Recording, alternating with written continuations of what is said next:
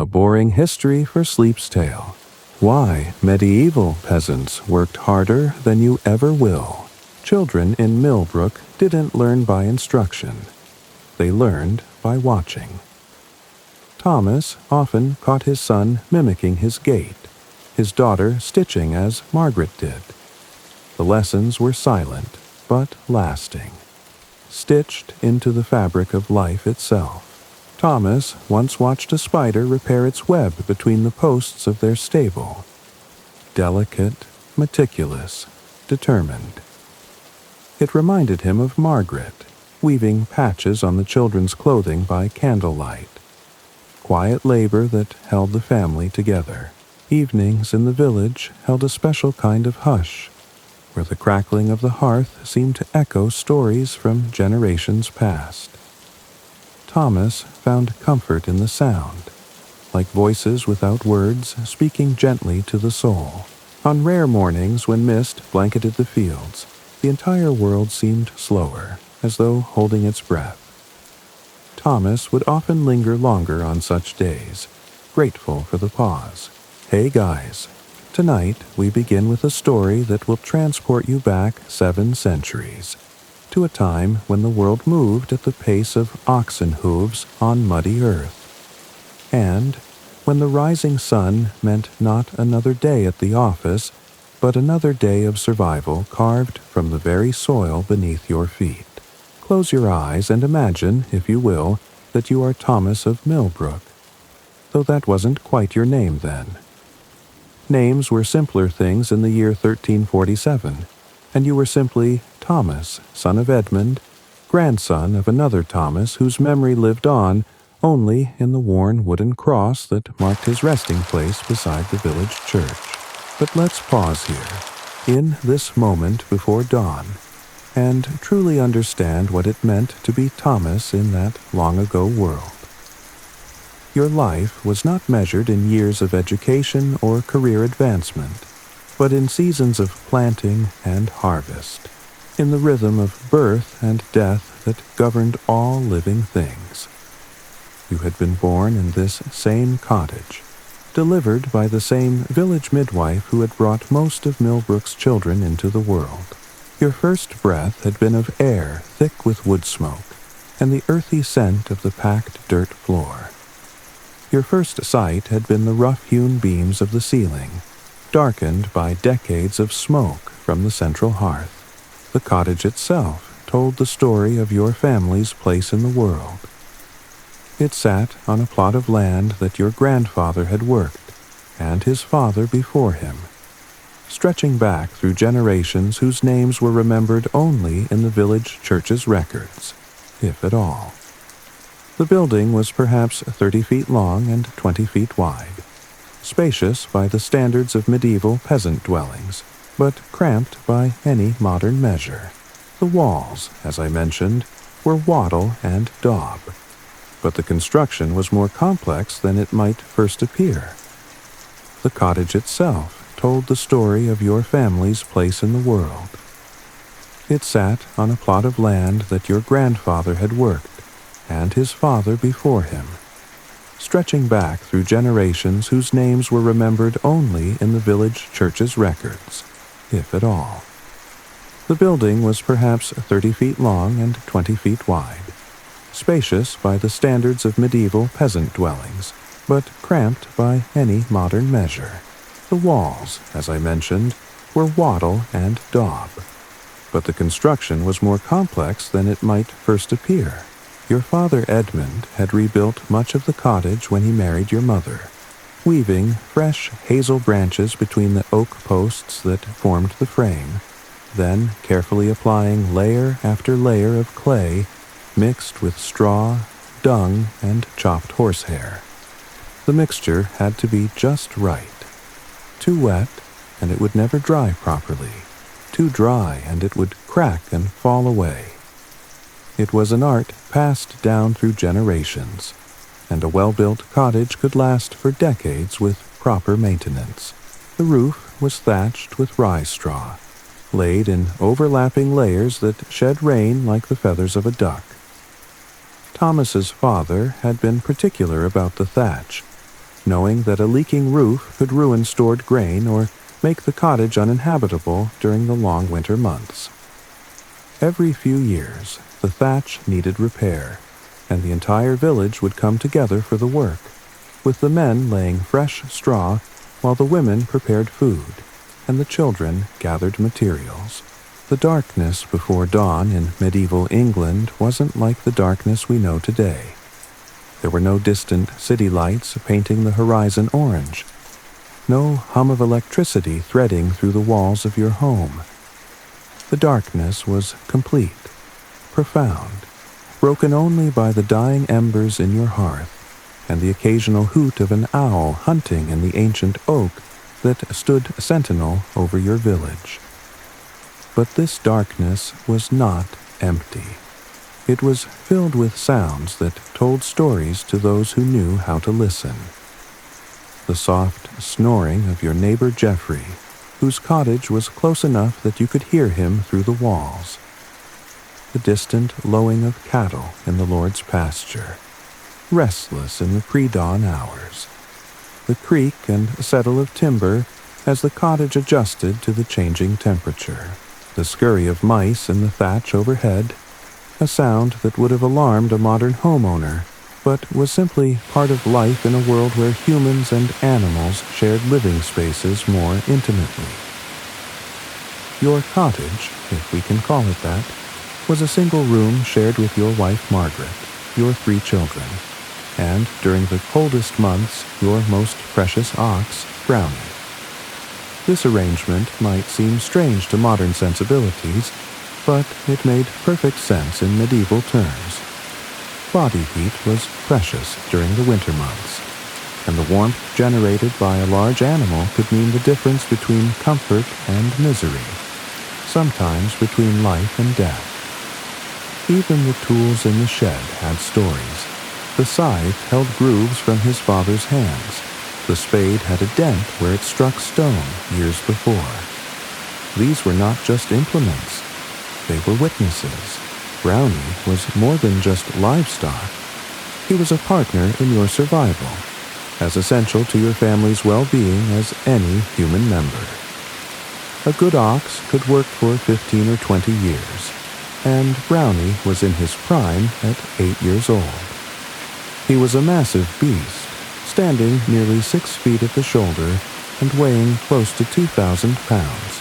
His strength was legendary in the village. He could pull a plow through soil that would defeat lesser animals, and his steady temperament made him reliable even in difficult conditions. The relationship between a peasant and his ox was complex and intimate. You had trained Brownie from a young calf, teaching him to respond to voice commands, to work in partnership with other oxen, to trust human guidance even when the work was difficult. In return, Brownie provided not just labor, but a kind of companionship. Many evenings you would sit beside him in the cottage, your hand resting on his massive flank, both of you drawing comfort from the other's presence. The walls were wattle and daub, woven branches plastered with mud and straw, and they breathed with the seasons, expanding in summer's heat and contracting in winter's bite. This breathing was not just poetic metaphor. The walls literally moved with changes in temperature and humidity, and you had learned to read these movements like a barometer. When the walls contracted sharply, it meant cold weather was coming. When they expanded and felt slightly damp to the touch, rain was likely. The floor was packed earth, worn smooth by generations of bare feet, and it held the scent of wood smoke, cooking pottage, and the earthy smell of lives lived close to the land. But this simple description doesn't capture the complexity of what was, in its way, a sophisticated piece of engineering. The earth floor was not simply dirt. It was carefully prepared clay mixed with ox blood, which dried to a surface nearly as hard as stone.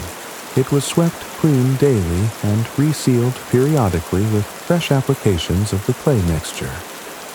Work in the fields was not just toil. It was rhythm, like breathing.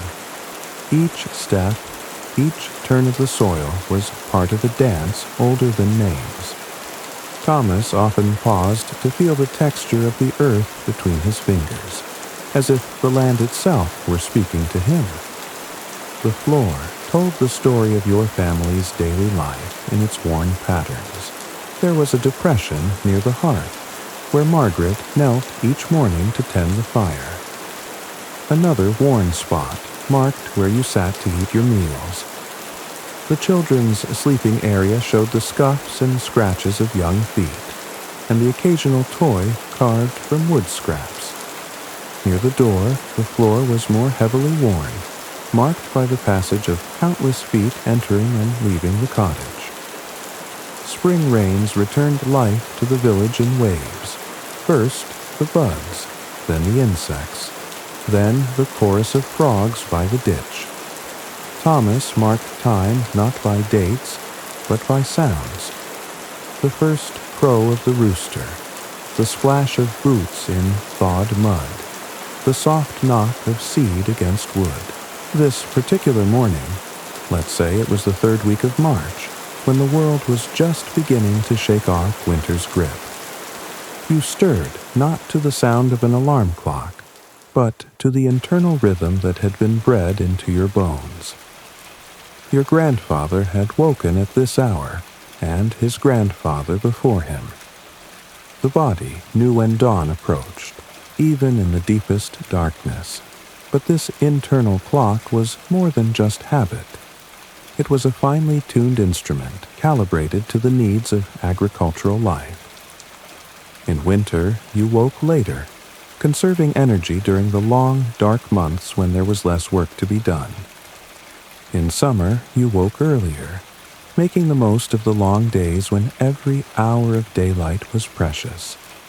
Your body responded to the changing length of days with the precision of a sundial, adjusting your sleep patterns to match the demands of the season. The timing was crucial this particular morning.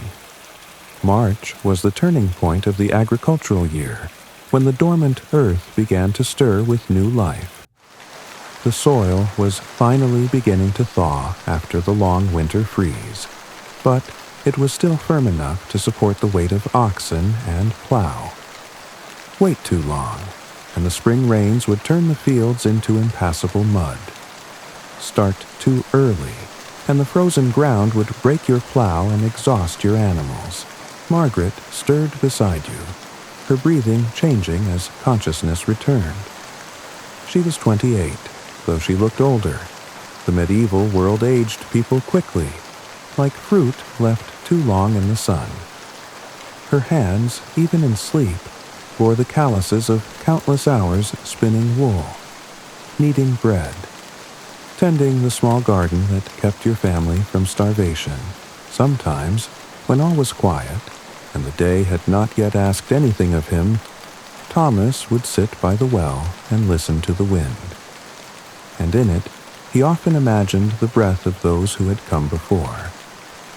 But Margaret was more than just a pair of working hands. She was your partner in the truest sense, sharing not just the labor, but the knowledge and decision-making that kept your household functioning. She could read weather signs as well as you could, knew which plants were ready for harvest and which needed more time, could judge the quality of grain by its color and weight. Her knowledge of herbs and healing had saved your children's lives more than once, and her skill with needle and thread kept your family clothed and warm. She had been born Margaret, daughter of William, in the next village over, and had come to Millbrook as your bride 10 years ago. The marriage had been arranged by your fathers, as was customary, but it had grown into something deeper over the years. You had learned to read each other's moods and thoughts, to work together with the efficiency of a well-matched team of oxen. She knew when you were worried about the crops without you saying a word, and you could tell when she was concerned about one of the children by the way she moved around the cottage. In the darkness, you could hear little Anne coughing. She was 7, and the winter had been hard on her lungs. The sound was wet and persistent, the kind of cough that made parents lie awake worrying. You and Margaret had tried every remedy you knew. Teas brewed from dried herbs, poultices applied to her chest, prayers whispered in the darkness. The cough was better than it had been a month ago, but it lingered like an unwelcome guest. Anne was your eldest, and in many ways the most like you. Serious, observant, quick to learn. She had been walking since she was 10 months old, and talking in full sentences before her second birthday. Now, at 7, she could already help with many household tasks, spinning wool into thread, gathering eggs from the chickens, watching baby Mary while Margaret worked in the garden. But the cough worried you. Children were fragile things in the medieval world, and illness could take them quickly. Young Edmund, barely 4, slept the deep sleep of childhood, while baby Mary, not yet walking, made the small sounds that babies make in their dreams. Edmund was your son and heir, the one who would inherit your land and your knowledge when you were gone. At 4, he was already showing the curiosity and intelligence that would serve him well as a farmer. He followed you everywhere, asking endless questions about why things were done the way they were, how plants grew, why animals behaved as they did. Baby Mary was just beginning to show her personality, a sunny disposition that reminded you of Margaret, with a laugh that could brighten the darkest winter day. She was healthy and growing well, a blessing in a world where infant mortality was heartbreakingly common. You had lost 2 children before Anne was born, tiny souls who had lived only days or weeks before, succumbing to the mysterious ailments that claimed so many medieval babies. You rose carefully, trying not to wake them, though you knew Margaret would be up soon anyway. The rooster hadn't crowed yet, but he would, and when he did, the day would begin whether you were ready or not. Your movements were practiced and efficient. After 32 years of life, most of them spent rising before dawn. You could dress and prepare for the day in complete darkness. Your clothes were simple but well made. The woolen tunic that reached to your knees had been woven by Margaret from wool that came from your own sheep, then sewn with careful stitches that would hold up to hard use. The wool was undyed, a natural brown color that wouldn't show dirt easily. Over the tunic, you wore a leather jerkin that provided extra warmth and protection from thorns and rough work. The woolen hose that you wrapped around your legs and secured with leather strips were also Margaret's work, knitted during the long winter evenings when the family gathered around the fire. They were thick and warm, designed to keep your legs dry and comfortable during long days in the fields. Your shoes were simple leather affairs, made by the village cobbler from cowhide, and designed more for durability than comfort. Your leather belt was perhaps your most important piece of clothing. It held the tools and possessions that defined your status and capabilities. The small eating knife was sharp and well-maintained, used for everything from cutting food to trimming leather to carving wooden implements. The leather pouch contained a few copper coins, not much wealth by any standard, but enough to buy necessities at the weekly market. The wooden cross that hung from your belt was more than just a religious symbol. It was a connection to your family's history and faith. Your father had carved it from oak wood, taken from the ancient tree that stood at the center of the village, and his father had done the same for him. The wood was worn smooth by years of handling, darkened by the oils from your skin, and it carried the weight of generations of prayers and hopes. The chapel bell tolled differently in fog, softer, slower, as though even time took longer to arrive. Thomas once stood in the mist, unable to see the steeple, but still guided by the weight of the sound. The fire had burned low during the night, but the coals were still warm. This was crucial. Rekindling a fire from scratch was time-consuming and required precious resources. You had banked the coals carefully the night before, covering them with ash to slow their burning while keeping them alive. Now, you carefully moved the ash aside and added small pieces of kindling, blowing gently to encourage the flames. The wood you added was carefully chosen, dry oak splits that would burn hot and clean, providing maximum heat with minimum smoke. Every piece of fuel was precious, and you had spent countless hours during the previous autumn gathering and splitting wood, building up the supply that would see your family through the winter and into spring. Fire was life in the medieval world. It provided warmth, cooked food, gave light, and offered protection from the dangers that lurked in the darkness. A family that let their fire die faced not just inconvenience but potentially deadly consequences. The fire was tended constantly, banked at night and rekindled each morning, passed from generation to generation like a sacred flame. At market, Thomas rarely bartered with words. He believed more in gestures, a nod, a quiet exchange, a loaf placed gently beside a bushel. The language of trust in Millbrook had no syllables. It was spoken in rhythm, in ritual, in quiet knowing. The flames caught, casting dancing shadows on the walls, and in that flickering light, your home revealed itself in all its humble reality. But to call it humble was perhaps to miss the point. This cottage represented security, family, continuity. It was the center of your universe, the place where your children were born and your ancestors had died, where your most precious possessions were kept and your most important decisions were made. There was so little, by modern standards.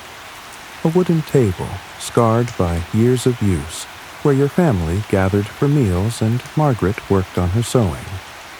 The table had been made by your father from oak planks, joined with wooden pegs and carved with simple decorations around the edges. It was solid and functional, designed to last for generations. 2 stools and a bench provided seating for the family. The stools were simple affairs, 3-legged for stability on the uneven floor. The bench was longer, capable of seating 2 adults or 3 children, and it doubled as a work surface when needed. All of the furniture was made from local wood by local craftsmen, built to withstand the hard use of daily life.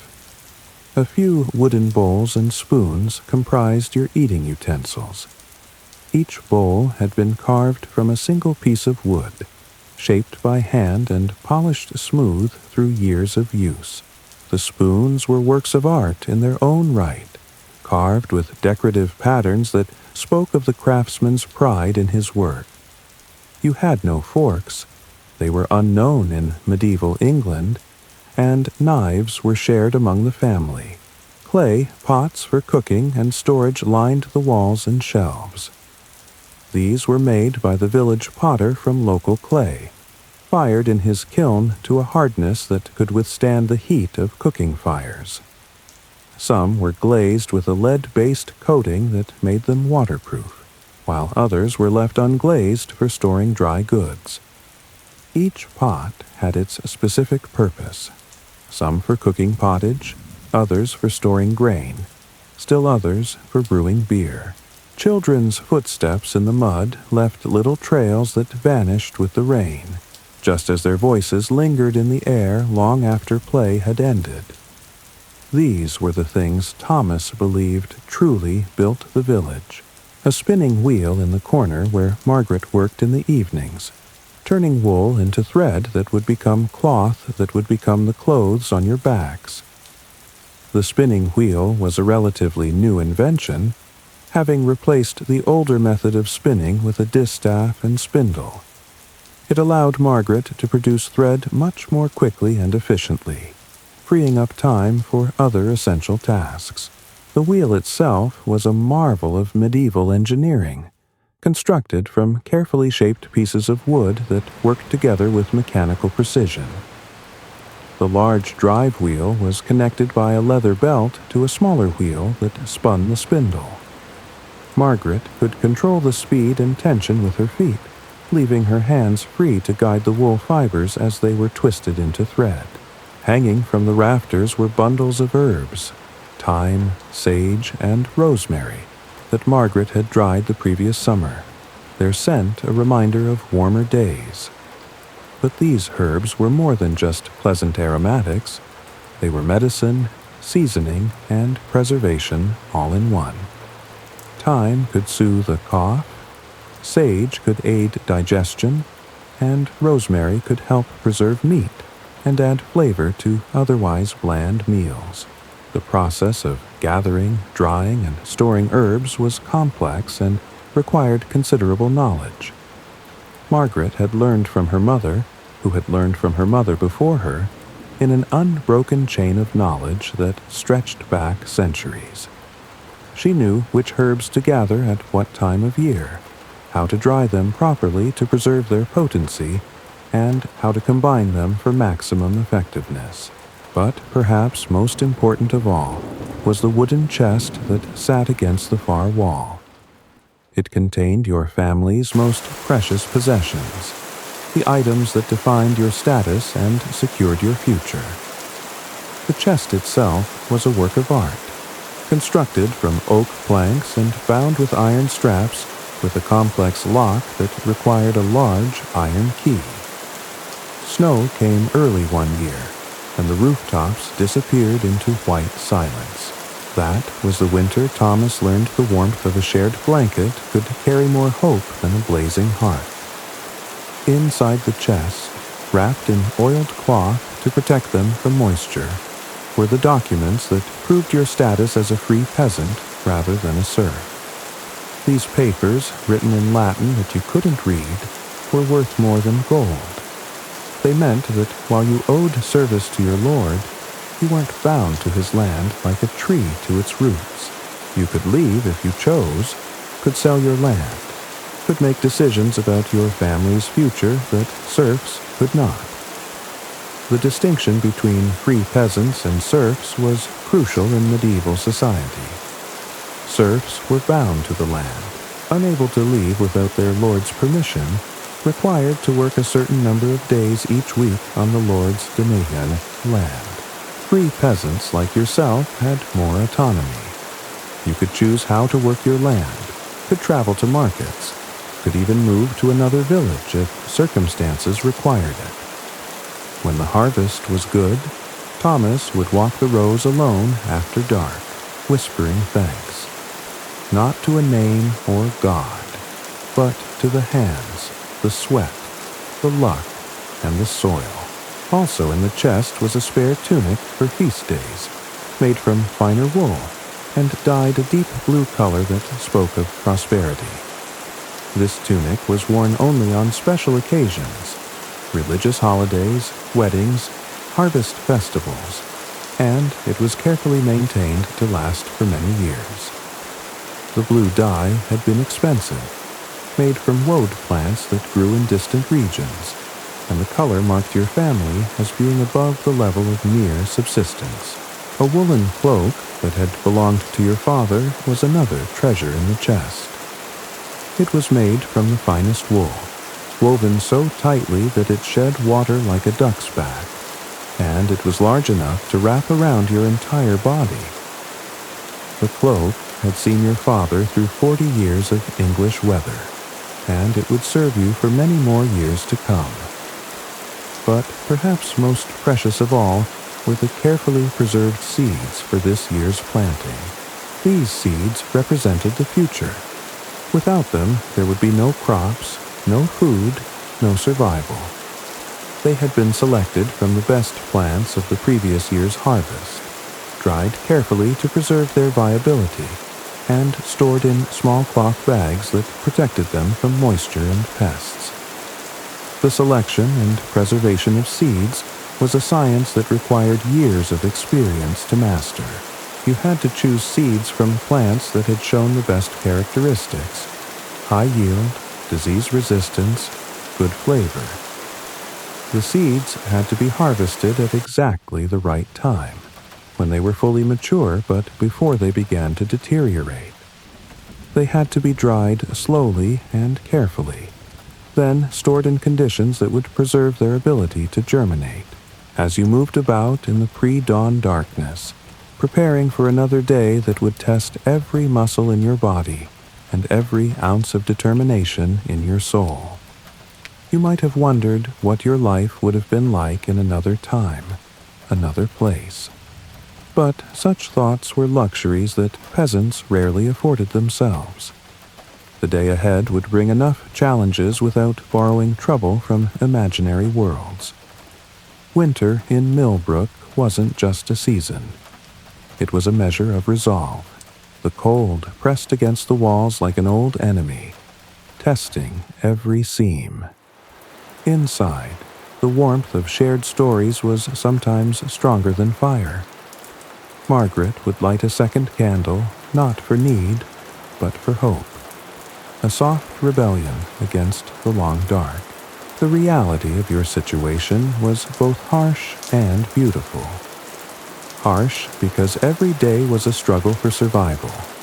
Because illness or bad weather or poor harvest could mean starvation. Because you had no safety net beyond your own skills and the support of your community. Beautiful because your life had meaning and purpose, because your work was essential and valued, because you were connected to the land and the seasons in ways that modern people can barely imagine. Snow came early one year, and the rooftops disappeared into white silence. That was the winter Thomas learned the warmth of a shared blanket could carry more hope than a blazing hearth. You were part of something larger than yourself, a community that had existed for centuries, a way of life that connected you to the fundamental processes of survival, a relationship with the natural world that was intimate and profound. Your knowledge of soil and weather, of plants and animals, of the countless skills required to survive in a pre-industrial world, made you a master of your environment in ways that few people today can claim. The rooster crowed, his voice cutting through the darkness like a blade through cloth. It was time, but the rooster's crow was more than just a signal. It was a connection to the rhythms of the natural world, a reminder that your life was governed not by clocks and schedules, but by the ancient cycles of day and night, season and season, birth and death. The rooster himself was a character in the village drama, a proud bird who took his responsibilities seriously. He was a large, handsome creature with iridescent black and green feathers and a magnificent red comb. His crow was not just noise, but communication. He was announcing the dawn, warning off potential rivals, calling his hens to begin the day's foraging.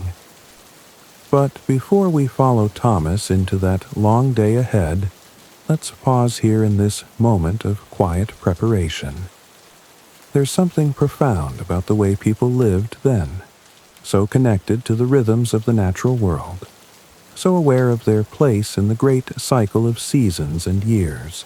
They knew things we've forgotten, that work was sacred, that community was survival, that every day was a gift wrested from an indifferent universe through sheer human will and cooperation.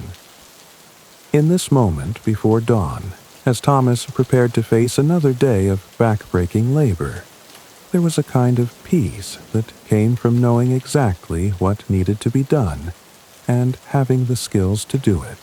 There was security in routine, comfort in the familiar patterns of daily life, satisfaction in work that had immediate and visible results.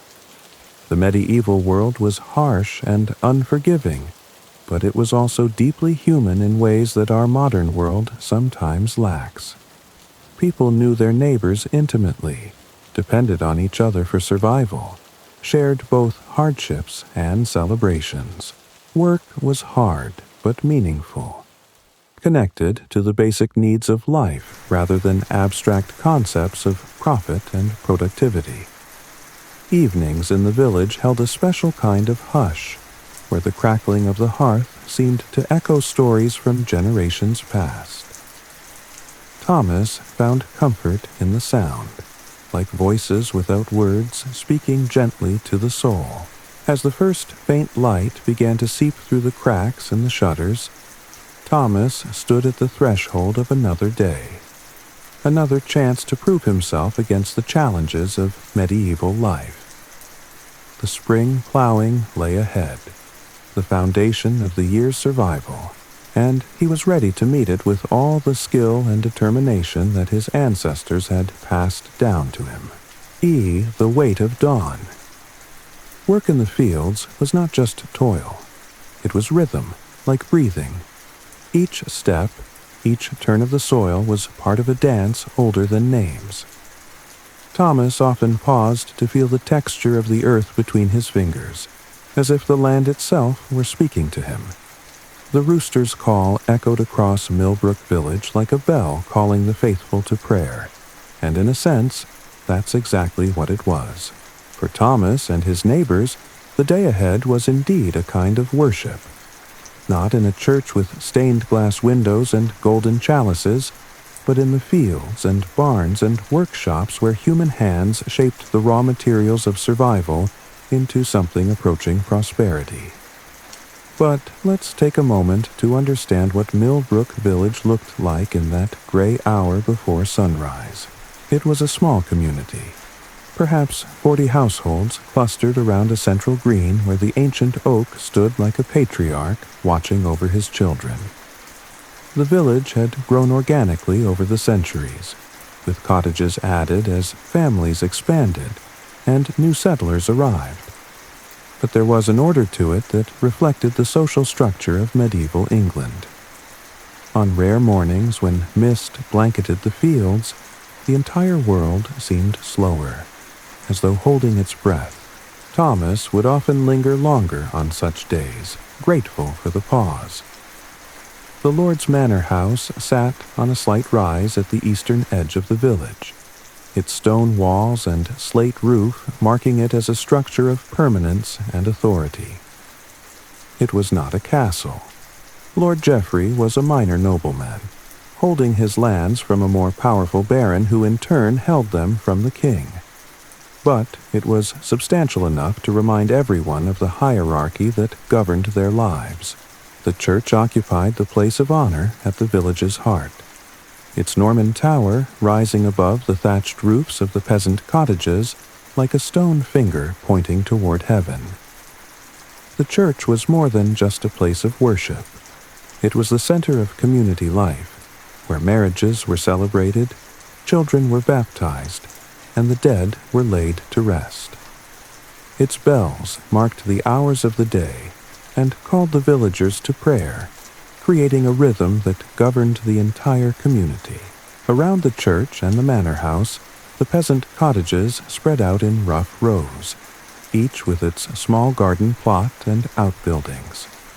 The cottages varied in size and quality depending on their owner's prosperity, but all shared certain characteristics: thatched roofs, wattle and daub walls, small windows with wooden shutters, and the ever-present smell of wood smoke that marked human habitation. The village streets were nothing more than dirt paths, worn smooth by generations of feet, hooves, and cartwheels. In dry weather, they were dusty. In wet weather, they became rivers of mud that could swallow a man's foot to the ankle.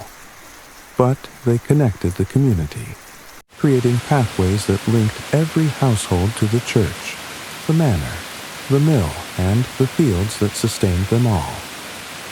Winter in Millbrook wasn't just a season. It was a measure of resolve. The cold pressed against the walls like an old enemy, testing every seam. Inside, The warmth of shared stories was sometimes stronger than fire. Margaret would light a second candle, not for need, but for hope. A soft rebellion against the long dark. Margaret was already moving, her feet finding the cold floor with the practiced grace of someone who had performed this morning ritual thousands of times. But her movements were not just routine. They were a carefully choreographed dance of efficiency that maximized the use of time and energy. Every motion had purpose. Every action was calculated to achieve the greatest result with the least effort. She moved to the fire first, because fire was life and everything else depended on it. The coals that Thomas had uncovered were glowing red in the darkness, and she added kindling with the skill of someone who had been tending fires since childhood. The kindling caught quickly, and she added larger pieces of wood, building the fire to a level that would provide the heat needed for cooking and warmth. The fire was more than just a source of heat and light. It was the heart of the household, the center around which all other activities revolved. It cooked the food, provided warmth, gave light for evening work, and served as a gathering place where the family came together at the end of each day. The fire was never allowed to die completely, and the responsibility for maintaining it was shared among all members of the household. Margaret added more wood, coaxing the flames higher. The wood was oak, cut from trees that had been growing when her grandmother was young, seasoned for 2 years to burn cleanly and efficiently. Each piece had been split by hand, shaped to fit the hearth perfectly, and stacked in the woodshed where it would stay dry through the wettest weather. Once, long ago, he had seen a fox dart through the fields at dusk. Its movement was soundless, like a memory passing through tall grass. That image never left him. The baby stirred and began to fuss, and Margaret lifted her with one arm while tending the fire with the other, a feat of coordination that would have impressed any modern juggler. This was the reality of medieval motherhood. Children had to be cared for while other essential work continued, and women developed an almost supernatural ability to multitask. Baby Mary was 10 months old, a healthy, happy child who had survived the dangerous early months when so many medieval babies died. She was beginning to crawl, exploring the cottage with the fearless curiosity of childhood, and she required constant supervision to keep her away from the fire, the sharp tools, and the other hazards of medieval domestic life. There was an old oak near the village well, bent and wide. People said it listened. Thomas believed it. When he had no one else to confide in, he would sit beside it and simply be. The winds changed, Margaret said softly, her first words of the day. She was right. Thomas could feel it too, a subtle shift in the air that spoke of weather coming from the west. After 32 years of life, most of them spent outdoors, you learned to read the sky like a book written in clouds and wind patterns.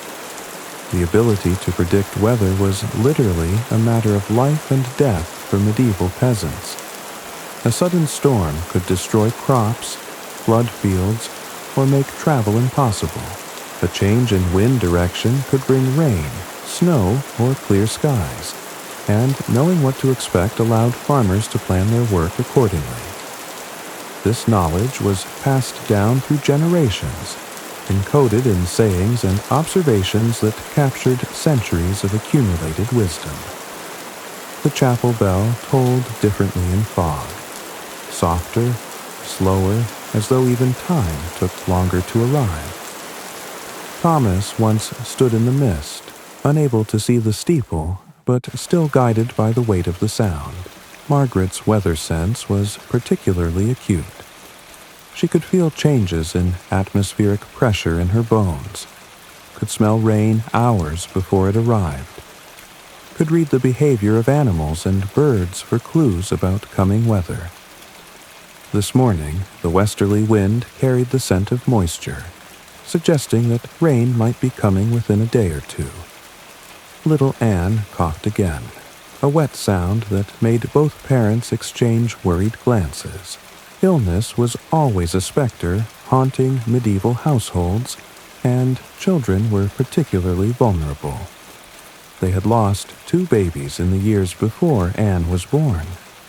Little souls who had arrived in winter and departed before spring, buried in the churchyard under stones too small to bear names.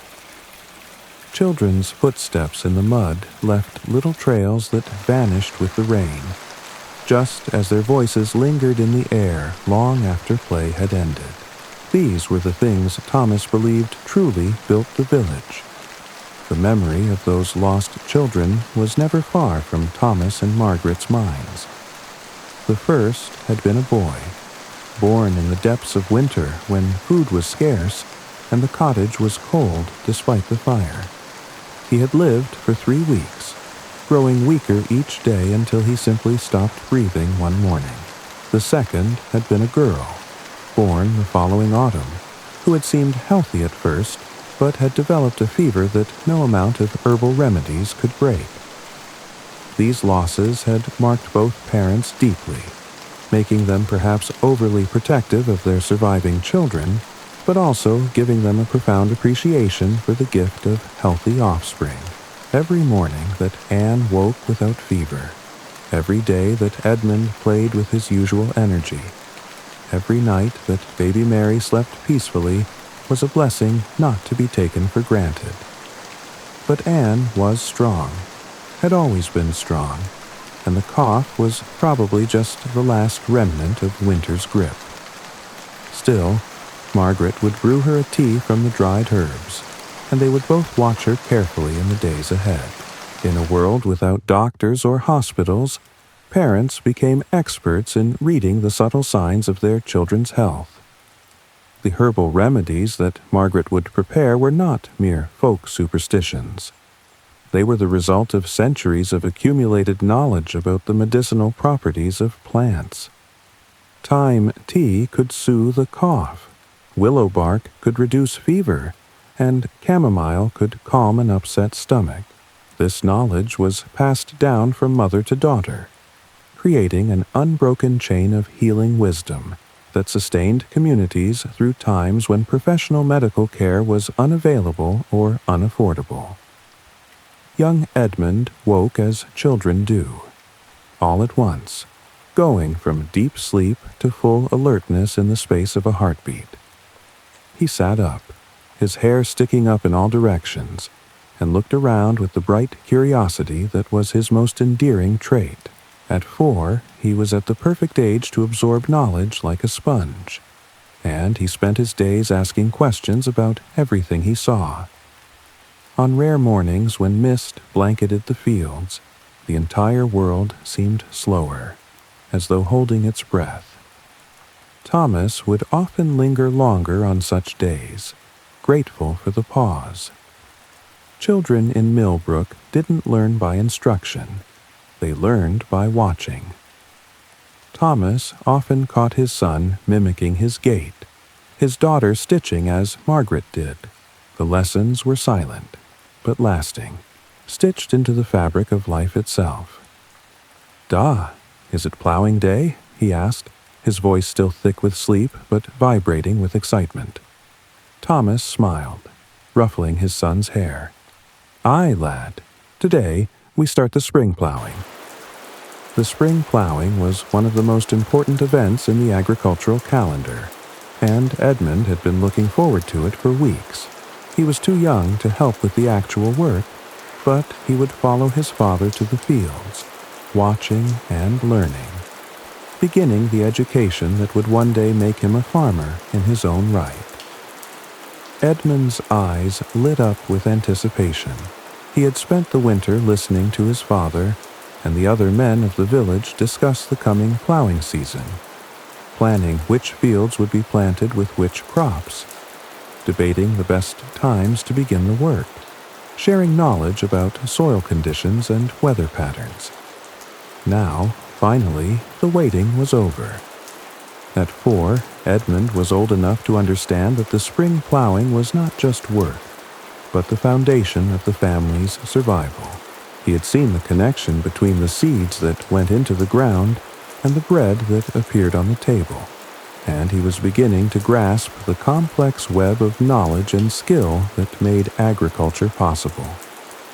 The boy's excitement was infectious, and it reminded Thomas of his own childhood, when the spring plowing had seemed like the most important event in the world.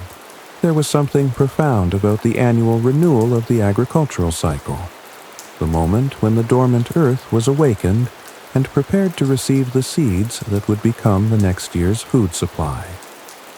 Edmund loved to follow his father to the fields, chattering away about everything he saw, asking endless questions about why the earth had to be turned, why the seeds had to be planted in rows, why the oxen were so big and slow and patient. His questions were not just curiosity.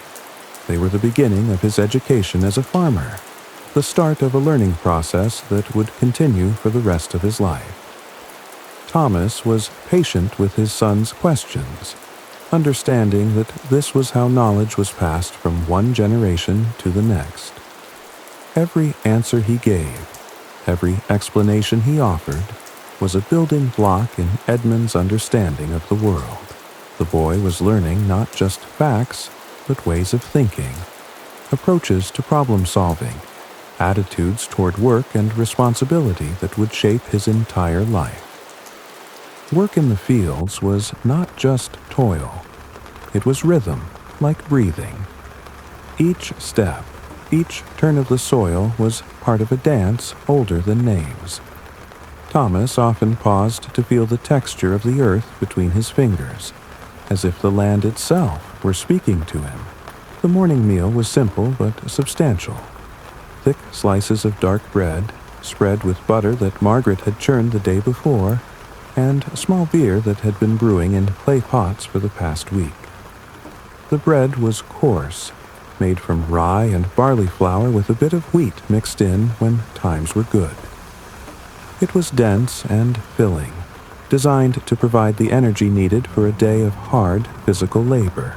The bread-making process was complex and time-consuming, requiring skills that Margaret had learned from her mother and refined through years of practice.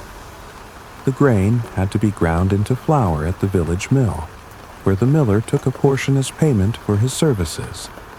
The flour had to be mixed with water, salt, and a bit of sourdough starter that was kept alive from batch to batch, creating a living culture of yeast that would make the bread rise.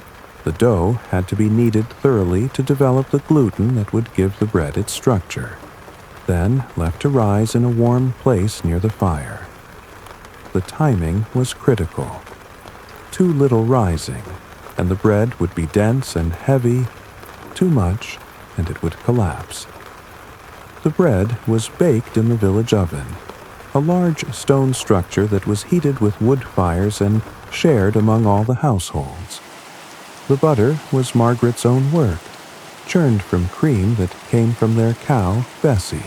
The churning process was laborious. Margaret would pour the cream into a wooden churn and work the paddle up and down for what seemed like hours until the fat separated from the buttermilk. The resulting butter was pale yellow and sweet, a luxury that many peasant families could afford only occasionally. The small beer was safer to drink than water, and provided calories that pure water couldn't match. The brewing process began with malted barley that was boiled with water and hops, then allowed to ferment with wild yeasts that lived in the wooden brewing vessels.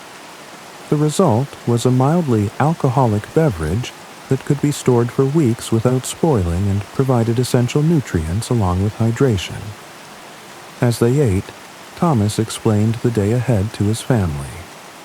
The spring plowing was one of the most important tasks of the year, the foundation upon which everything else depended. If the plowing was done poorly, if the timing was wrong, if the weather didn't cooperate, the entire year's food supply could be at risk. Evenings in the village held a special kind of hush, where the crackling of the hearth seemed to echo stories from generations past. Thomas found comfort in the sound, like voices without words speaking gently to the soul. "The soil is just right," Thomas explained to Edmund, who listened with rapt attention. "Not too wet, not too dry. If we wait much longer, the spring rains will make the fields too muddy to work. If we had started earlier, the ground would have been too hard for the plow to break." The timing of spring plowing was one of the most critical decisions a medieval farmer had to make. The soil had to be in perfect condition, moist enough to be workable but not so wet that it would stick to the plow and form clods that would interfere with planting. The weather had to be stable enough to allow several days of continuous work, because once the plowing began, it had to be completed quickly. Thomas had been watching the soil conditions for weeks, walking through the fields each morning to check the moisture level, the temperature, the way the earth crumbled when he picked up a handful. He had consulted with the other farmers in the village, sharing observations and comparing notes about soil conditions in different fields. "Will Master William be there?" Anne asked, her voice still hoarse from the cough but bright with interest. Master William was the village's most experienced plowman, an elderly man whose knowledge of soil and weather was legendary. He had been plowing these same fields for more than 50 years, and his advice was sought by peasants and lords alike. Children in Millbrook didn't learn by instruction, they learned by watching. Thomas often caught his son mimicking his gait, his daughter stitching as Margaret did. The lessons were silent but lasting, stitched into the fabric of life itself. "Aye, he'll be there," Thomas replied, "and he'll be watching everything we do with those sharp eyes of his." Master William was more than just an experienced farmer. He was a repository of agricultural knowledge that stretched back generations. He had learned his craft from his father, who had learned from his father before him, in an unbroken chain of knowledge that connected the present to the distant past. He knew which fields produced the best crops, which varieties of grain grew best in different types of soil, how to read the subtle signs that indicated when conditions were perfect for planting. The old man's presence at the spring plowing was both reassuring and intimidating. His approval meant that the work was being done correctly, but his criticism could be devastating to a young farmer's confidence. Thomas had worked under Master William's watchful eye for more than a decade, and he still felt a flutter of nervousness when he thought about performing under the old man's scrutiny. Snow came early one year, and the rooftops disappeared into white silence. That was the winter Thomas learned the warmth of a shared blanket could carry more hope than a blazing hearth. But Master William's knowledge was invaluable, and Thomas was grateful for the opportunity to learn from him.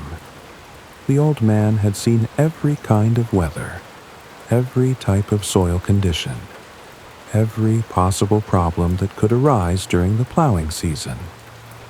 His experience was a treasure trove of practical wisdom that could mean the difference between success and failure. Margaret packed food for the midday meal, more bread, some cheese, and a small pot of pottage that could be heated over a fire in the field. The cheese was another product of their cow, Bessie, aged in the cool cellar beneath the cottage where it developed a hard rind and a sharp flavor that would keep it from spoiling even on a warm day. Sometimes Margaret would light a second candle, not for need, but for comfort. Its flame danced beside the first, and together they made the shadows less sharp. Thomas loved her most in those quiet acts, small mercies against the dark. The pottage was a thick stew made from whatever ingredients were available. barley, peas, onions, and a bit of salted pork that had been preserved from the autumn slaughter. It was nutritious and filling, designed to provide the sustained energy needed for heavy physical labor. The pot was made from iron, expensive but essential for cooking over an open fire in the field. She also filled a leather water bag, though Thomas would likely drink more small beer than water during the day. The beer was safer than water from uncertain sources, and it provided calories that pure water couldn't match. The leather bag was made from the hide of a cow that had belonged to Thomas's father, carefully tanned and shaped to hold liquid without leaking. On rare mornings when mist blanketed the fields, the entire world seemed slower, as though holding its breath. Thomas would often linger longer on such days, grateful for the pause. The preparation of food for fieldwork was an art in itself. The food had to be portable, nutritious, and able to remain edible for hours without refrigeration. It had to provide the right balance of carbohydrates, proteins, and fats to sustain heavy labor, and it had to be packaged in containers that could withstand the rough handling of fieldwork. As the family prepared to leave their cottage, Thomas took a moment to look around at their small domain. The vegetable garden where Margaret grew onions, leeks, and cabbages was still dormant, waiting for the soil to warm enough for spring planting. The small pen where their pig, Gertrude, snorted and rooted in the mud was a source of both protein and fertilizer for the garden. Gertrude was a valuable asset, providing meat for the family and manure for the fields. She was a large, intelligent animal who knew her name and came when called. During the summer months, she would forage in the forest, eating acorns and roots that would give her meat a rich, nutty flavor. In the autumn, she would be slaughtered, and her meat preserved through smoking and salting, providing protein throughout the winter months. The chicken coop, where a dozen hens provided eggs, and the occasional Sunday dinner, was another essential part of the household economy. The chickens were hardy birds that could survive on scraps and forage, and they provided a steady supply of protein in the form of eggs. The eggs were used for cooking and baking, and surplus eggs could be traded at the weekly market for other necessities. The shed, where Thomas kept his tools and equipment, was perhaps the most important building on the property after the cottage itself. Inside were the implements that made agriculture possible: plows, harrows, scythes, sickles, and dozens of smaller tools, each designed for a specific purpose and maintained with the care that expensive equipment demanded. The plow was the most important tool of all, a complex piece of equipment that had evolved over centuries to achieve maximum efficiency in breaking and turning the soil. Thomas's plow was made from oak and iron, with a sharp iron plowshare that cut through the earth and a wooden moldboard that turned the furrow over. It was pulled by a team of oxen and guided by a skilled plowman who could judge the depth and angle of each furrow with precision. The harrow was used after plowing to break up clods and smooth the soil surface for planting. It consisted of a wooden frame fitted with iron teeth that dragged across the plowed field, pulverizing the soil and creating a fine seed bed. The harrow required less skill to operate than the plow, but it was still essential to the farming process. The scythe and sickle were harvesting tools, used to cut grain when it was ripe. The scythe was a long-handled tool with a curved blade that could cut through standing grain with smooth, rhythmic strokes. The sickle was smaller and more maneuverable, used for cutting grain in tight spaces or for harvesting smaller crops. Margaret's laughter, when it came, was not loud. It was like the chime of a wooden spoon against a clay bowl. Modest, unexpected, and deeply comforting. Each tool was maintained with religious care, sharpened regularly, oiled to prevent rust, and stored properly to prevent damage. A broken tool during the busy farming season could mean disaster, so Thomas spent many winter evenings maintaining and repairing his equipment, ensuring that everything would be ready when needed. On cold mornings, Margaret's tea steamed like hope itself. She would hand Thomas a wooden cup and rest her hand on his chest a moment longer than needed. That quiet pause, in a day often full of motion, stayed with him far longer than the warmth of the drink. But this morning, all thoughts were focused on the day ahead. The spring plowing represented the beginning of a new agricultural year, a fresh start, a chance to apply everything that had been learned from previous seasons. It was hard work, but it was also hopeful work, filled with the promise of future harvests and the satisfaction of participating in the ancient cycle of planting and growth. Thomas gathered his tools, the plow, the harrow, and the various smaller implements he would need, and loaded them onto the wooden cart that would carry them to the fields. The cart was another essential piece of equipment, strongly built to carry heavy loads over rough ground, with iron-reinforced wheels that could handle the ruts and rocks of medieval roads.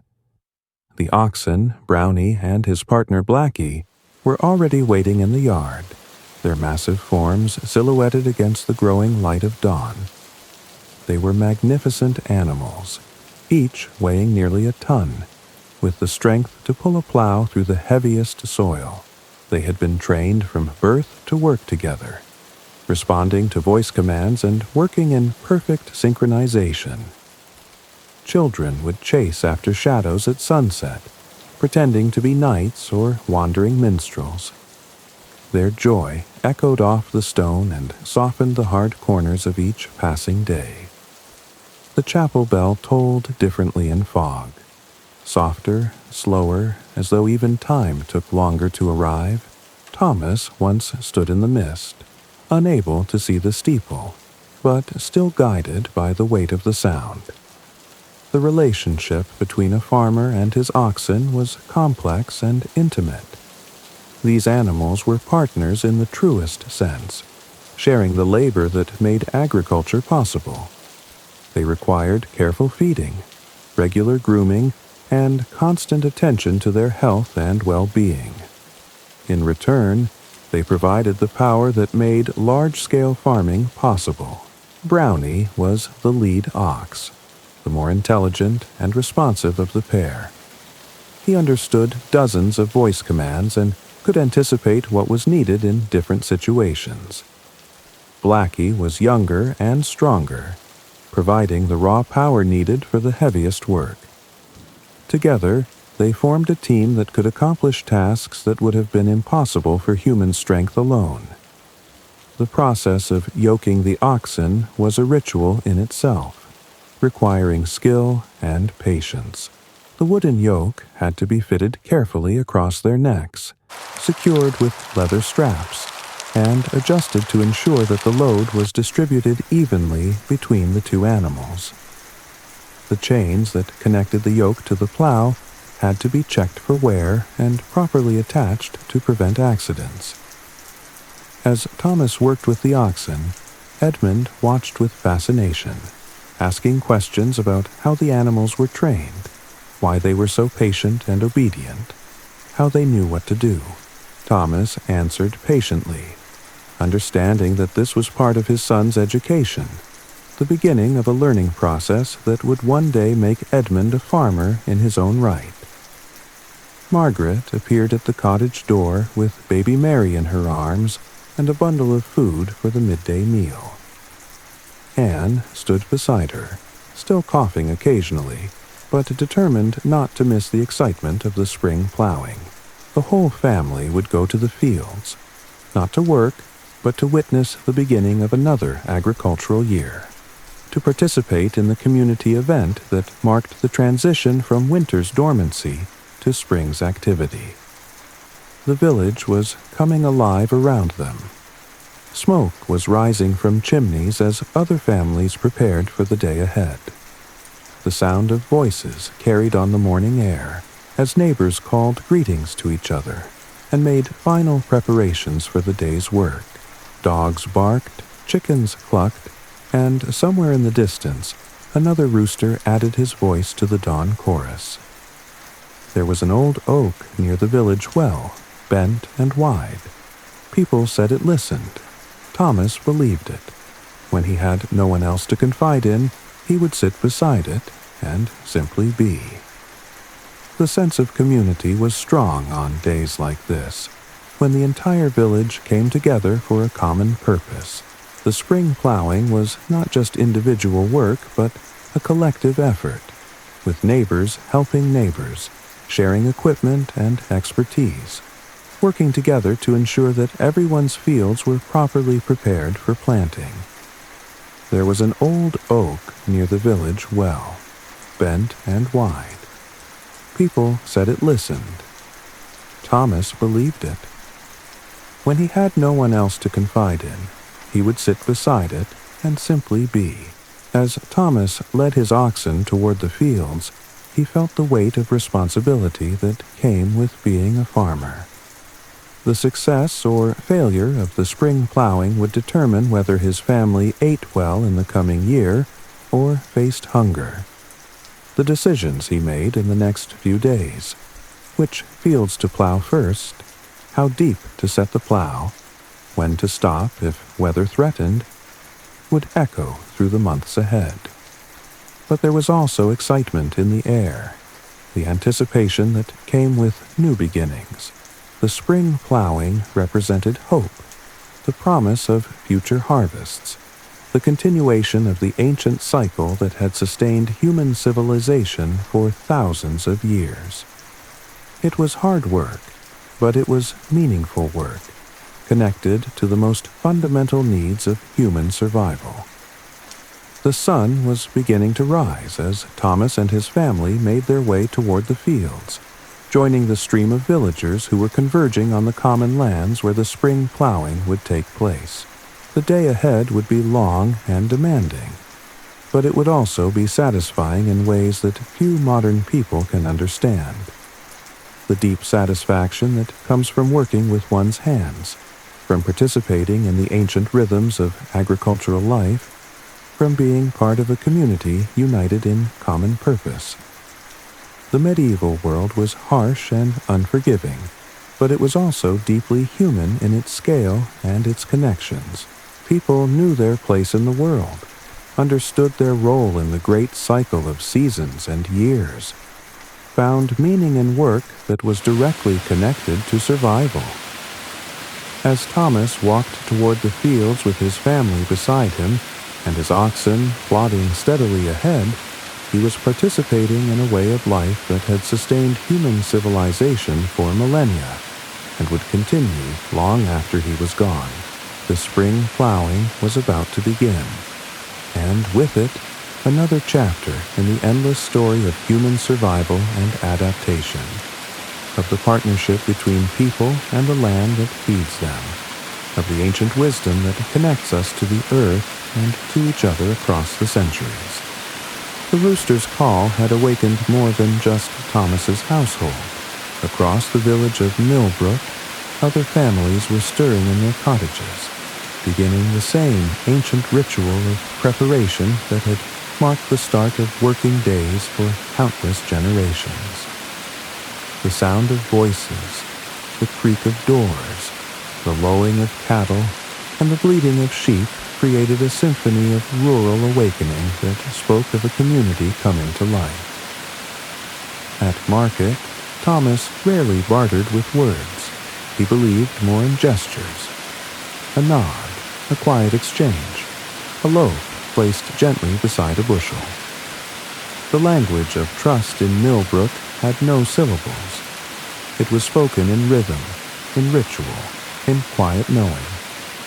Thomas could hear his neighbor Geoffrey moving about in the cottage next door, the sound of his heavy footsteps carrying through the thin walls that separated their homes. Geoffrey was a miller. responsible for grinding the village's grain into flour, and his work schedule was different from that of the farmers.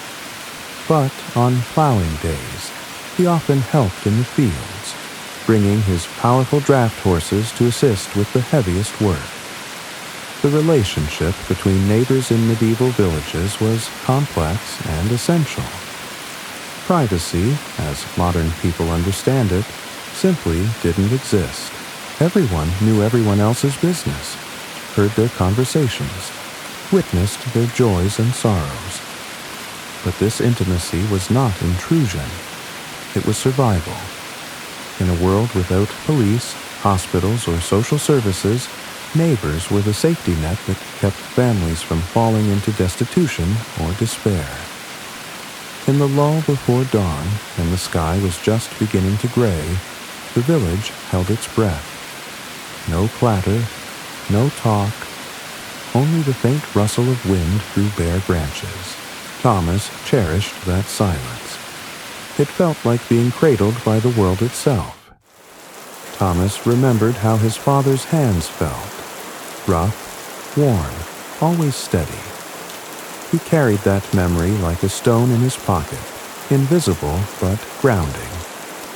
Margaret was now fully awake and moving with the efficient grace of someone whose morning routine had been perfected through years of practice. She moved to the wooden chest where the family's clothes were stored, selecting garments for herself and the children with an eye toward both warmth and practicality. Her own dress was made from wool that she had spun and woven herself, dyed a deep brown color that wouldn't show dirt easily. The dress was long-sleeved and reached to her ankles, providing protection from cold and thorns while allowing freedom of movement for the day's work. Over it, she wore a linen apron that could be removed and washed more easily than the dress itself. The process of making cloth was enormously time-consuming and required multiple skills. First, the sheep had to be sheared, usually in late spring when the weather was warm enough for the animals to survive without their wool coats. The raw wool then had to be cleaned, removing dirt, vegetable matter, and the lanolin that made it waterproof. Next came the carding process, where the wool fibers were combed and aligned using wooden paddles fitted with wire teeth. This created long, parallel fibers that could be spun into thread. The spinning itself was done on the spinning wheel, a process that required skill and patience to create thread of consistent thickness and strength. The thread was then woven into cloth on a loom, another complex piece of equipment that required considerable skill to operate. The weaving process could take weeks for a single piece of cloth, depending on its size and complexity. Finally, the cloth had to be fulled, washed and beaten to shrink and thicken it, and then dyed if color was desired. Even the tools in the shed had stories. The scythe held grooves from his father's hands. The spade had a dent where it struck stone years before. These were not just implements. They were witnesses. Margaret's skill with textile production was not just a hobby or a way to save money. It was an essential survival skill that kept her family clothed and provided surplus goods that could be traded for other necessities. A woman who couldn't spin, weave, and sew was a liability to her household, while one who excelled at these skills could significantly improve her family's standard of living. For the children, Margaret selected clothes that were practical and warm. Anne's dress was a smaller version of her mother's, made from the same brown wool but with a brighter blue belt that marked it as a child's garment. Edmund wore a tunic and hose, the standard outfit for boys, while baby Mary was wrapped in soft woolen swaddling that would keep her warm and secure. The children's clothes were designed to last, made from sturdy materials and constructed with reinforced seams that could withstand the rough play and hard use of childhood. As the children outgrew their clothes, the garments would be passed down to younger siblings, or altered to fit different family members. Nothing was wasted in the medieval household. Every scrap of cloth had value and potential uses. As Margaret dressed the children, she checked each one for signs of illness or injury. Anne's cough was still present, but seemed no worse than the night before. Edmund was his usual energetic self, bouncing with excitement at the prospect of watching the spring plowing. Baby Mary was alert and responsive, her eyes bright and her skin a healthy pink color. This daily health check was crucial in a world without professional medical care.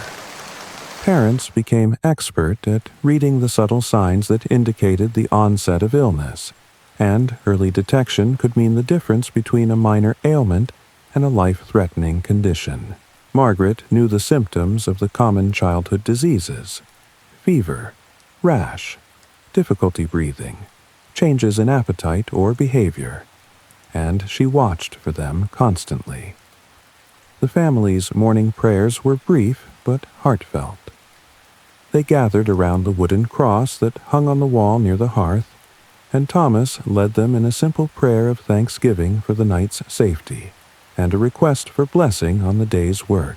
Religion was not separate from daily life in the medieval world. It was woven into every aspect of existence, providing comfort, guidance, and a framework for understanding the world. The prayer was in Latin, the language of the Church, though Thomas's pronunciation was probably not perfect. He had learned the words by rote, as had most peasants, without necessarily understanding their exact meaning.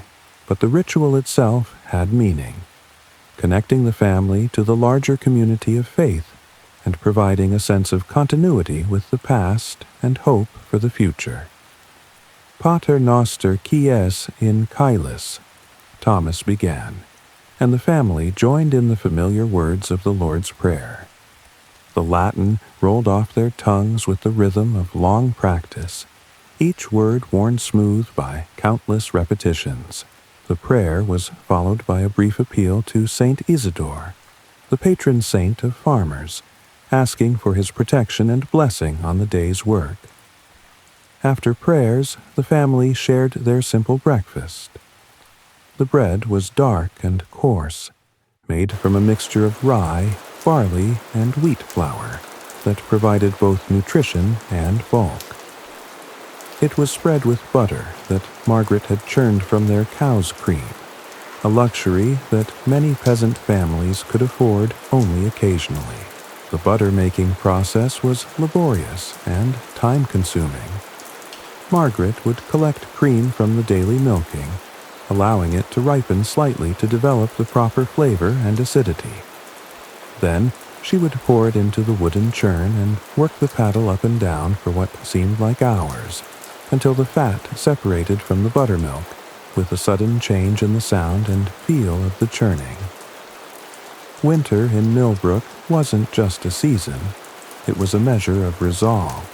The cold pressed against the walls like an old enemy, testing every seam. Inside, the warmth of shared stories was sometimes stronger than fire. Margaret would light a second candle, not for need, but for hope. A soft rebellion against the long dark. Sometimes Margaret would light a second candle, not for need, but for comfort. Its flame danced beside the first, and together they made the shadows less sharp. Thomas loved her most in those quiet acts, small mercies against the dark. Children would chase after shadows at sunset, pretending to be knights or wandering minstrels. Their joy echoed off the stone and softened the hard corners of each passing day. The resulting butter was pale yellow and sweet, with a rich flavor that came from the herbs and flowers that Bessie ate in the village pastures. It was packed into wooden crocks and stored in the cool cellar beneath the cottage, where it would keep for weeks without spoiling. The buttermilk was not wasted. It was used for cooking and baking. providing additional nutrition and flavor to the family's meals. The small beer that accompanied the meal was safer to drink than water and provided calories that pure water couldn't match. The brewing process began with malted barley, grain that had been allowed to sprout and then dried to convert the starches into fermentable sugars. The malted barley was boiled with water and hops, then allowed to ferment with wild yeasts that lived in the wooden brewing vessels. The result was a mildly alcoholic beverage that could be stored for weeks without spoiling and provided essential nutrients along with hydration. The alcohol content was low, perhaps 2 to 3%, but it was enough to kill harmful bacteria and make the beer safer than water from uncertain sources. As they ate, Thomas explained the day's work to his family, particularly to Edmund, who would be accompanying him to the fields for the first time as an observer and potential helper. The spring plowing was one of the most important events in the agricultural calendar, and Edmund needed to understand its significance. Thomas remembered how his father's hands felt: rough, warm, always steady. He carried that memory like a stone in his pocket, invisible but grounding. "Today we begin the year's real work," Thomas said, his voice serious but not grim. "Everything we do from now until harvest will determine whether we eat well next winter or go hungry." The weight of this responsibility was enormous. In a world without grocery stores, restaurants, or food banks, the family's survival depended entirely on their ability to grow, preserve, and store enough food to last through the winter months. A poor harvest could mean starvation, while a good one could provide not just survival, but a modest prosperity. Edmund listened with the intense concentration that children bring to subjects that truly interest them. At 4, he was old enough to understand that his family's well-being depended on the success of their farming, and he was eager to learn everything he could about the process. "Why do we have to plow the ground, Da?" Edmund asked, his voice bright with curiosity. Thomas smiled, remembering asking his own father the same question many years ago. "The earth is like a bed, son. Before you can plant seeds, you have to prepare the soil, break it up, and make it soft and ready to receive them. If we just scattered seeds on hard ground, they wouldn't grow." The analogy was simple but accurate. Plowing served multiple purposes. It broke up compacted soil, buried weeds and crop residue, incorporated organic matter, and created a seed bed that would allow young plants to establish themselves quickly and efficiently. Anne, despite her cough, was also listening intently. At 7, she was old enough to help with many aspects of farming, and she took pride in her growing knowledge and skills. She could already identify different types of grain, knew when various crops should be planted and harvested, and could perform simple tasks like gathering eggs and feeding chickens. "Will I be able to help with the planting, Doc?" she asked, her voice hopeful despite the hoarseness caused by her cough. "If you're feeling better by then, aye," Thomas replied. "There's always work for willing hands during planting season." The promise seemed to brighten Anne's spirits, and she sat up straighter, as if trying to demonstrate that she was feeling better already. The desire to contribute to the family's work was strong in medieval children, who understood from an early age that everyone had to do their part for the household to survive and prosper. Snow came early one year, and the rooftops disappeared into white silence. That was the winter Thomas learned the warmth of a shared blanket could carry more hope than a blazing hearth. When the harvest was good, Thomas would walk the rows alone after dark, whispering thanks. Not to a name or God, but to the hands, the sweat, the luck, and the soil. Margaret was packing food for the midday meal, selecting items that would travel well, and provide the energy needed for heavy physical labor. More bread, some hard cheese aged in their cellar, and a small pot of pottage that could be heated over a fire in the field. Spring rains returned life to the village in waves. First, the buds, then the insects, then the chorus of frogs by the ditch. Thomas marked time not by dates, but by sounds. The first crow of the rooster, the splash of boots in thawed mud, the soft knock of seed against wood. The pottage was a thick stew made from whatever ingredients were available: barley, dried peas, onions, and a bit of salted pork that had been preserved from the autumn slaughter. It was nutritious and filling, designed to provide the sustained energy needed for heavy physical labor. The pot was made from iron, expensive but essential for cooking over an open fire. She also filled a leather water bag with small beer, knowing that Thomas would need plenty of liquid during the day's work. The leather bag was made from the hide of a cow that had belonged to Thomas's father, carefully tanned and shaped to hold liquid without leaking. It was fitted with a wooden stopper that could be removed easily even with cold, stiff fingers. The preparation of field food was an art in itself. The food had to be portable, nutritious, and able to remain edible for hours without refrigeration. It had to provide the right balance of carbohydrates, proteins, and fats to sustain heavy labor, and it had to be packaged in containers that could withstand the rough handling of field work. As the family prepared to leave their cottage, Thomas took a moment to bank the fire properly. This was a crucial task. A fire that died during the day would be difficult and time-consuming to rekindle, while one that burned too hot could consume precious fuel or even pose a fire hazard. Snow came early one year, and the rooftops disappeared into white silence. That was the winter Thomas learned the warmth of a shared blanket could carry more hope than a blazing hearth. The process required skill and experience. Thomas pushed the burning logs together to create a compact bed of coals, then covered them with a layer of ash that would slow their burning while keeping them alive. The ash acted as insulation, preventing the coals from cooling too quickly while also limiting the amount of oxygen that could reach them. With the fire properly banked, it would smolder slowly throughout the day, ready to be rekindled with the addition of kindling and fresh air when the family returned in the evening. This technique had been developed over centuries of experience, and it was one of the many small skills that made the difference between comfort and hardship in the medieval world. The cottage was now ready to be left for the day. The animals had been fed and watered.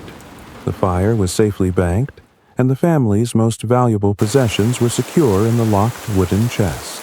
Thomas took one last look around, checking that everything was in order, before leading his family out into the growing light of dawn. The village was coming alive around them, as other families emerged from their cottages and began the day's work. Smoke was rising from chimneys as fires were rekindled, and breakfast was prepared. The sound of voices carried on the morning air as neighbors called greetings to each other and made final preparations for the day ahead. Some nights he dreamed of music, not played but remembered. Simple notes drifting like candlelight across stone walls. Perhaps his mother sang them once. Perhaps he invented them to feel less alone. Thomas remembered how his father's hands felt, rough, warm, always steady. He carried that memory like a stone in his pocket, invisible but grounding. Some nights he dreamed of music, not played but remembered. Simple notes drifting like candlelight across stone walls.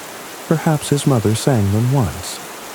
Perhaps he invented them to feel less alone. Children's voices could be heard as they performed their morning chores. feeding chickens, gathering eggs, milking cows, and helping their parents prepare for the day's work.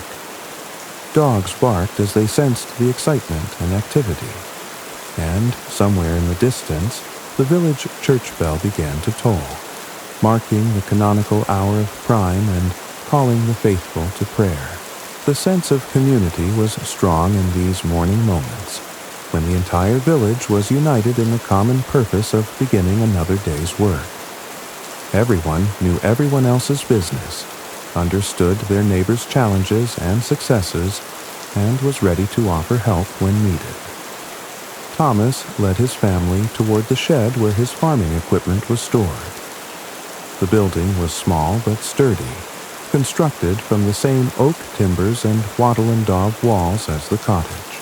Inside, carefully arranged and maintained, were the tools that made agriculture possible.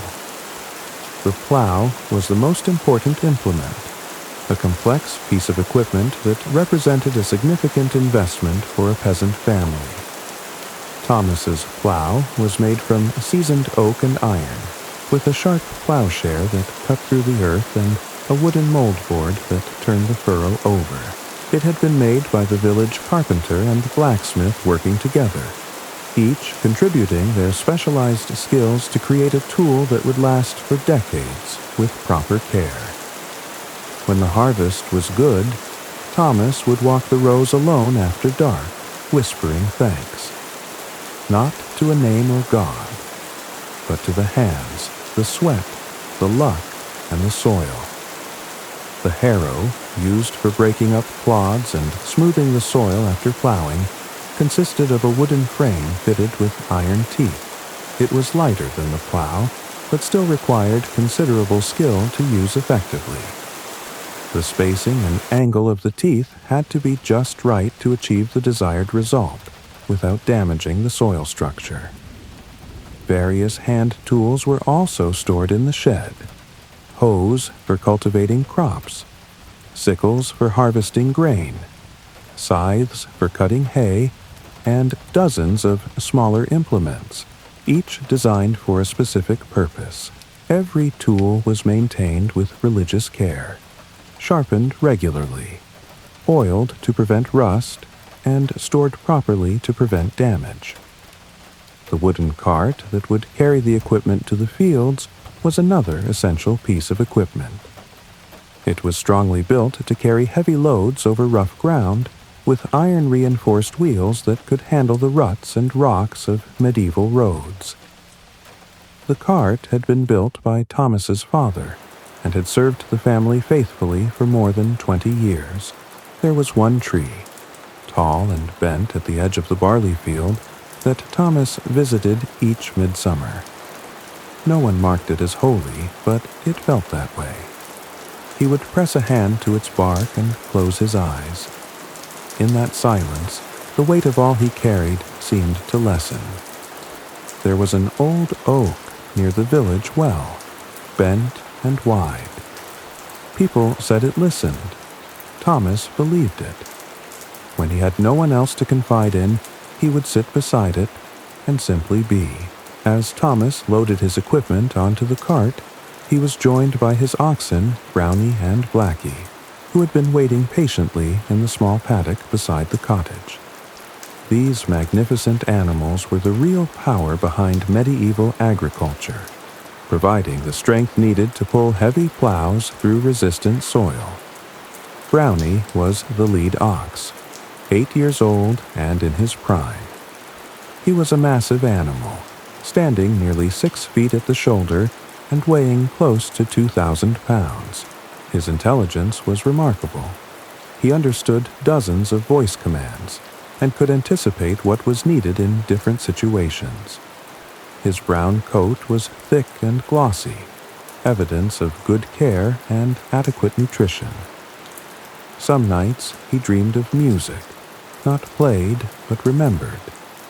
Simple notes drifting like candlelight across stone walls. Perhaps his mother sang them once. Perhaps he invented them to feel less alone. Blackie was younger and slightly larger, with the raw strength needed for the heaviest work. His black coat had a slight sheen that caught the morning light, and his eyes held the patient, intelligent expression that marked a well-trained working animal. Together, the two oxen formed a team that could accomplish tasks that would have been impossible for human strength alone. The relationship between a farmer and his oxen was complex and intimate. These animals were partners in the truest sense, sharing the labor that made agriculture possible.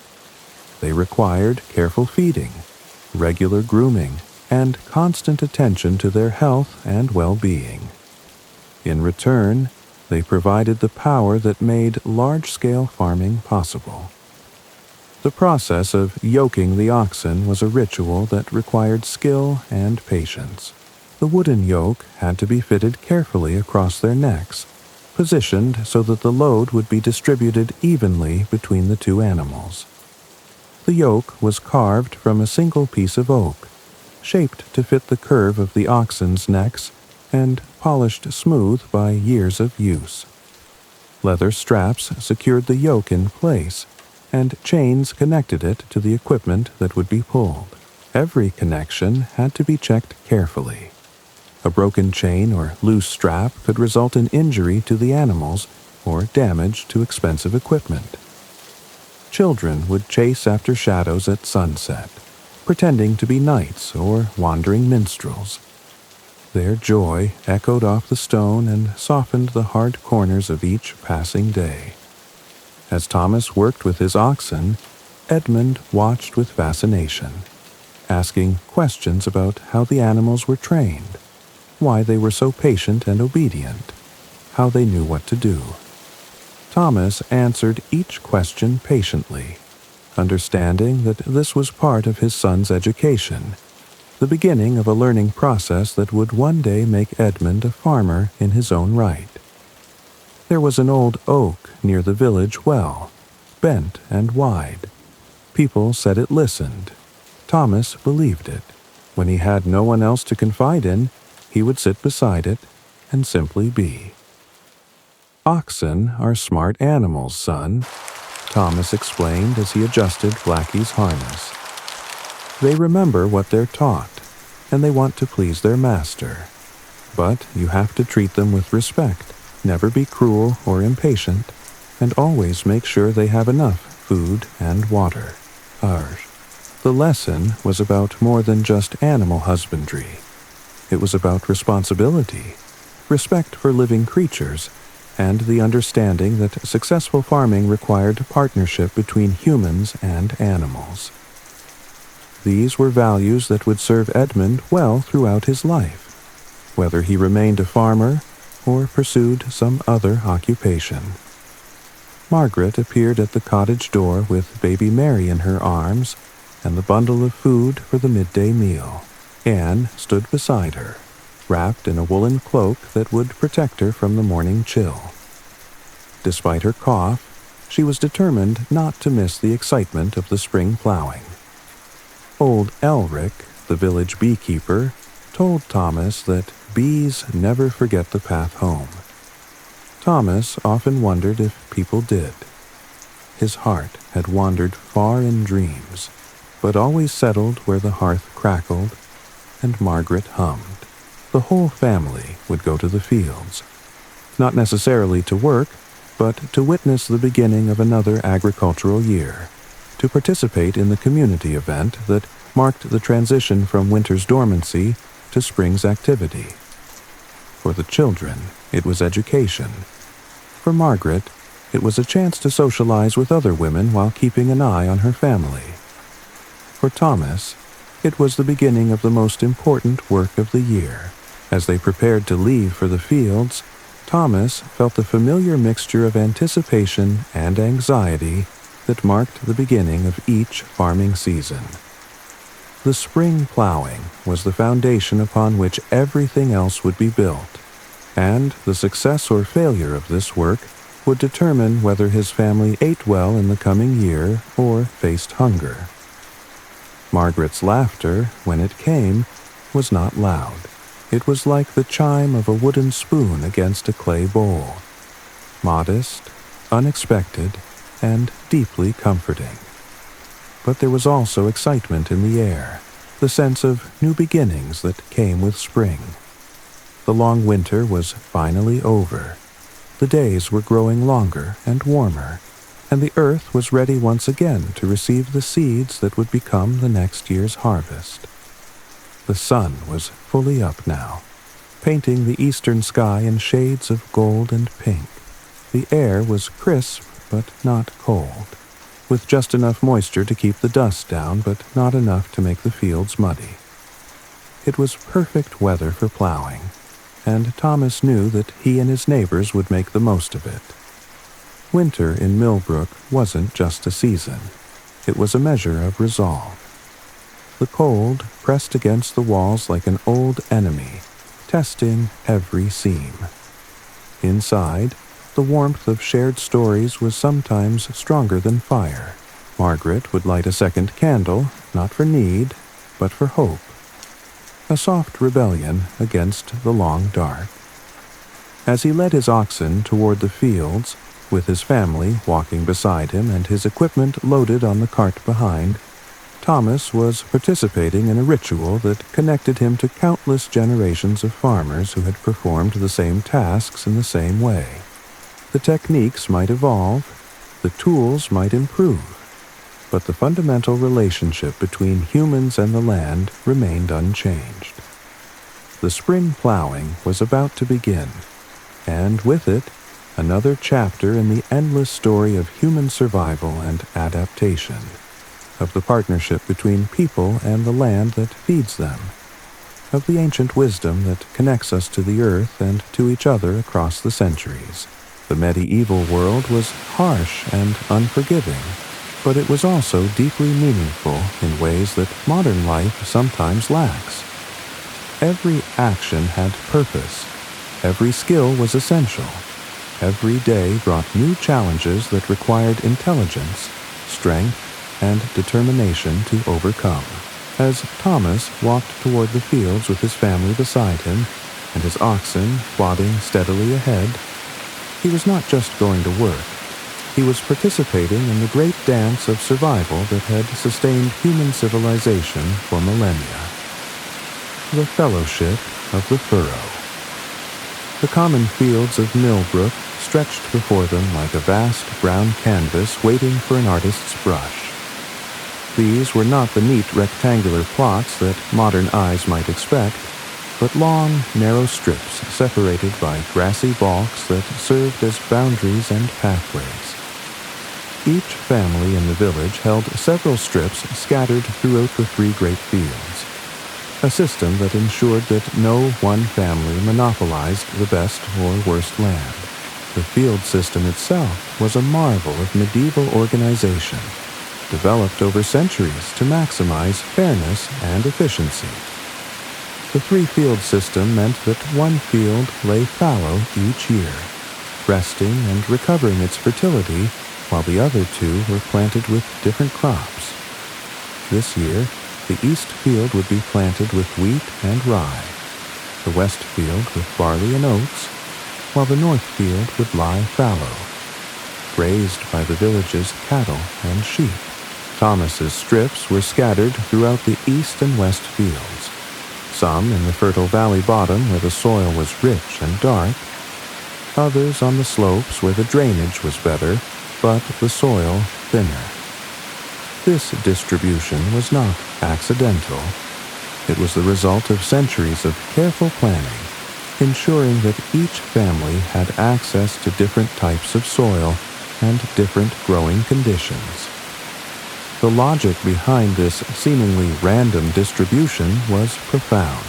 In a world where weather could vary dramatically from one part of a field to another, where soil conditions could change within a few yards, having strips scattered throughout the common fields meant that no family would be completely ruined by localized disasters.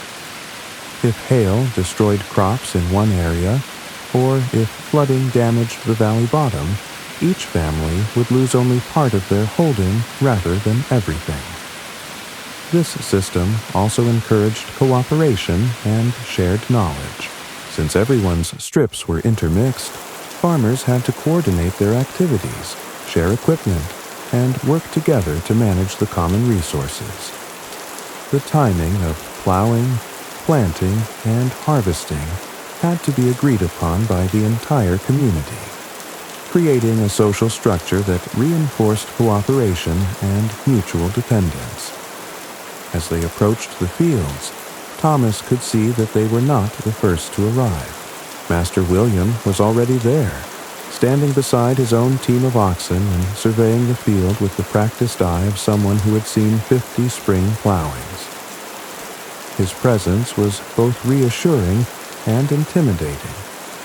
Reassuring because his experience was legendary, intimidating because his standards were impossibly high. Master William was a figure of considerable authority in the village, despite being technically just another peasant farmer. His knowledge of agriculture was encyclopedic, accumulated over decades of careful observation and experimentation.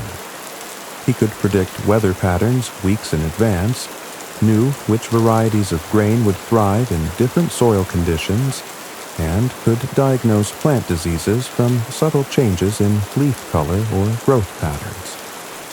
The old man's authority came not from birth or appointment, but from demonstrated competence. In a world where agricultural failure could mean starvation, expertise was valued above almost everything else. Young farmers sought his advice. Experienced farmers deferred to his judgment, and even the lord of the manor consulted him on matters related to crop management and land use. When the harvest was good, Thomas would walk the rows alone after dark, whispering thanks, not to a name or god, but to the hands, the sweat, the luck, and the soil. But Master William's knowledge came with expectations. He demanded excellence from himself and others, and he was not shy about expressing his opinions when he saw work that didn't meet his standards. His approval was coveted, his criticism feared, and his presence at any agricultural activity added weight and seriousness to the proceedings. Other villagers were arriving as well, each with their own team of oxen or horses, their own plows and equipment, their own hopes and fears for the coming season. Geoffrey the miller was there with his massive draft horses, animals bred for strength rather than speed. The horses were magnificent creatures, standing nearly 18 hands high, with feathered feet and gentle dispositions that made them ideal for heavy work. Geoffrey's decision to use horses rather than oxen was controversial in the village. Horses were faster and more maneuverable than oxen, but they were also more expensive to maintain, requiring better food and more careful management. They were more prone to injury and illness, and they couldn't survive on the rough pasture that sustained oxen through the winter months.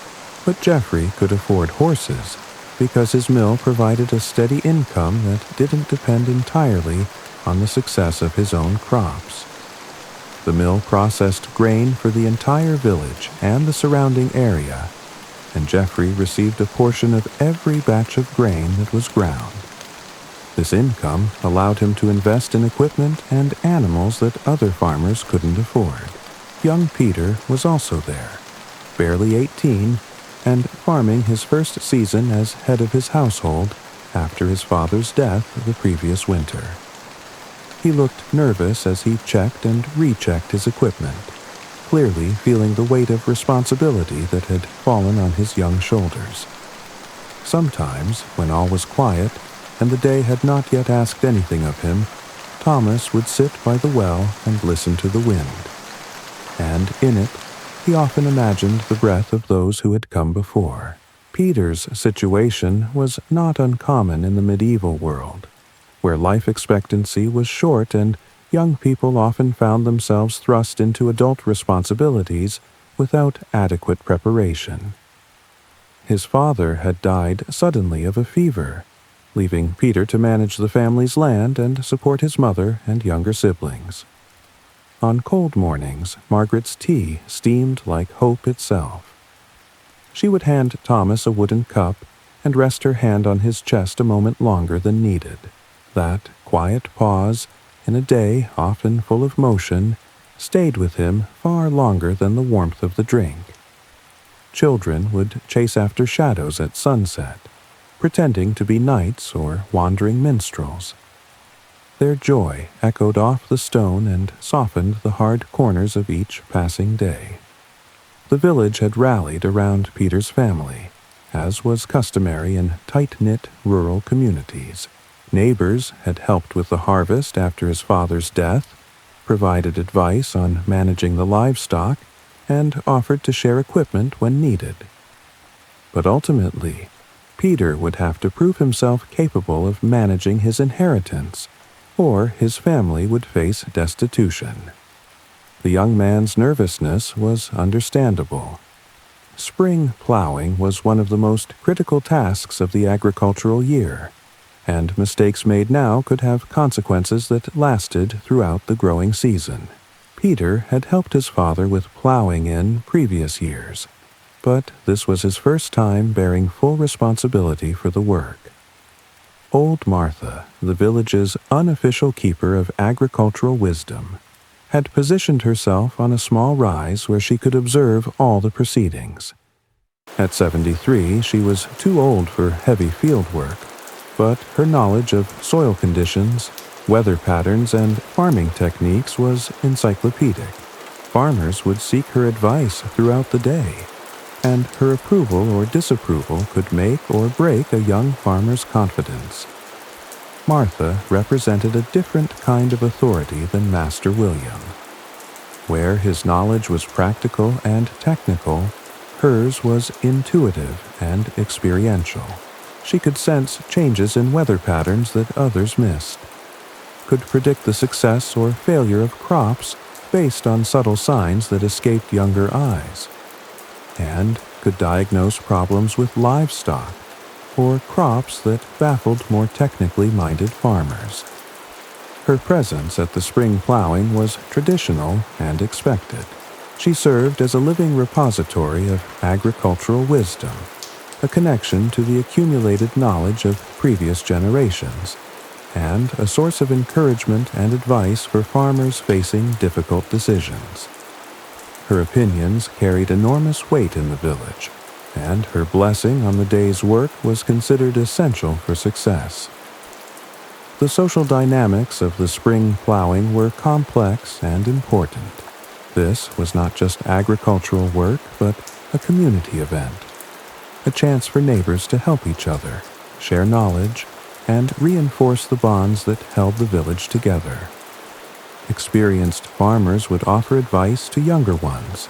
Equipment would be shared when needed, and the work would be organized to maximize efficiency for everyone.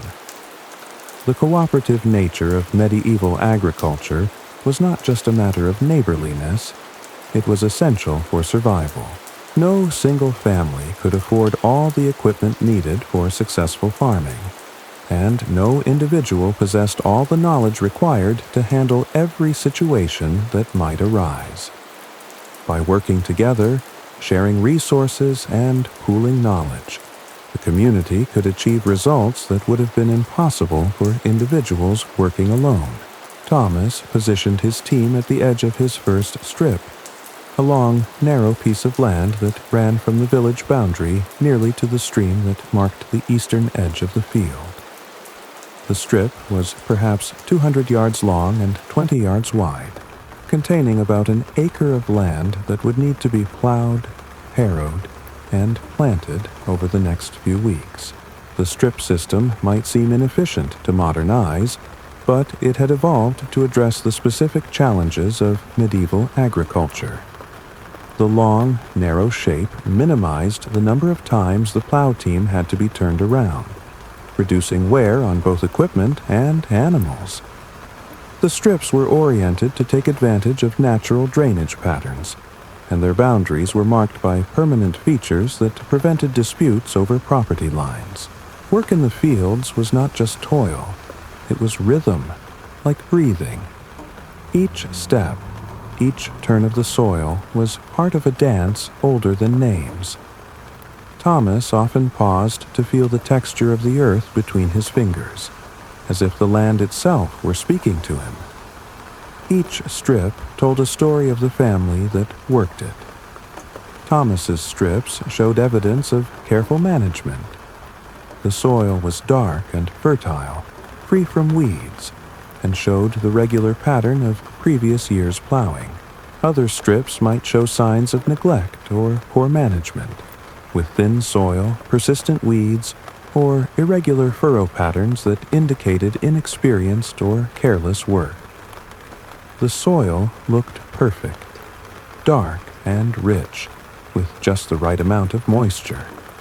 Thomas picked up a handful and squeezed it, watching how it crumbled between his fingers. Too wet, and it would stick to the plow, forming clods that would interfere with planting. Too dry, and it would be too hard for the plow to penetrate effectively. But this soil was just right, crumbling easily, but holding together enough to show that it contained adequate moisture. The ability to judge soil conditions was one of the most important skills a farmer could possess. Soil that looked identical to untrained eyes could vary dramatically in its suitability for different operations. Thomas had learned to read soil like a book, interpreting its color, texture, smell, and behavior to determine the best times for plowing, planting, and cultivating. The dark color of the soil indicated high organic matter content, the result of years of careful management. Thomas and his predecessors had regularly added manure from their livestock, composted plant materials, and followed practices that built soil fertility over time. This investment in soil health was paying dividends now, providing the foundation for productive crops. "Good soil, Thomas," called Master William from the next strip over. "Your father would be proud to see it." The comment was both praise and challenge. Thomas's father had been known for the quality of his plowing, and Master William was reminding Thomas that he had a reputation to uphold. The old man's approval meant everything in a community where agricultural skill was the measure of a man's worth. The reference to Thomas's father was particularly meaningful. In medieval society, reputation was inherited along with land and possessions. A family known for good farming would find it easier to arrange marriages for their children, obtain credit when needed, and gain the respect of their neighbors. Conversely, a family with a reputation for poor farming would struggle with all aspects of village life. In the late hours of quiet evenings, when the village fires burned low and only embers glowed beneath the ash, Thomas would think of the turning seasons and how each one layered stories atop the last. Thomas felt the weight of this inherited responsibility. He was not just farming for his own family's survival. He was maintaining the reputation that his father and grandfather had built through decades of careful work. Every furrow he plowed, every decision he made, would be judged not just on its immediate results, but on how it reflected on his family's agricultural legacy. The village healer, old Merla, knew plants like others knew prayers.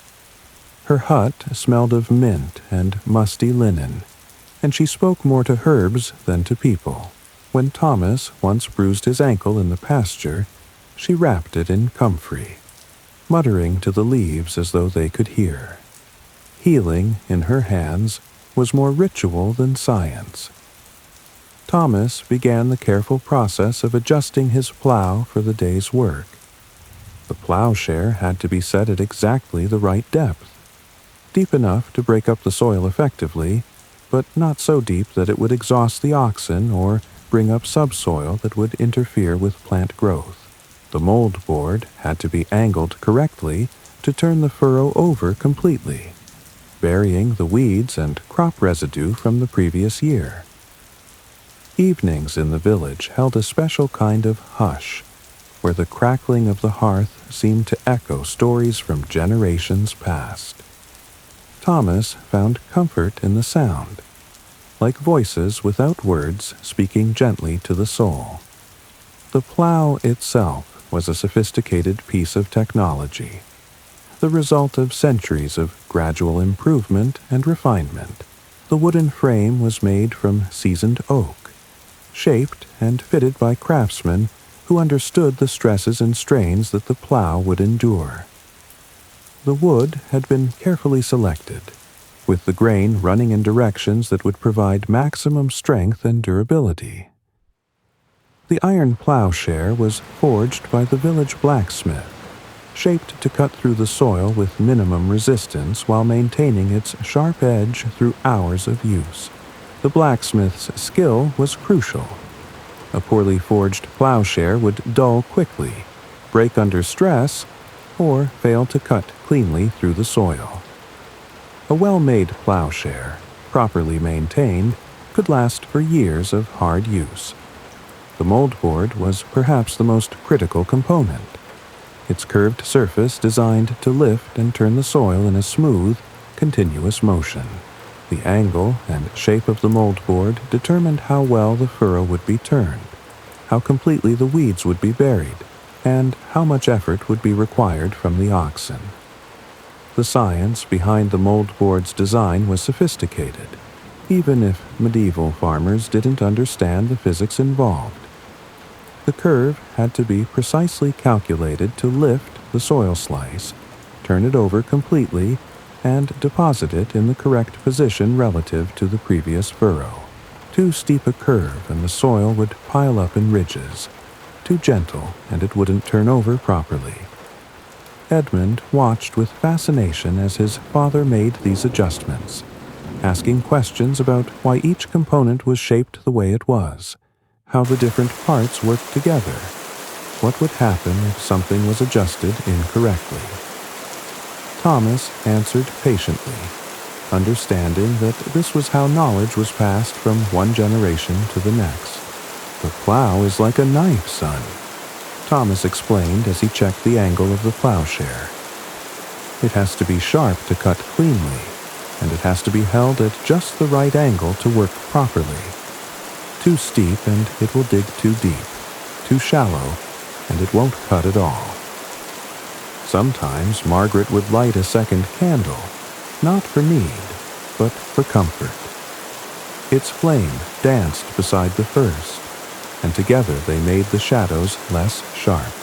Thomas loved her most in those quiet acts. Small mercies against the dark. The comparison was apt.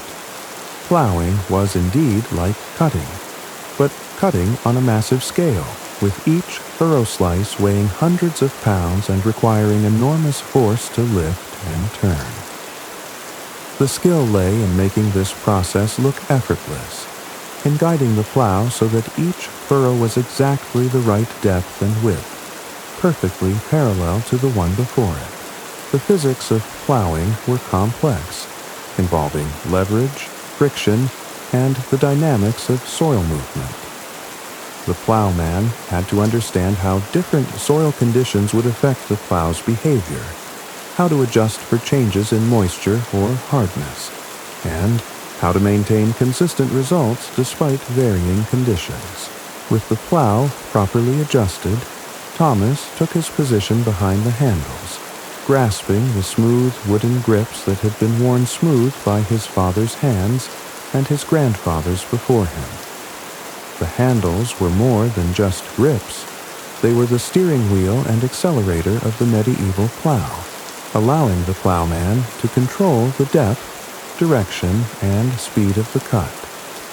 The handles were shaped to fit human hands comfortably, even during hours of continuous use. They were positioned at the correct height and angle to allow the plowman to maintain good posture while providing maximum control over the implement.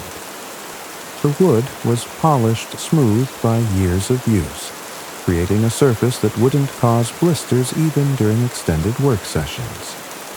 The connection between plowman and plow was intimate and immediate. Every variation in soil condition was transmitted through the handles, allowing the operator to make instant adjustments to maintain optimal performance. A skilled plowman could sense changes in soil density, moisture, or composition through the feedback transmitted through the plow handles. "Gee up, Brownie! Come on, Blackie!" Thomas called to his oxen, using the traditional commands that the animals had learned from birth. The oxen leaned into their yoke, their massive muscles bunching under their thick hides as they began to pull the plow forward. The commands used to direct draft animals were standardized throughout England, passed down through generations of farmers and understood by animals trained in the traditional manner. G meant turn right, haw meant turn left, whoa meant stop, and G up meant start or go faster. These simple commands allowed precise control over the animal's movements. The oxen's response was immediate and coordinated. They had worked together for years, and they moved as a single unit, their steps synchronized, their pulling effort perfectly balanced. This coordination was the result of careful training and years of experience working together. The first furrow was always the most important, setting the pattern for all that would follow. Thomas guided the plow carefully, keeping it straight and true, watching the soil as it curled away from the moldboard in a smooth, continuous ribbon. The furrow was perhaps 8 inches deep and 12 inches wide, turning over a slice of earth that buried the weeds and crop residue while exposing fresh soil to the air. The quality of the first furrow was crucial because it served as a guide for all subsequent furrows. If the first furrow was crooked, uneven, or improperly formed, these defects would be magnified as the work progressed. A skilled plowman took extra care with the first furrow, knowing that it would determine the quality of the entire field.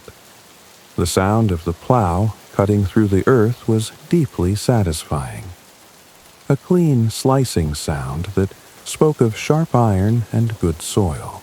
It was a sound that Thomas had been hearing since childhood, a sound that marked the rhythm of agricultural life and the changing of the seasons. The sound varied with soil conditions, becoming sharper in sandy soil, duller in clay, and taking on different tones depending on moisture content. On cold mornings, Margaret's tea steamed like hope itself. She would hand Thomas a wooden cup and rest her hand on his chest a moment longer than needed.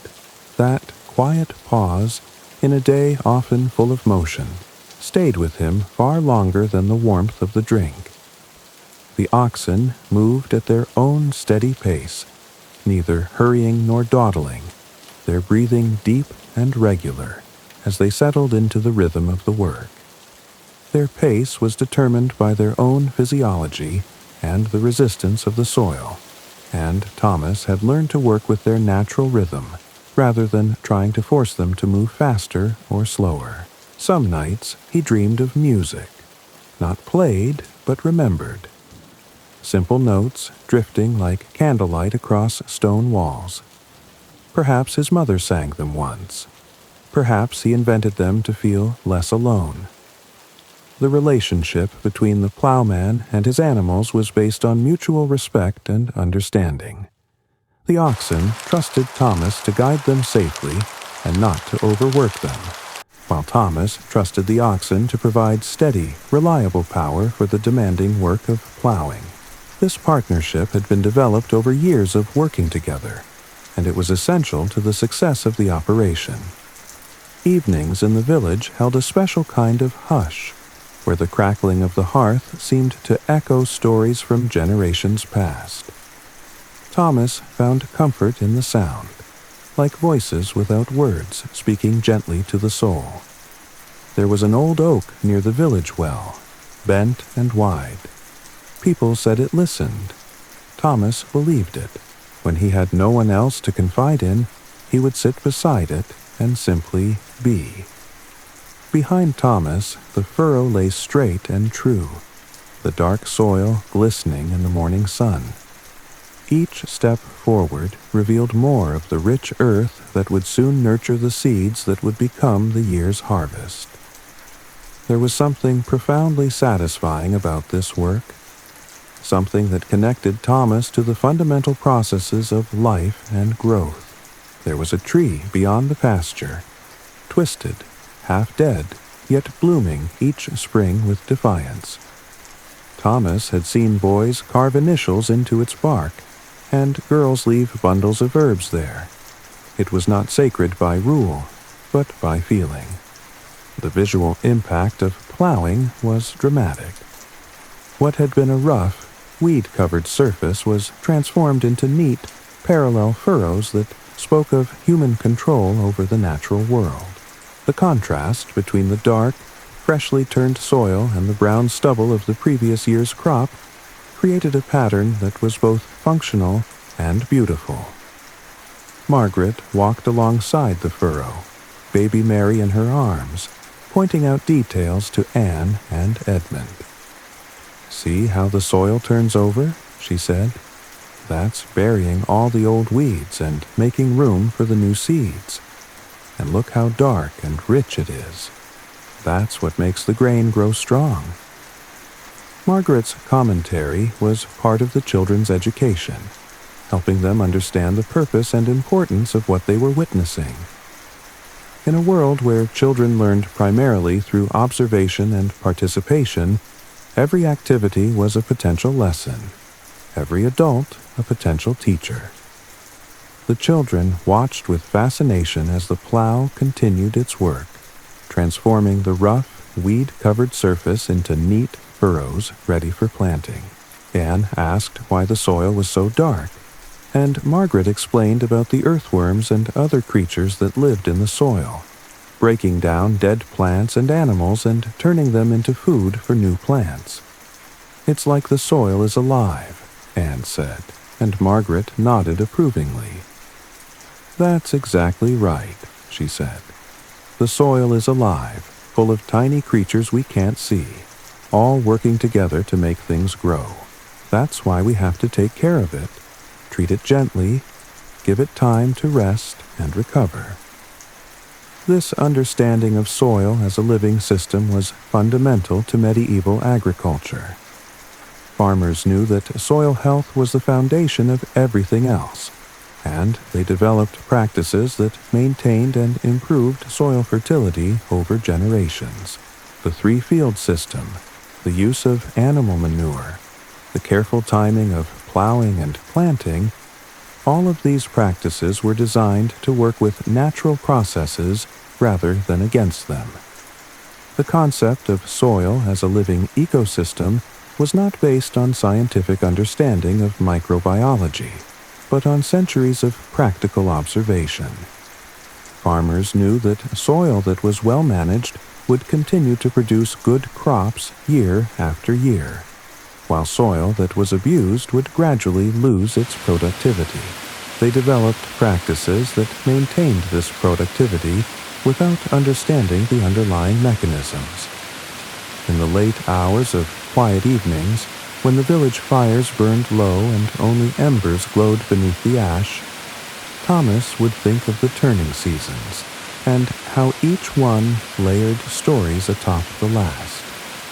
As Thomas reached the end of his first furrow, he carefully turned his team and began the second, working back toward where he had started.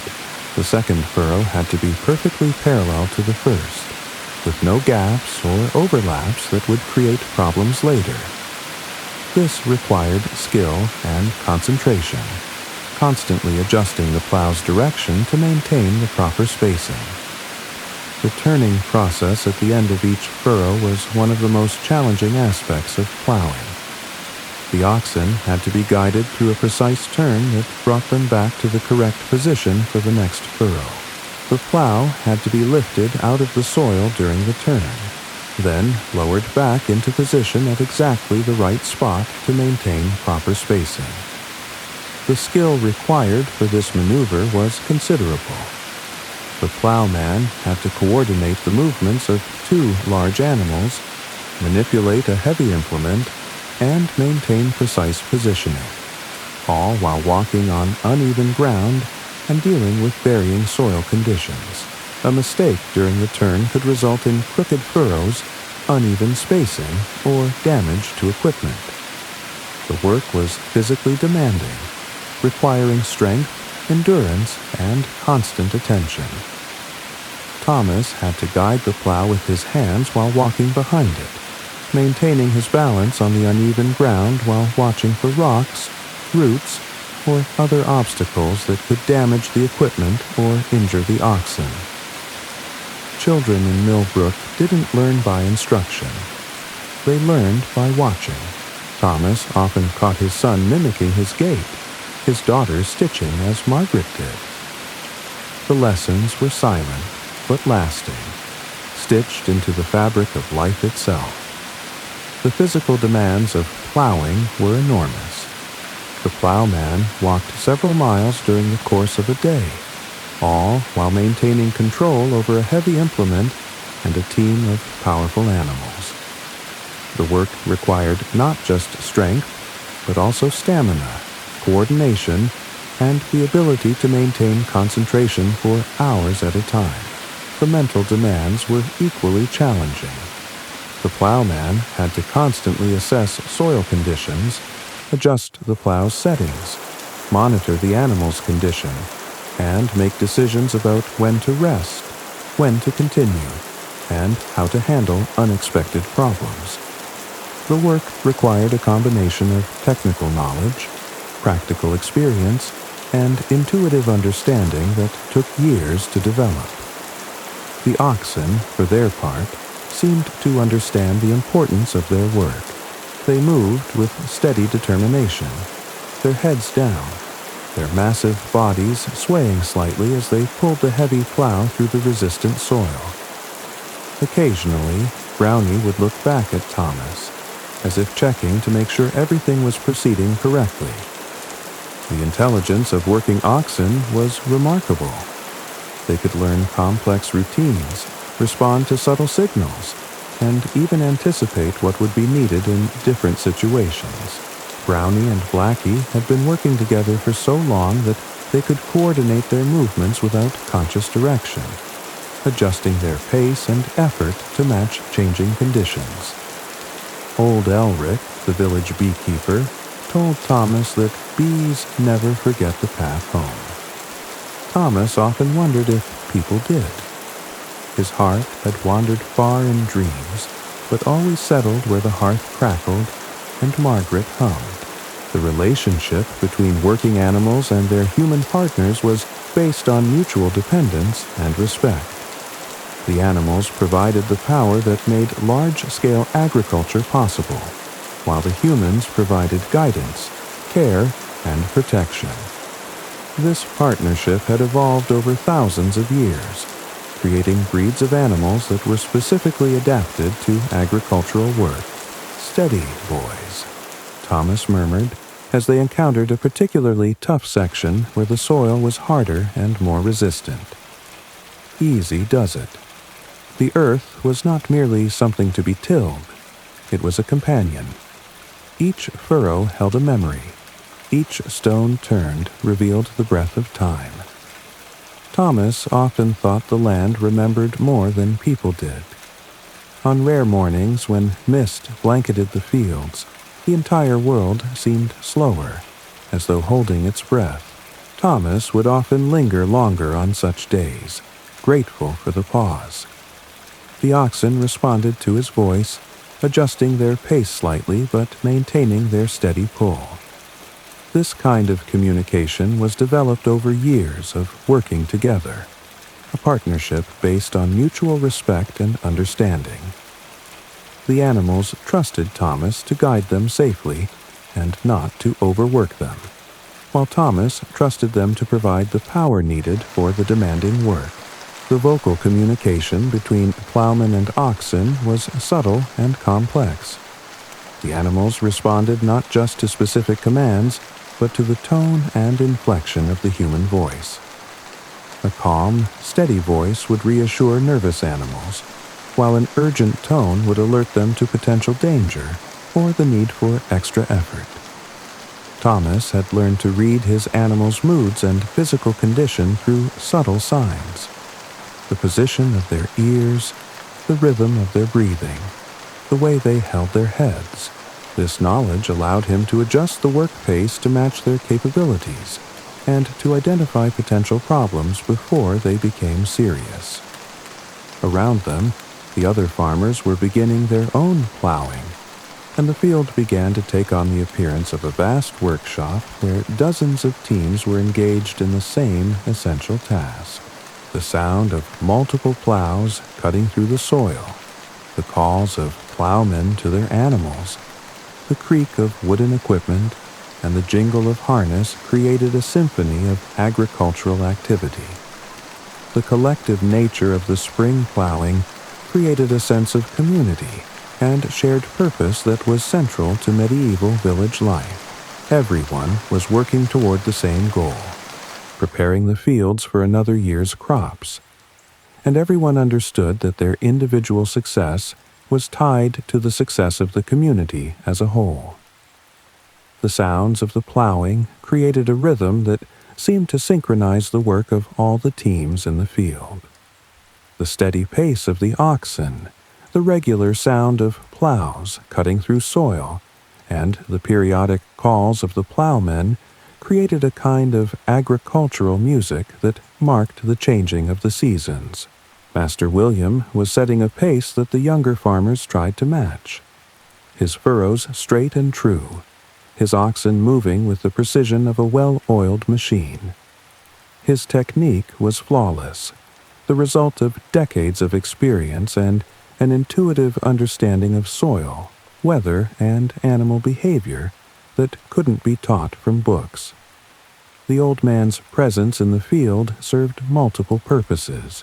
He was there to do his own plowing, of course, but he also served as a teacher and mentor to the younger farmers, a source of advice and encouragement, and a living example of agricultural excellence.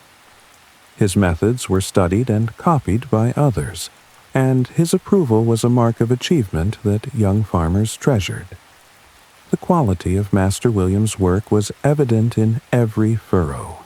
His plowing was so precise that it looked almost mechanical, with each furrow exactly the same depth and width, perfectly parallel to its neighbors, and turned over with mathematical precision. This level of consistency was the result of decades of practice and an almost supernatural ability to read soil conditions and adjust technique accordingly. Young Peter was struggling slightly with his team, his furrows not quite as straight as they should be, his oxen occasionally pulling to one side or the other. But he was learning, and the more experienced farmers were offering advice and encouragement. "Keep your left hand steady, Peter," called Geoffrey the miller. "Let the plow find its own depth. Don't force it." Children in Millbrook didn't learn by instruction. They learned by watching.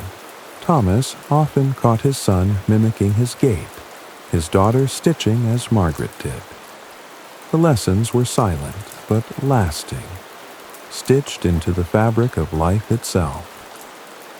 "Remember what your father taught you," added old Martha from her observation post. "The plow knows what to do if you let it." Children would chase after shadows at sunset, pretending to be knights or wandering minstrels.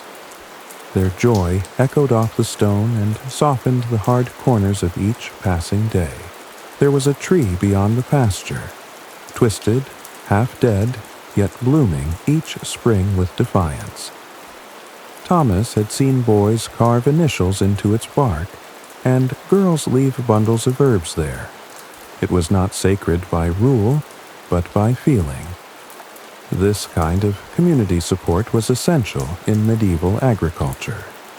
Knowledge was shared freely, equipment was loaned when needed, and experienced farmers took responsibility for training the next generation.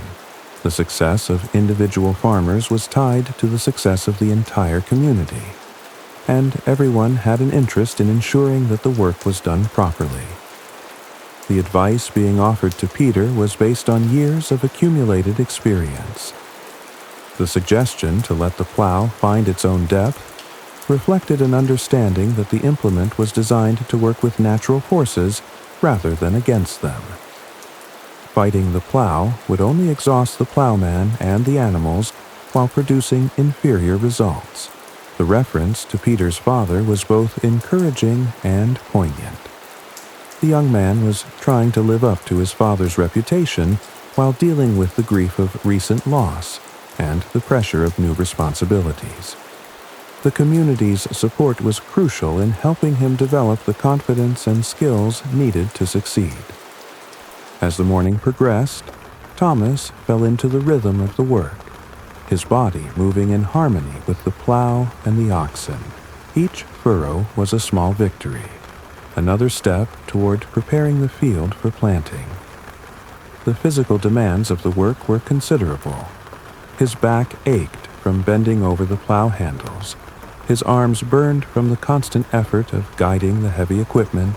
His legs were tired from walking mile after mile behind the plow. Some nights he dreamed of music, not played, but remembered. Simple notes, drifting like candlelight across stone walls. Perhaps his mother sang them once. Perhaps he invented them to feel less alone. The rhythm of plowing was hypnotic and meditative. The steady pace of the oxen, the regular sound of the plow cutting through soil, and the repetitive nature of the work created a kind of trance state that allowed the plowman to work for hours without conscious effort. This rhythm was essential for maintaining the stamina needed for the long days of spring plowing. The physical conditioning required for plowing was developed over years of agricultural work. Farmers built up the strength, endurance, and coordination needed for the demanding work through daily exposure to physical labor. Their bodies adapted to the specific demands of their work, developing the muscle memory and reflexes that made skilled plowing possible. But there was also deep satisfaction in the work. Each furrow represented progress. Each completed strip brought the community closer to another successful harvest.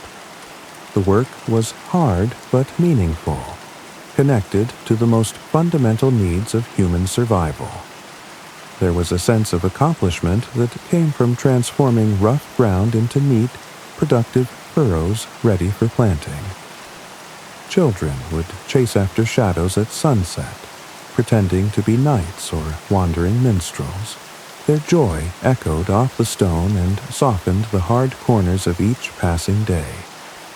Margaret's laughter, when it came, was not loud. It was like the chime of a wooden spoon against a clay bowl, modest, unexpected, and deeply comforting. The satisfaction of plowing came not just from the physical accomplishment, but from the knowledge that this work was essential for survival. Every furrow brought the family and community closer to another year's food supply, another successful harvest, another victory in the ongoing struggle to wrest sustenance from the earth. Once, long ago, he had seen a fox dart through the fields at dusk. Its movement was soundless, like memory passing through tall grass. That image never left him. The sun climbed higher in the sky, and the temperature began to rise. Thomas could feel sweat beading on his forehead despite the cool morning air. The oxen were beginning to breathe more heavily, their massive bodies generating considerable heat as they worked. The warming sun and the physical exertion were taking their toll on both man and animals. The changing conditions throughout the day required constant adjustment and attention. As the soil warmed and dried, it became easier to plow, but also more likely to create dust. As the animals warmed up, they needed more frequent rest and water breaks. As the plowman tired, He had to work harder to maintain the precision and consistency that good plowing required. Some nights he dreamed of music, not played but remembered. Simple notes drifting like candlelight across stone walls. Perhaps his mother sang them once. Perhaps he invented them to feel less alone. "Time for a rest," Thomas announced, pulling the plow to a stop at the end of a furrow. The oxen stood patiently, their sides heaving slightly as they caught their breath. Thomas walked around them, checking their condition, making sure the yoke was sitting properly and that there were no signs of chafing or injury. The decision of when to rest was crucial to the success of the plowing operation. Rest too often, and the work would never be completed. Rest too little, and the animals would be exhausted or injured. Thomas had learned to read the subtle signs that indicated when his oxen needed a break. Changes in their breathing, their pace, or their willingness to respond to commands. The village healer, old Merla, knew plants like others knew prayers. Her hut smelled of mint and musty linen, and she spoke more to herbs than to people. When Thomas once bruised his ankle in the pasture, she wrapped it in comfrey, muttering to the leaves as though they could hear. Healing, in her hands, was more ritual than science. Sometimes Margaret would light a second candle, not for need, but for comfort. Its flame danced beside the first, and together they made the shadows less sharp. Thomas loved her most in those quiet acts, small mercies against the dark. The inspection of the animals during rest breaks was thorough and systematic. Thomas checked the fit of the yoke, looking for signs of rubbing or pressure points that could cause injury. He examined their legs and hooves for cuts, stones, or signs of lameness. He felt their necks and shoulders for signs of strain or injury. This attention to the animals' welfare was not just humane. It was essential for maintaining their ability to work. Margaret appeared with a wooden bucket of water for the oxen and a clay jug of small beer for Thomas. The animals drank deeply, their long tongues lapping up the cool water with obvious appreciation. Thomas took a long drink of the beer, feeling the liquid ease his parched throat and provide a boost of energy for the work ahead. The provision of water for the animals and refreshment for the workers was part of the complex logistics of medieval agriculture. Someone had to carry water from the village well or stream. Someone had to prepare and transport food and drink. Someone had to coordinate the timing of breaks and meals. This support work was typically done by women and children, freeing the men to concentrate on the heavy physical labor of plowing.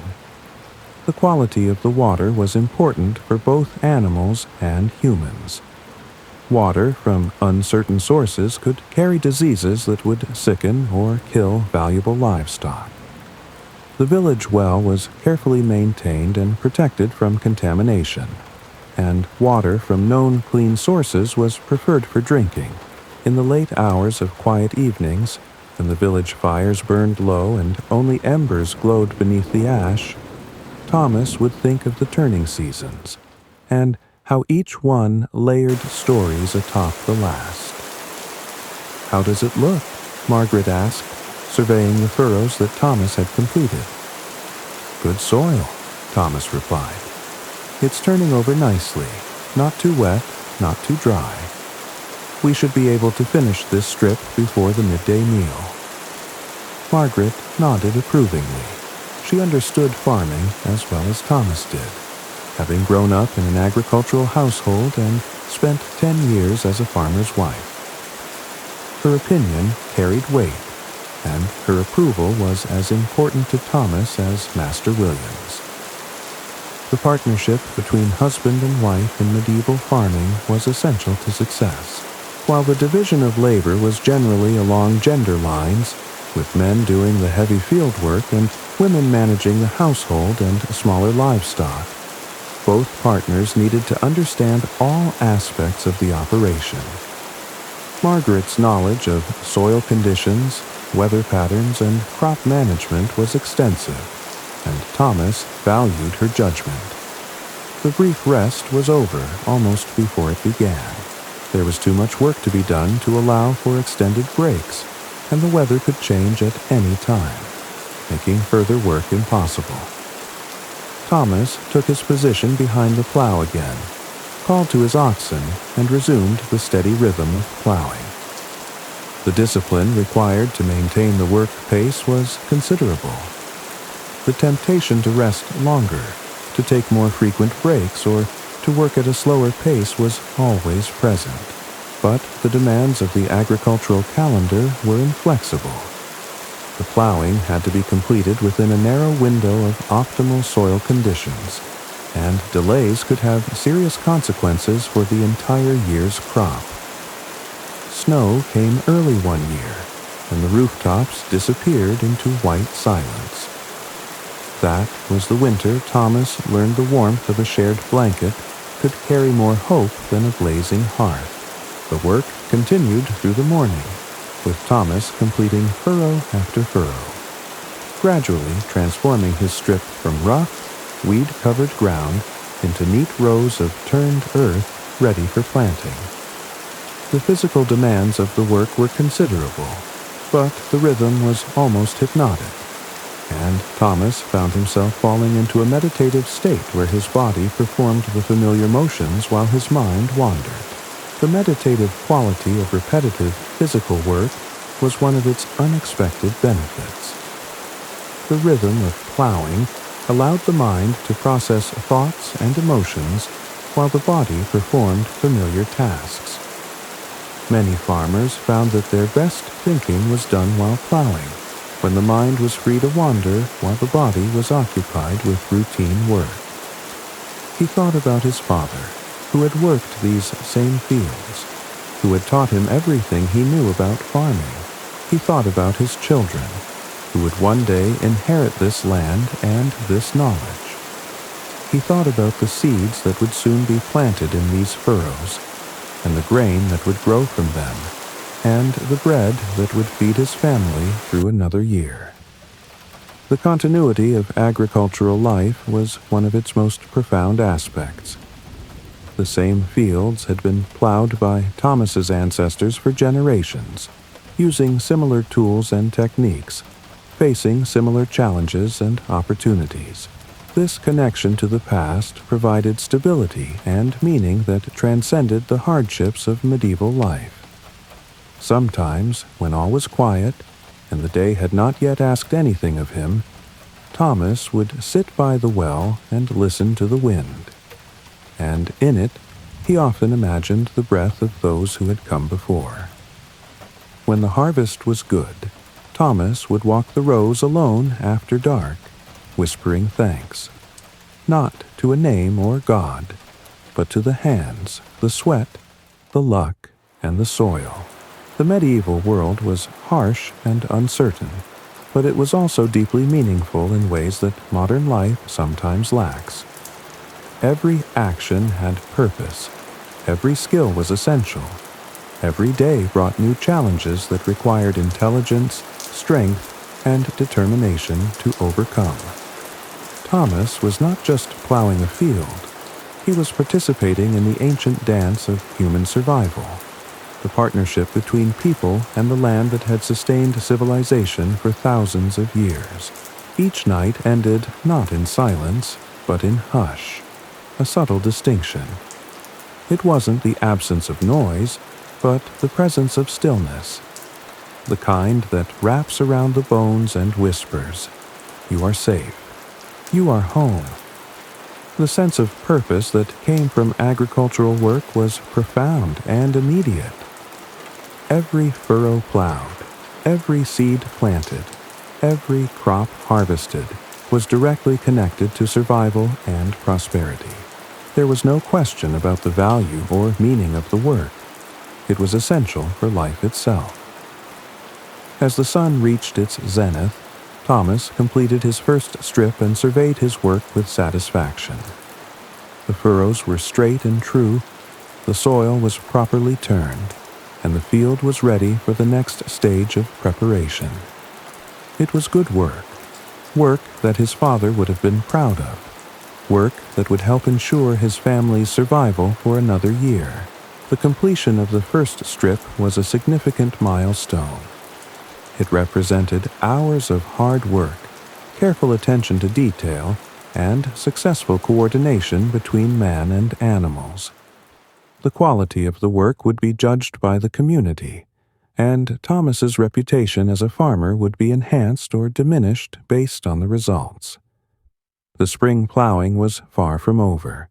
There were more strips to be plowed, more fields to be prepared, more challenges to be met. But this first strip was complete, and that was enough for now. In the medieval world, progress was measured not in grand gestures, but in small, steady steps forward, in the accumulation of daily efforts that gradually built toward larger goals. The sense of accomplishment that came from completing a difficult task was one of the rewards of agricultural life. The work was hard, but the results were visible and immediate.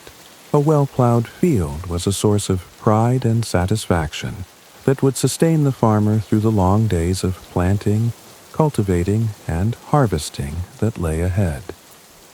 Thomas wiped the sweat from his brow and looked around at his neighbors, all engaged in the same essential work, all contributing to the great collective effort that would feed the village for another year. It was hard work, but it was good work, and he was proud to be part of it. The community aspect of the spring plowing was as important as the individual achievement. Each farmer's success contributed to the overall prosperity of the village, and each farmer's failure threatened the stability of the entire community. The sight of multiple teams working in harmony across the common fields was a powerful symbol of cooperation and shared purpose. Master William approached, his own oxen resting nearby, and examined Thomas's completed strip with the critical eye of an expert. He walked along the furrows, checking their depth and spacing, noting the quality of the soil turnover and the straightness of the lines. His inspection was thorough and professional, the kind of evaluation that could make or break a young farmer's reputation. "Fine work, Thomas," the old man said finally, his voice carrying the authority of 5 decades of farming experience. "Your father taught you well, and you've honored his teaching." Some nights he dreamed of music, not played, but remembered. Simple notes, drifting like candlelight across stone walls. Perhaps his mother sang them once. Perhaps he invented them to feel less alone. The praise from Master William was worth more than gold to Thomas. It represented not just approval of his technical skill, but recognition of his place in the community of farmers, acknowledgement that he had successfully inherited and maintained the standards that his family had established over generations. But Master William's praise came with expectations. "The soil conditions are perfect today," he continued, "but they won't last. We need to make the most of this weather while we can. There's rain coming in 2 days, maybe 3, and after that the fields will be too wet to work for a week or more." The weather prediction was based on years of careful observation and an almost supernatural ability to read atmospheric signs that escaped less experienced eyes.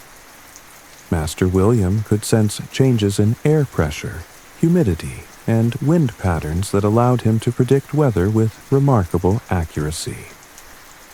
His forecasts were taken seriously by every farmer in the village. Children would chase after shadows at sunset, pretending to be knights or wandering minstrels.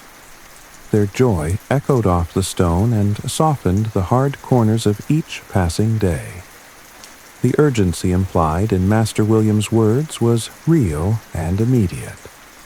The window of optimal plowing conditions was narrow, and once it closed, The farmers would have to wait for the soil to dry out again before they could continue their work.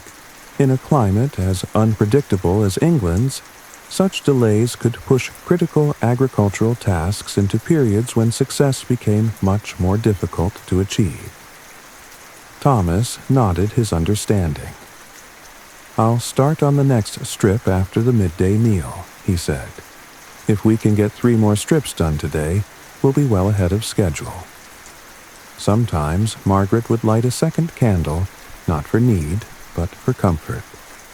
Its flame danced beside the first, and together they made the shadows less sharp. Thomas loved her most in those quiet acts, small mercies against the dark. The planning and scheduling of agricultural work required careful consideration of multiple factors: weather conditions, soil moisture, animal welfare, human endurance, and the coordination of activities with neighbors who shared equipment and labor. Thomas was already calculating how much work he could reasonably accomplish before conditions changed. The midday meal was a welcome break from the demanding work of plowing.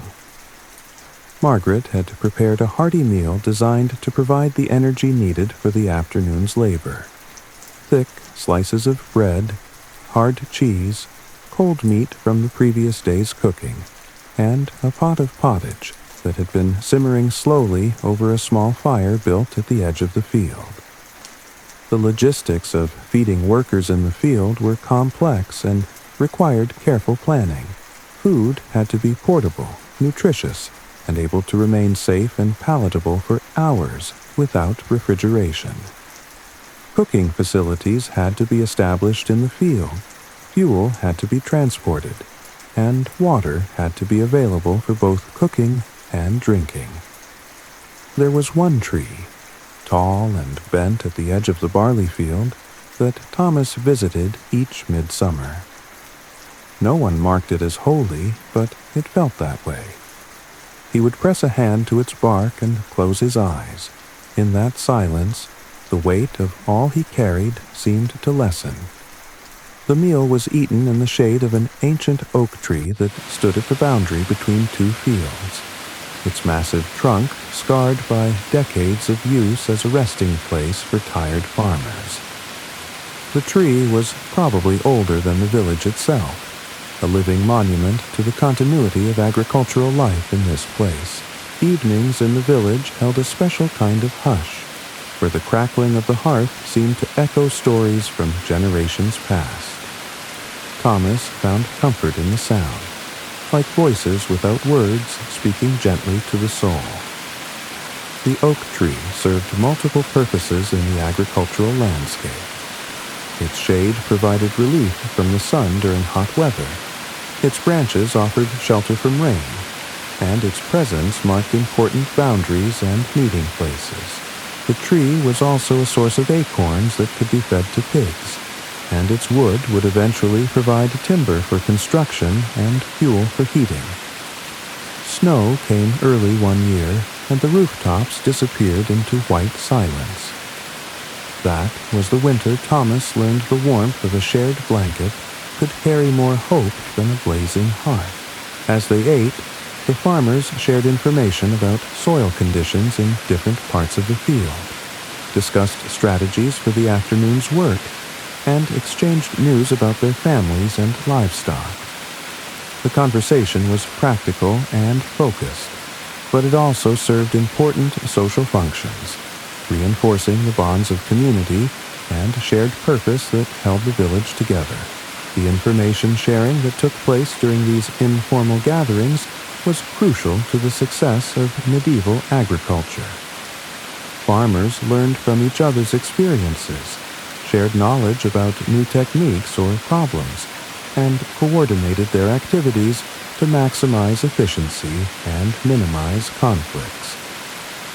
Young Peter sat slightly apart from the older farmers, listening intently to their conversation, but hesitant to contribute his own opinions. His inexperience made him cautious about offering advice or making predictions, but he was learning valuable lessons from the discussion around him. The education of young farmers was largely informal, based on observation, participation, and gradual assumption of responsibility. Peter was receiving the equivalent of a university education in agricultural science, but it was delivered through practical experience rather than formal instruction. In the late hours of quiet evenings, when the village fires burned low and only embers glowed beneath the ash, Thomas would think of the turning seasons and how each one layered stories atop the last. Old Martha had positioned herself where she could observe all the farmers and their work, and she offered commentary on the morning's progress with the authority of someone who had seen 50 years of spring plowings. Her observations were sharp and insightful, based on a lifetime of careful attention to the details of agricultural work. "The soil is working beautifully this year," she announced to the group. "Better than I've seen in 5 years. The winter was just cold enough to break up the clay, but not so cold as to freeze the ground too deep. And the spring rains have been just right, enough to soften the earth, but not so much as to make it muddy." Her analysis was based on decades of observation and an intuitive understanding of soil science that was remarkably sophisticated, despite being unschooled in formal theory. She could read soil conditions like a book, interpreting subtle signs that escaped less experienced eyes. The quality of soil conditions was crucial to the success of the spring plowing, and Martha's positive assessment was encouraging to all the farmers. Good soil conditions would make the work easier, produce better results, and set the stage for a successful growing season. "But don't get too comfortable," she continued, her tone becoming more serious. "I can smell rain in the air, and when it comes, it's going to be heavy. You've got today and maybe tomorrow morning to finish your plowing, and then you'll be waiting for a week or more." Thomas once watched a spider repair its web between the posts of their stable. Delicate, meticulous, determined. It reminded him of Margaret, weaving patches on the children's clothing by candlelight. Quiet labor that held the family together. The weather prediction reinforced Master William's earlier warning and added urgency to the afternoon's work. The farmers would have to push themselves and their animals harder than usual to take advantage of the remaining good weather. The ability to predict weather was one of the most valuable skills a medieval farmer could possess. Accurate forecasts allowed farmers to schedule their work efficiently, avoid being caught in storms, and make the most of favorable conditions. The knowledge was based on careful observation of natural signs, cloud formations, wind patterns, animal behavior, and atmospheric conditions. Even the tools in the shed had stories. The scythe held grooves from his father's hands. The spade had a dent where it struck stone years before. These were not just implements. They were witnesses. As the meal ended and the farmers prepared to return to their work, there was a sense of urgency and determination in the air. The afternoon would be crucial for completing as much plowing as possible before the weather changed. Every farmer understood that the next few hours could determine the success or failure of their entire planting season. He would sometimes find a feather on the path, white, curved, delicate. To others, meaningless. But to Thomas it was a soft sign that life, in all its harshness, still held grace. During planting season, the days stretched long and aching. The sun rose early, often before the dew had finished kissing the tips of the wheat, and did not set until backs had bent 1,000 times. Thomas moved in rhythm with the land, his motions less about strength and more about memory, passed down not by books, but by the way his father once moved beside him. The afternoon work began with renewed energy and focus. Thomas returned to his second strip, a piece of land that was slightly higher and drier than the first, with soil that was sandier and easier to work. The different soil conditions required slight adjustments to his plowing technique, but his experience allowed him to adapt quickly and efficiently. The variation in soil conditions within a single field was one of the challenges that made farming both difficult and interesting. Each strip might require different techniques, different timing, or different approaches to achieve optimal results. The skilled farmer learned to read these variations and adjust his methods accordingly. The oxen seemed refreshed by their rest and meal, and they settled into the work with renewed vigor. Brownie and Blackie moved with the steady determination that marked well-trained working animals. Their massive strength applied efficiently to the task of pulling the heavy plow through the resistant soil. The afternoon sun was warmer than the morning had been, and Thomas could feel the heat building as he worked. The physical demands of plowing were considerable under any conditions, but the increasing temperature added another layer of challenge to the already difficult work. Once, long ago, he had seen a fox darted through the fields at dusk. Its movement was soundless, like memory passing through tall grass. That image never left him. The heat affected both man and animals, requiring more frequent rest breaks and careful attention to signs of exhaustion or heat stress. Thomas monitored his oxen constantly, watching for changes in their breathing, their pace, or their willingness to respond to commands that might indicate they were being pushed too hard. As the afternoon progressed, the quality of Thomas's work remained consistently high. Each furrow was straight and true, turned to the proper depth, and spaced correctly relative to its neighbors. The skill and experience that he had inherited from his father and developed through years of practice were evident in every aspect of his plowing. Some nights he dreamed of music, not played but remembered. Simple notes, drifting like candlelight across stone walls. Perhaps his mother sang them once.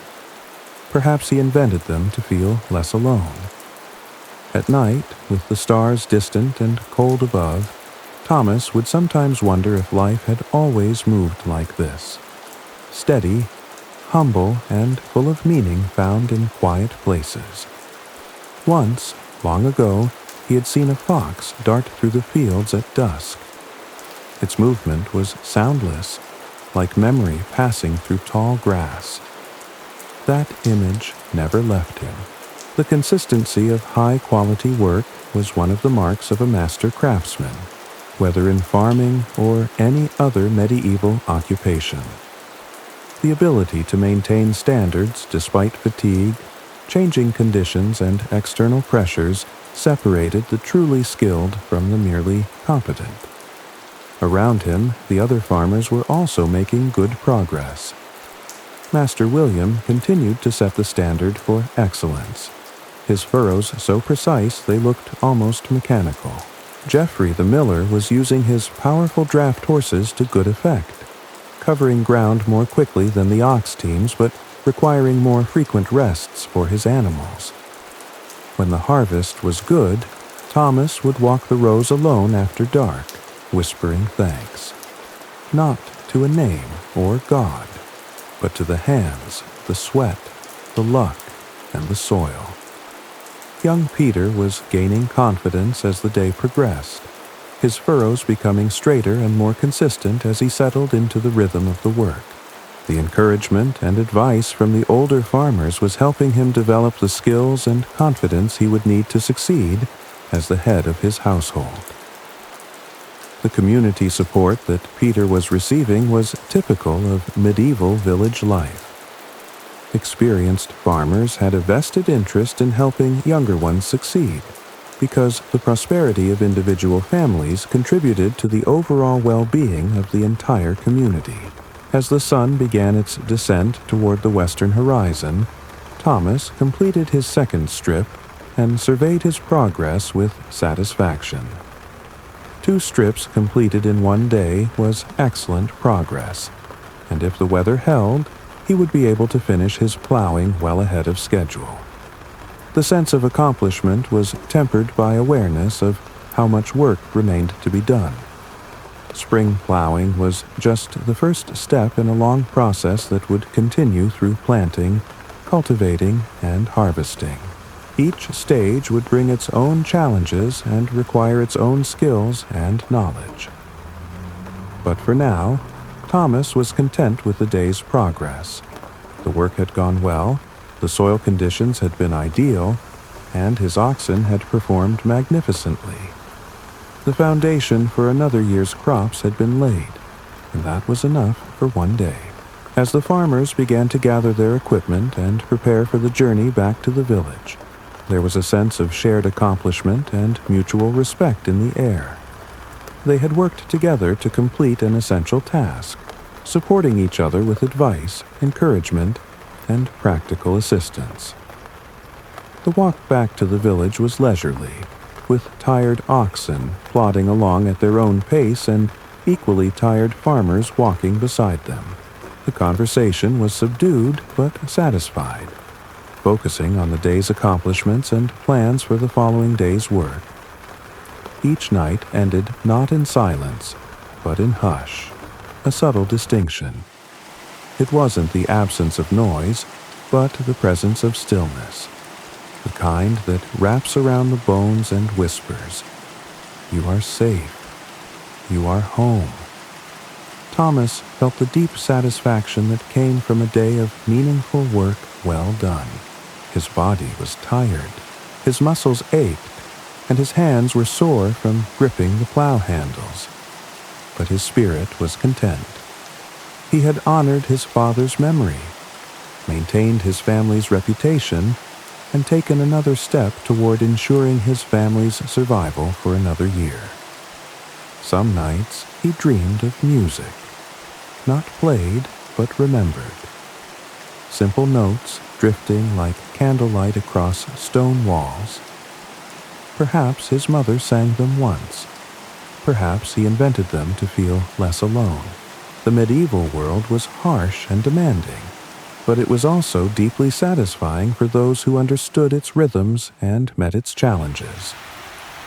Thomas was part of something larger than himself, a community, a tradition, a way of life that connected him to the land and to generations of farmers who had worked the same fields before him.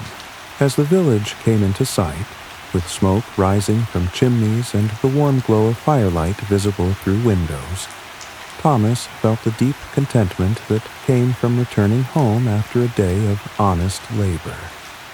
Tomorrow would bring new challenges, but tonight there would be rest, food, and the company of his family. The spring plowing would continue for several more days, weather permitting, but the foundation had been laid. The ancient partnership between humans and the land had been renewed for another year, and the cycle of planting, growing, and harvesting could begin once again. In the gathering dusk, as Thomas led his tired oxen toward their well-deserved rest, he was participating in one of humanity's oldest and most essential activities. The techniques might evolve, the tools might improve, but the fundamental relationship between farmers and the land remained unchanged. A partnership based on knowledge, skill, hard work, and hope for the future. The day's work was done, but the year's work was just beginning. And Thomas was ready for whatever challenges lay ahead. On rare mornings when mist blanketed the fields, the entire world seemed slower, as though holding its breath. Thomas would often linger longer on such days, grateful for the pause. The wisdom of the soil. The creek near Millbrook sang louder in spring, not with music, but with movement, stones shifting, water racing. On quiet afternoons, Thomas would sit beside it and feel the current tug at his thoughts, reshaping them into calmer shapes. As the sun reached its zenith, Master William called for the midday break. The oxen were led to a nearby stream, where they drank deeply and stood in the shade of ancient willows, their sides heaving gently from the morning's exertion. The plowmen gathered in the lee of a stone wall that had stood since Roman times, its weathered blocks a reminder of other civilizations that had worked this same land. Margaret arrived with the other women, carrying baskets of food and clay jugs of small beer. The midday meal was a social occasion as much as a necessity, a time for the community to come together, share news, and reinforce the bonds that held village life together. There was an old oak near the village well, bent and wide. People said it listened. Thomas believed it. When he had no one else to confide in, he would sit beside it and simply be. At night, with the stars distant and cold above, Thomas would sometimes wonder if life had always moved like this. Steady, humble, and full of meaning found in quiet places. Thomas accepted a wooden bowl of pottage from his wife, inhaling the rich aroma of peas and barley seasoned with herbs from their garden. The bread was fresh from the morning's baking, still warm and fragrant. As he ate, he listened to the conversations flowing around him. Discussions of weather and crops, gossip about neighboring villages, plans for the coming planting season. Old Henrik says the rye should go in the north field this year, Geoffrey the miller was saying, referring to the village's oldest farmer, a man whose memory stretched back to the great famine of 20 years past. Says the soil there needs the rye to build it up. Once, long ago, he had seen a fox dart through the fields at dusk. Its movement was soundless, like memory passing through tall grass. That image never left him. Master William nodded thoughtfully. Henrik knows his soil, been working it longer than any of us. If he says rye, then rye it should be. Oh, this was how agricultural knowledge was passed down in the medieval world. Not through books or formal education, but through the accumulated wisdom of generations of farmers who had learned to read the subtle signs of soil and weather, plant and season. Each field had its own personality, its own needs and preferences, and the successful farmer was one who learned to listen to what the land was telling him. There was one tree, tall and bent at the edge of the barley field, that Thomas visited each midsummer. No one marked it as holy, but it felt that way. He would press a hand to its bark and close his eyes. In that silence, the weight of all he carried seemed to lessen. Young Edmund had found a group of other children his age, and they were playing a game that involved chasing each other around the stone wall while making the sounds of various farm animals. Their laughter added a note of joy to the gathering, a reminder that even in a world of hard work and constant struggle, there was still room for play and childhood wonder. Anne sat beside her mother, carefully eating her portion of bread and cheese. Her cough had subsided somewhat, but Margaret kept a watchful eye on her, ready to intervene if the symptoms worsened. In a world without modern medicine, a mother's vigilance was often the difference between life and death for a child. As the meal progressed, the conversation turned to the broader concerns that affected every farming community. There had been reports of raiders from the north, bands of desperate men who had been displaced by crop failures in their own regions. The local lord, Sir Robert, had increased the watch on the manor's borders, but everyone knew that a determined group of raiders could cause tremendous damage before they could be stopped. My brother in Westbrook says they lost half their seed grain to raiders last month, reported Simon the shepherd, his weathered face grave with concern. Had to borrow from the Lord's stores just to have enough to plant. This was every farmer's nightmare, to lose the seed grain that represented next year's hope. Without seeds, there could be no planting. Without planting, there could be no harvest.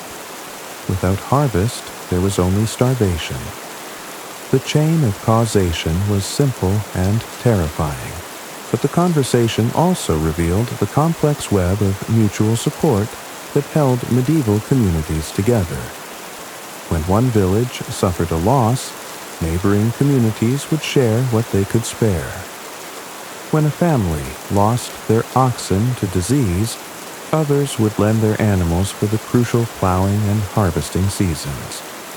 It was a system born of necessity, but sustained by genuine human compassion. Master William stood and stretched, his joints creaking audibly. "Time to get back to it," he announced. "We've got 4 more hours of good light, and the soil's perfect for plowing." The afternoon session began much like the morning, with the careful preparation of equipment and animals. But now there was a different quality to the work, a sense of momentum building, of a job well begun and progressing toward completion. The furrows stretched across the field in neat, parallel lines, dark ribbons of turned earth that spoke of human skill and determination. In the lull before dawn, when the sky was just beginning to gray, the village held its breath. No clatter, no talk, only the faint rustle of wind through bare branches. Thomas cherished that silence. It felt like being cradled by the world itself. Thomas found his rhythm more quickly now, his body remembering the morning's lessons. The plow seemed to move more smoothly through the soil. The oxen responded more readily to his commands, and the furrows opened behind him with satisfying regularity. This was the kind of work that improved with practice, where experience counted for more than raw strength. As he worked, Thomas's mind wandered to the seeds that would soon be planted in these furrows. Barley for the family's bread and beer, oats for the horses and oxen, peas and beans to enrich the soil and provide protein for the family table. Each crop had its own requirements, its own season, its own place in the complex rotation that kept the soil fertile and productive. The medieval 3-field system was a marvel of agricultural engineering, though its creators probably never thought of it in such terms. One field would be planted with winter crops, wheat or rye sown in the fall and harvested in summer. Another would be planted with spring crops, barley, oats, peas, and beans sown in spring and harvested in fall. The third field would lie fallow, resting and recovering its fertility. Each year, the crops would rotate to different fields, ensuring that no piece of land was overworked. The fallow field would be grazed by the village's animals, whose manure would help restore the soil's nutrients. It was a system that had evolved over centuries of trial and error, refined by generations of farmers who understood that the land was not just a resource to be exploited, but a living entity that required care and respect. On rare mornings when mist blanketed the fields, the entire world seemed slower, as though holding its breath. Thomas would often linger longer on such days, grateful for the pause. The afternoon sun cast long shadows across the field as the work continued.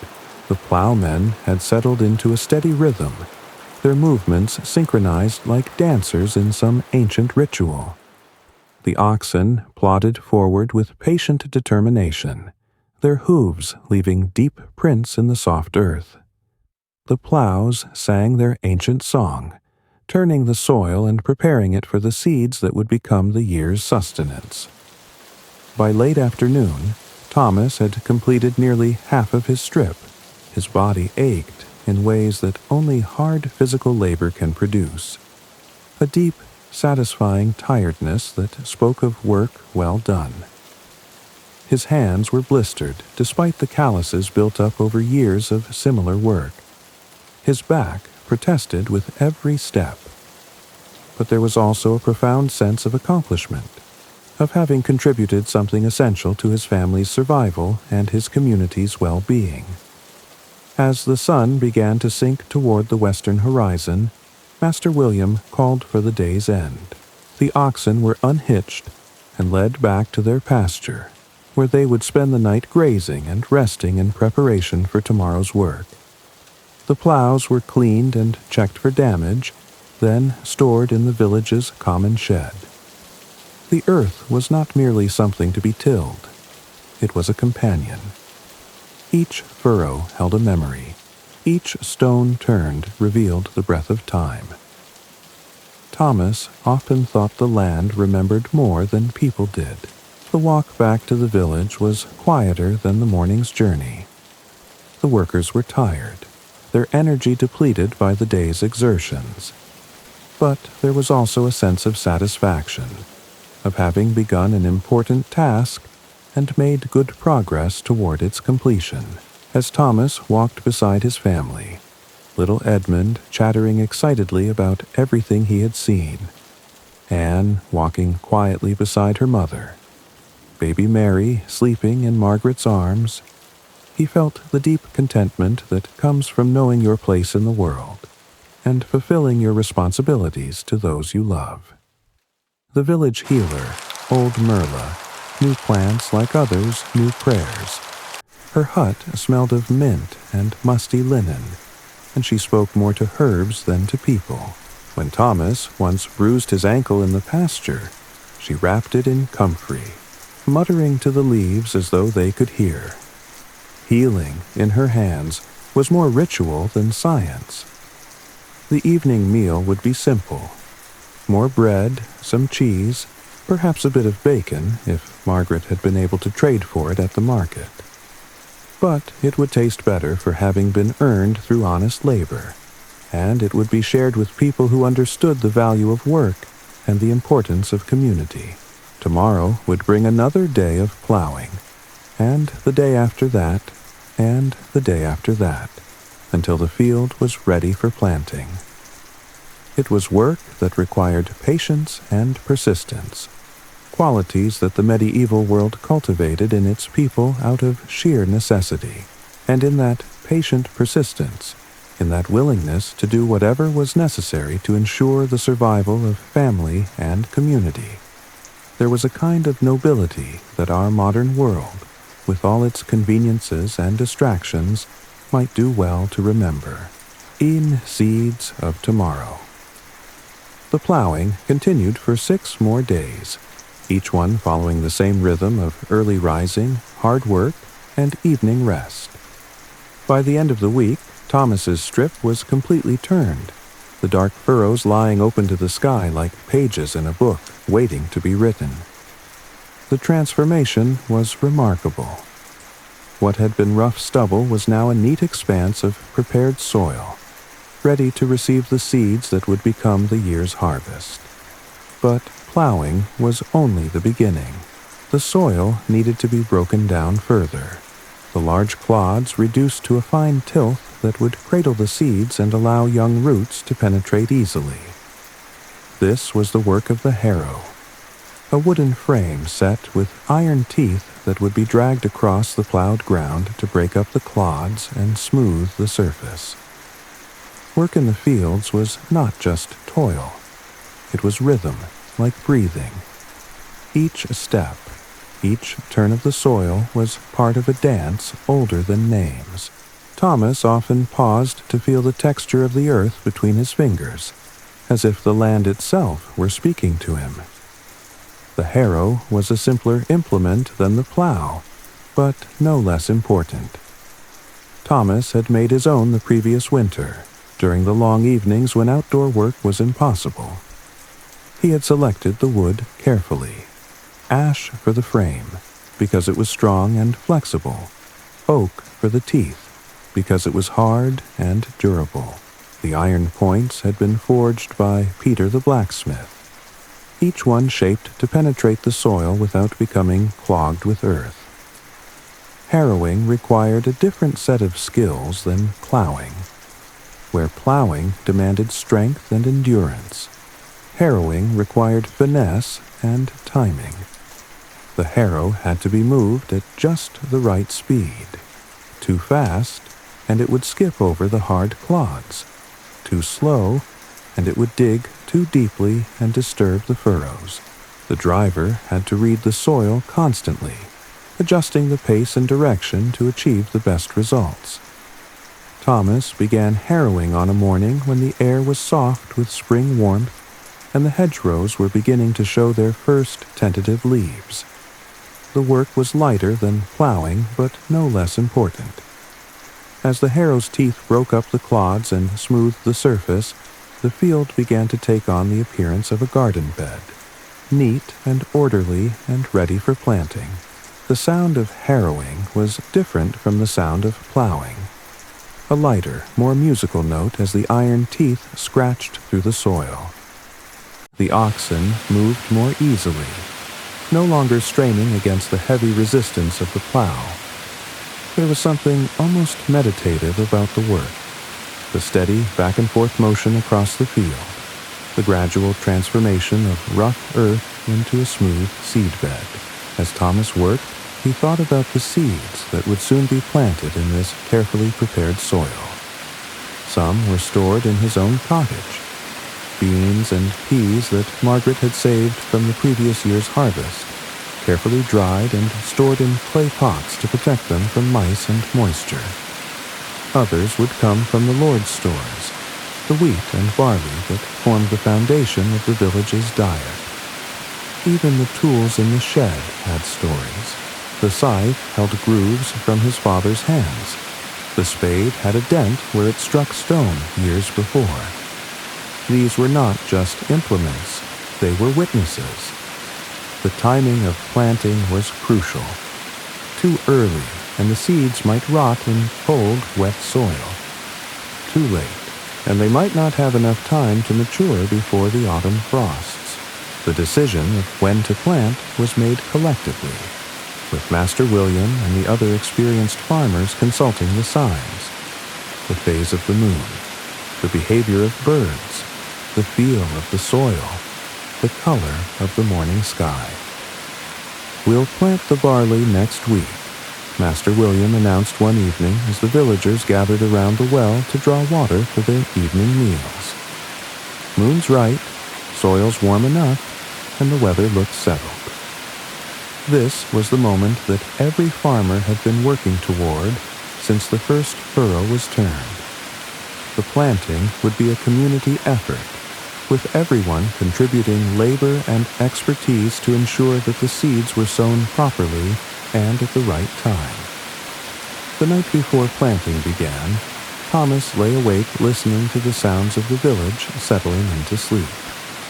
Somewhere in the darkness, a baby was crying, probably the miller's youngest, who had been colicky for weeks. A dog barked once, then fell silent. The wind rustled through the thatch of the roof, carrying the scent of spring flowers and fresh earth. Margaret stirred beside him, her breathing deep and regular. She had spent the evening preparing for tomorrow's work, sorting through the saved seeds, checking them for signs of damage or disease, setting aside the best ones for planting. It was work that required knowledge and skill, the ability to recognize healthy seeds, to understand which varieties would grow best in which conditions, to calculate how much seed would be needed for each field. In the darkness, Thomas could hear little Anne coughing softly in her sleep. The cough had persisted for weeks now, despite Margaret's herbal remedies. It wasn't getting worse, but it wasn't getting better either. And both parents watched their daughter with the constant anxiety that was part of medieval parenthood. Children were precious beyond measure, but they were also fragile, vulnerable to diseases and accidents that could snatch them away without warning. The breeze that drifted over the village fields carried with it not only the scent of earth and hay, but the quiet reminder of seasons long past. In the silence between chores, Thomas would sometimes pause, letting memory and breath settle into the still air. The harvest feast was humble but whole. Breads, root vegetables, and laughter filled the hall more than meat. One year, Thomas recited a blessing, not from Scripture, but from his heart, that every hand that fed another would always find food themselves. Young Edmund slept the deep, untroubled sleep of childhood, occasionally murmuring words that made no sense but somehow conveyed perfect contentment.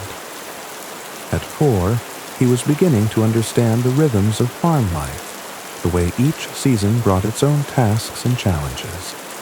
Soon he would be old enough to help with the lighter work, scaring birds from the newly planted fields, gathering eggs from the henhouse, helping his mother in the vegetable garden. Baby Mary made the small sounds that babies make in their dreams, tiny sighs and whispers that spoke of a world beyond adult understanding. She was thriving despite the harsh conditions of medieval life, growing plump and strong on her mother's milk and the porridge that Margaret had begun feeding her. As Thomas lay in the darkness, surrounded by the sounds of his sleeping family, he felt the weight of responsibility that every medieval father carried.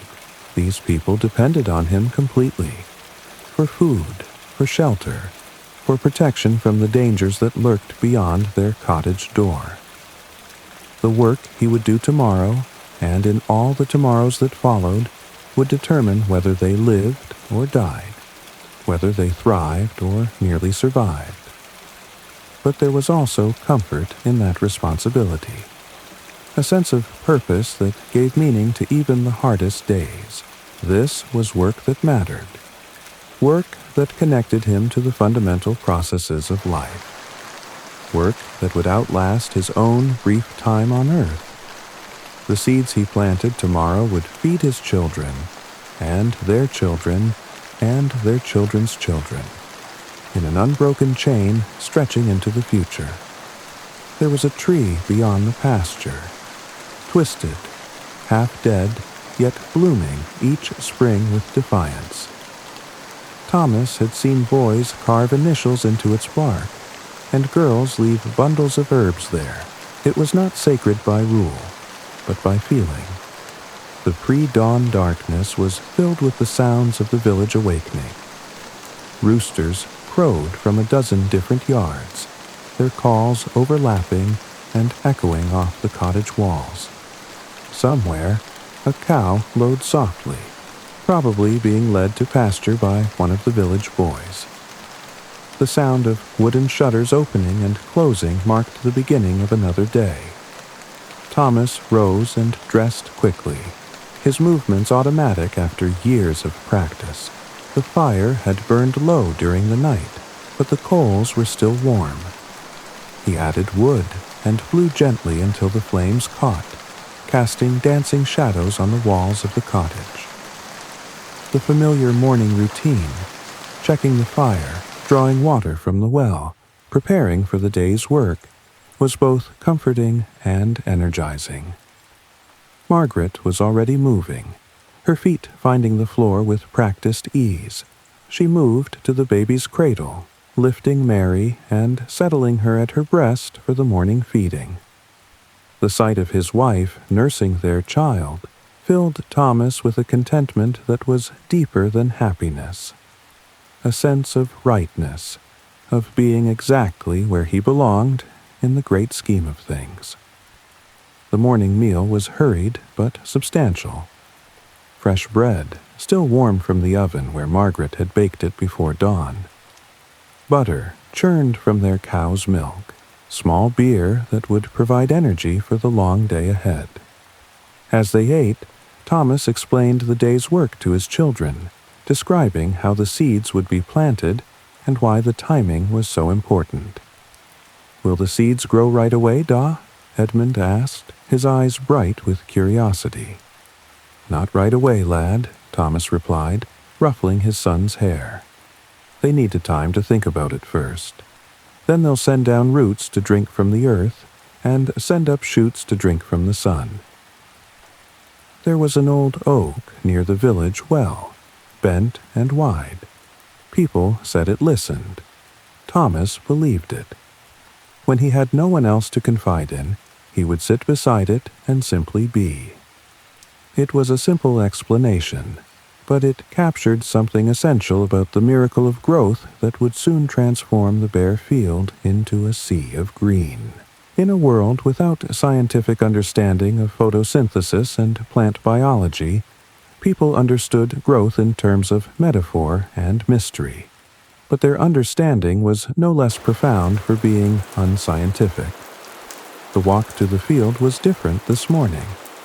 Instead of carrying plows and harrows, the villagers carried baskets of seed and the simple tools used for planting. Wooden dibbles for making holes in the soil, leather bags for carrying seed, rakes for covering the planted rows. The mood was expectant, almost festive, as if the entire community was preparing for a celebration. And, in a sense, they were.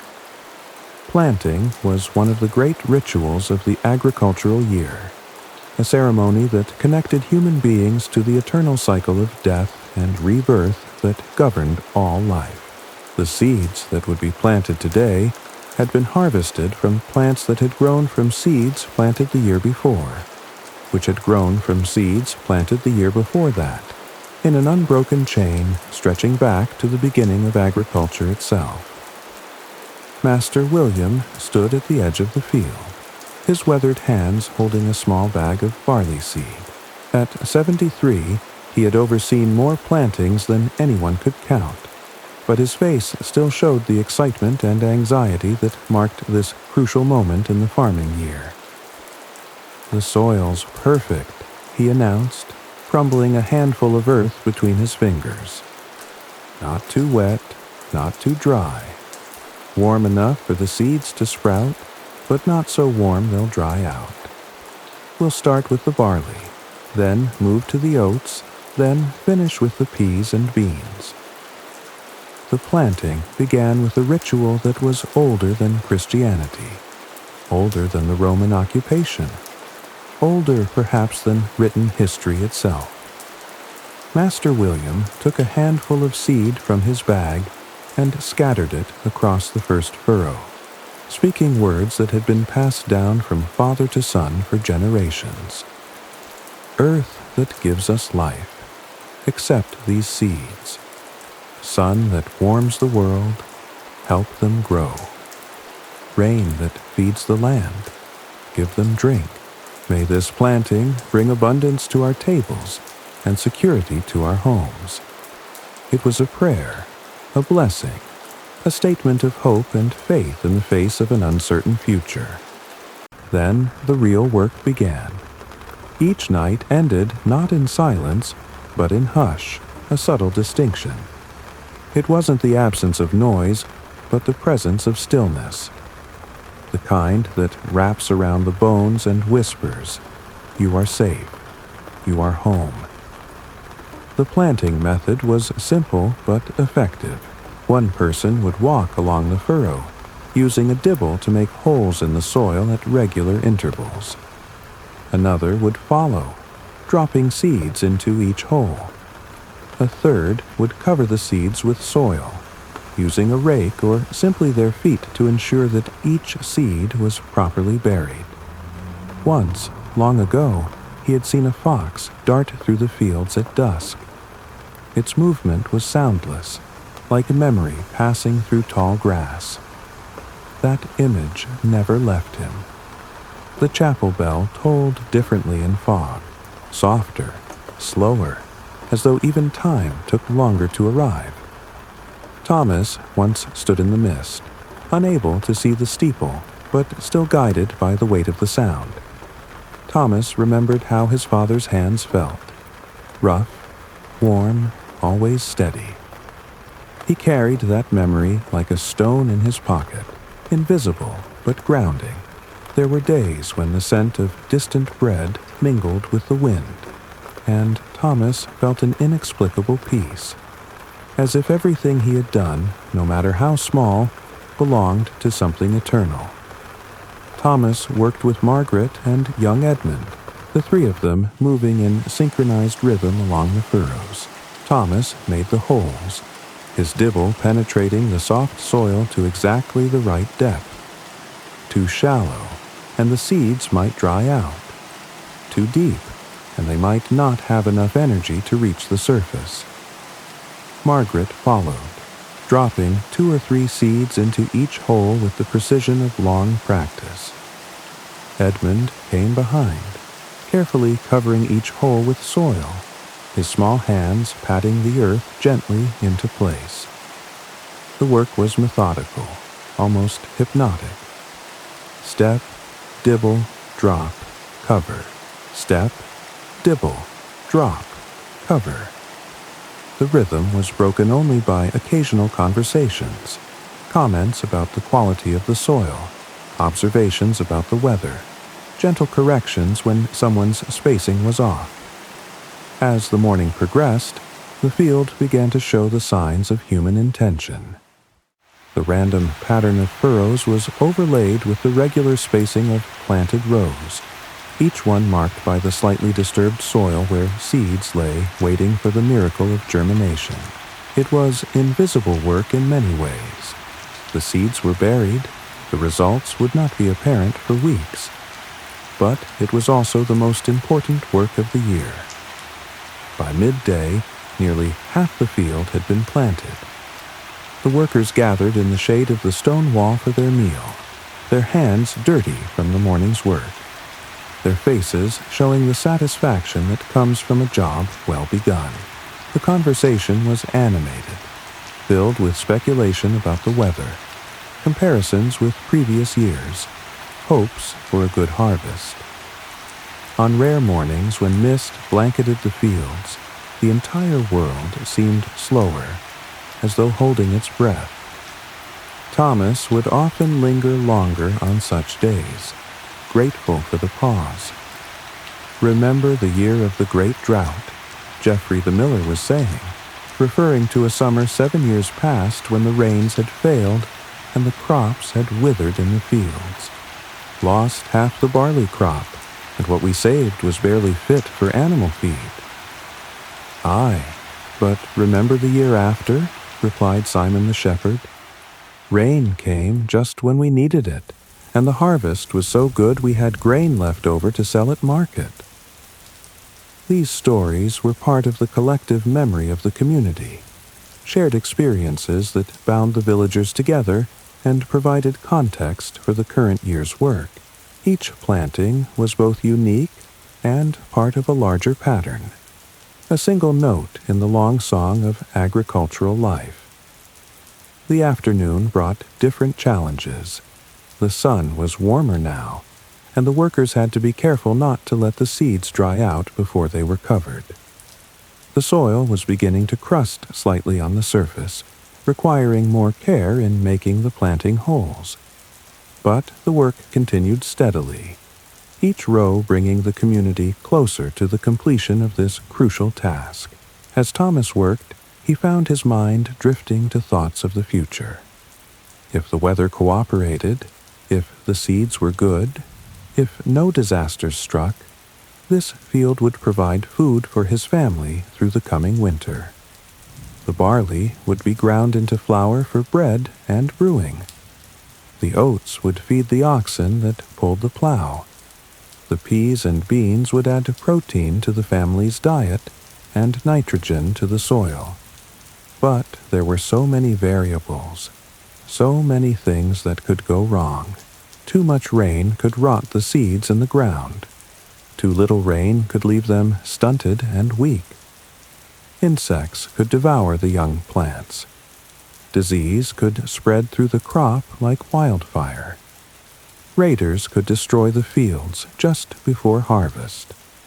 The list of potential disasters was long and terrifying. Yet the work continued, because it had to continue. This was the bargain that human beings had made with the earth thousands of years ago. We would plant and tend and harvest, and in return, the earth would sustain us. It was a bargain that required faith, courage, and an almost superhuman persistence in the face of uncertainty. As the sun began to sink toward the western horizon, the last of the seeds were planted and covered. The field that had been bare furrows in the morning was now a planted field, though the casual observer would see little difference. The real changes were invisible, buried in the soil, waiting for the right combination of warmth and moisture to begin the ancient miracle of growth. Once, long ago, he had seen a fox dart through the fields at dusk. Its movement was soundless, like a memory passing through tall grass. That image never left him. Master William walked slowly across the completed field, his experienced eyes checking the spacing of the rows, the depth of the planting, the quality of the soil coverage. His face showed satisfaction. This had been a good day's work, done properly and at the right time. The harvest feast was humble but whole. Breads, root vegetables, and laughter filled the hall more than meat. One year, Thomas recited a blessing, not from Scripture, but from his heart, that every hand that fed another would always find food themselves. Work in the fields was not just toil. It was rhythm, like breathing.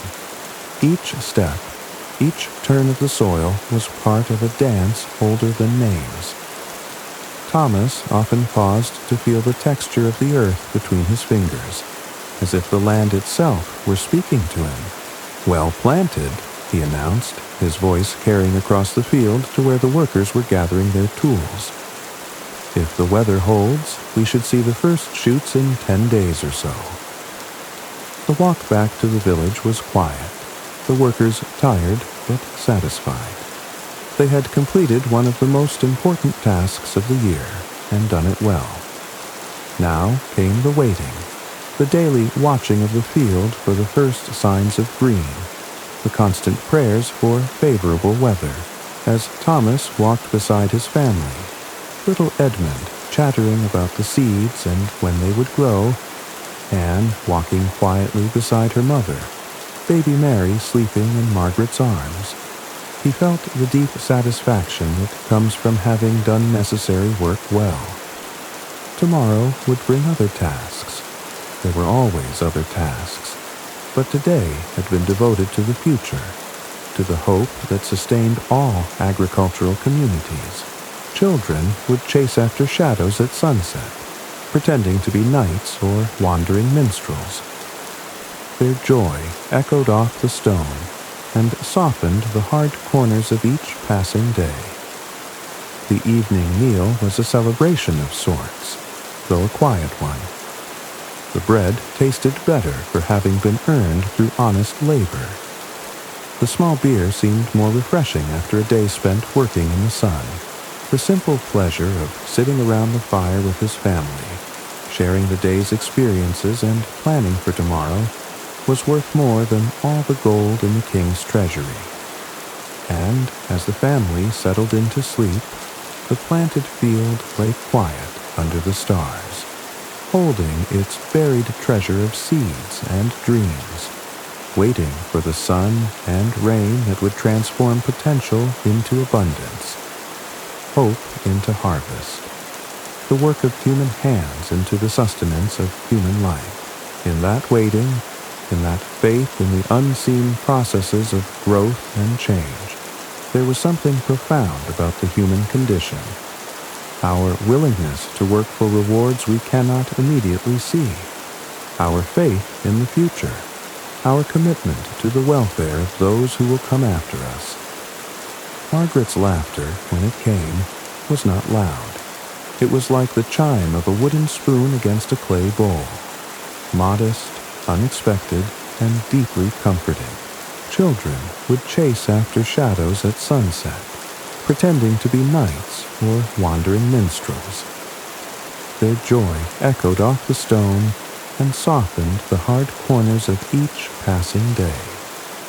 The tender shoots of hope. 10 days passed with the slow deliberation that marked all medieval time. Each morning, Thomas would walk to the edge of the field and scan the dark soil for any sign of green. Each evening, he would return home with the same report. Not yet, but soon.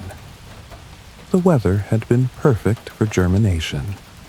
Warm days and cool nights, with just enough moisture from brief spring showers to keep the soil damp, but not waterlogged.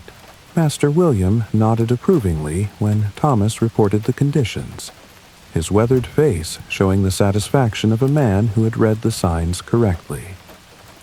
On the 11th day, as Thomas made his morning inspection, he saw it, a tiny green shoot, no bigger than a needle, pushing through the dark earth.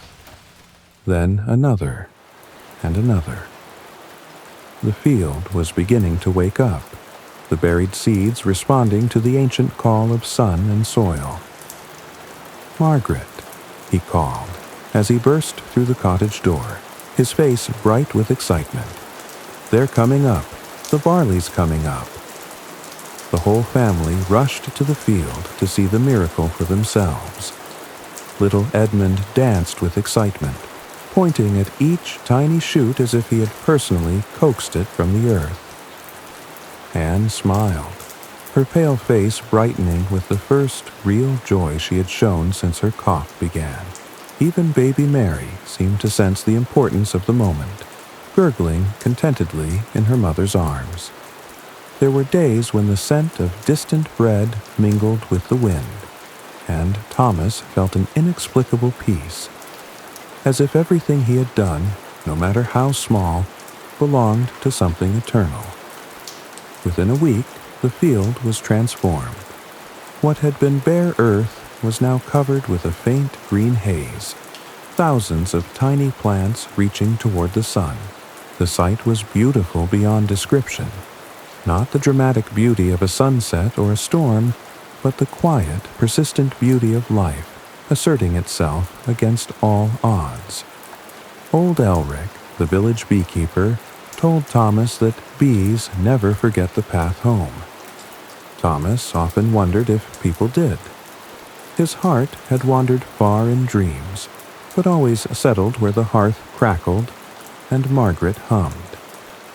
But with the emergence of the crop came new responsibilities and new anxieties. The young plants were vulnerable to countless threats. Birds that would eat the tender shoots, insects that would devour the leaves, weeds that would compete for nutrients and sunlight. The next few weeks would be crucial in determining whether the promising beginning would lead to a successful harvest. Spring rains returned life to the village in waves. First the buds, then the insects, then the chorus of frogs by the ditch. Thomas marked time not by dates, but by sounds. The first crow of the rooster, the splash of boots in thawed mud, the soft knock of seed against wood.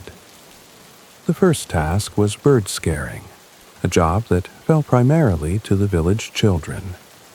Armed with wooden clappers, tin pots, and their own voices, they would patrol the fields from dawn to dusk, making enough noise to keep the crows and pigeons from settling on the tender shoots. It was work that required constant vigilance but little skill, perfect for children too young for heavier tasks. Edmund was thrilled to be given his own clapper and assigned a section of the field to protect. He took his responsibility seriously, marching back and forth along his assigned rows, banging his clapper enthusiastically whenever he spotted a bird anywhere in the vicinity. His enthusiasm sometimes exceeded his judgment. He would scare birds that were nowhere near the crops, and occasionally he would become so absorbed in his noise-making that he would forget to watch for actual threats. But the other children helped him learn, and gradually he developed the skills needed for effective bird scaring. He learned to distinguish between birds that posed a real threat and those that were merely passing through. He learned to time his interventions for maximum effect, waiting until the birds had committed to landing before making his noise. Most importantly, he learned to work as part of a team, coordinating his efforts with the other children to provide comprehensive coverage of the field. Anne, despite her lingering cough, also took part in the bird scaring. Her approach was different from her brother's. Quieter, more observant, more strategic. She would position herself where she could see large sections of the field, watching patiently for signs of trouble, then moving quickly to address specific threats. Her cough actually helped in some ways, as the harsh sound was particularly effective at startling birds. The bird scaring continued for 3 weeks, until the plants were large enough and tough enough to withstand some bird damage without serious harm.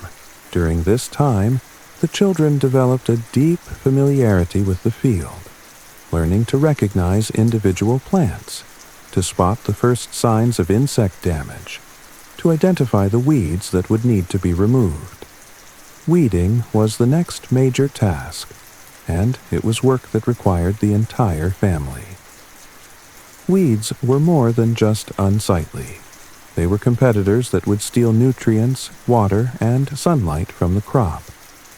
Left unchecked, they could reduce the harvest by half or more, but removing them required careful judgment, as it was easy to damage the crop plants while trying to eliminate the weeds.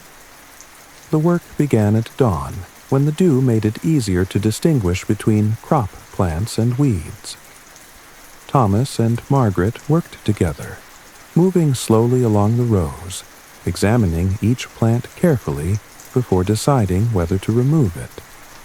The children helped by carrying away the pulled weeds and by learning to recognize the different types of plants they would encounter. "See this one?" Margaret said to Anne, pointing to a small plant growing between 2 barley shoots. "That's chickweed. It looks harmless, but it spreads fast and steals water from the barley. It has to go." Anne nodded seriously, filing away another piece of agricultural knowledge that would serve her well in the years to come. The education of a medieval child was largely practical, focused on the skills needed for survival and success in their particular environment. Anne was learning to be a farmer's wife, just as Edmund was learning to be a farmer. The weeding was tedious work, requiring hours of bent-over labor under the increasingly warm spring sun.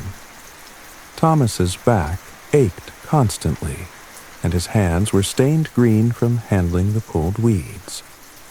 But it was necessary work, and he approached it with the same patient persistence that characterized all his agricultural activities. There were days when the scent of distant bread mingled with the wind, and Thomas felt an inexplicable peace, as if everything he had done, no matter how small, belonged to something eternal. As the days passed, the crop continued to grow and strengthen. The barley plants developed their characteristic broad leaves and began to tiller, sending up additional shoots from their base. The oats grew taller and more upright, their narrow leaves rustling in the spring breeze. The peas and beans climbed their support stakes, their tendrils reaching out to grasp anything that would help them reach toward the sun.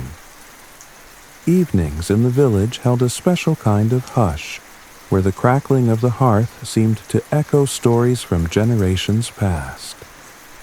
Thomas found comfort in the sound, like voices without words speaking gently to the soul. The transformation of the field was remarkable.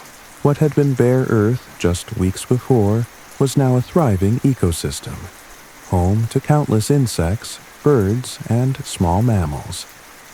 Bees hummed among the flowering peas, collecting nectar and inadvertently pollinating the plants.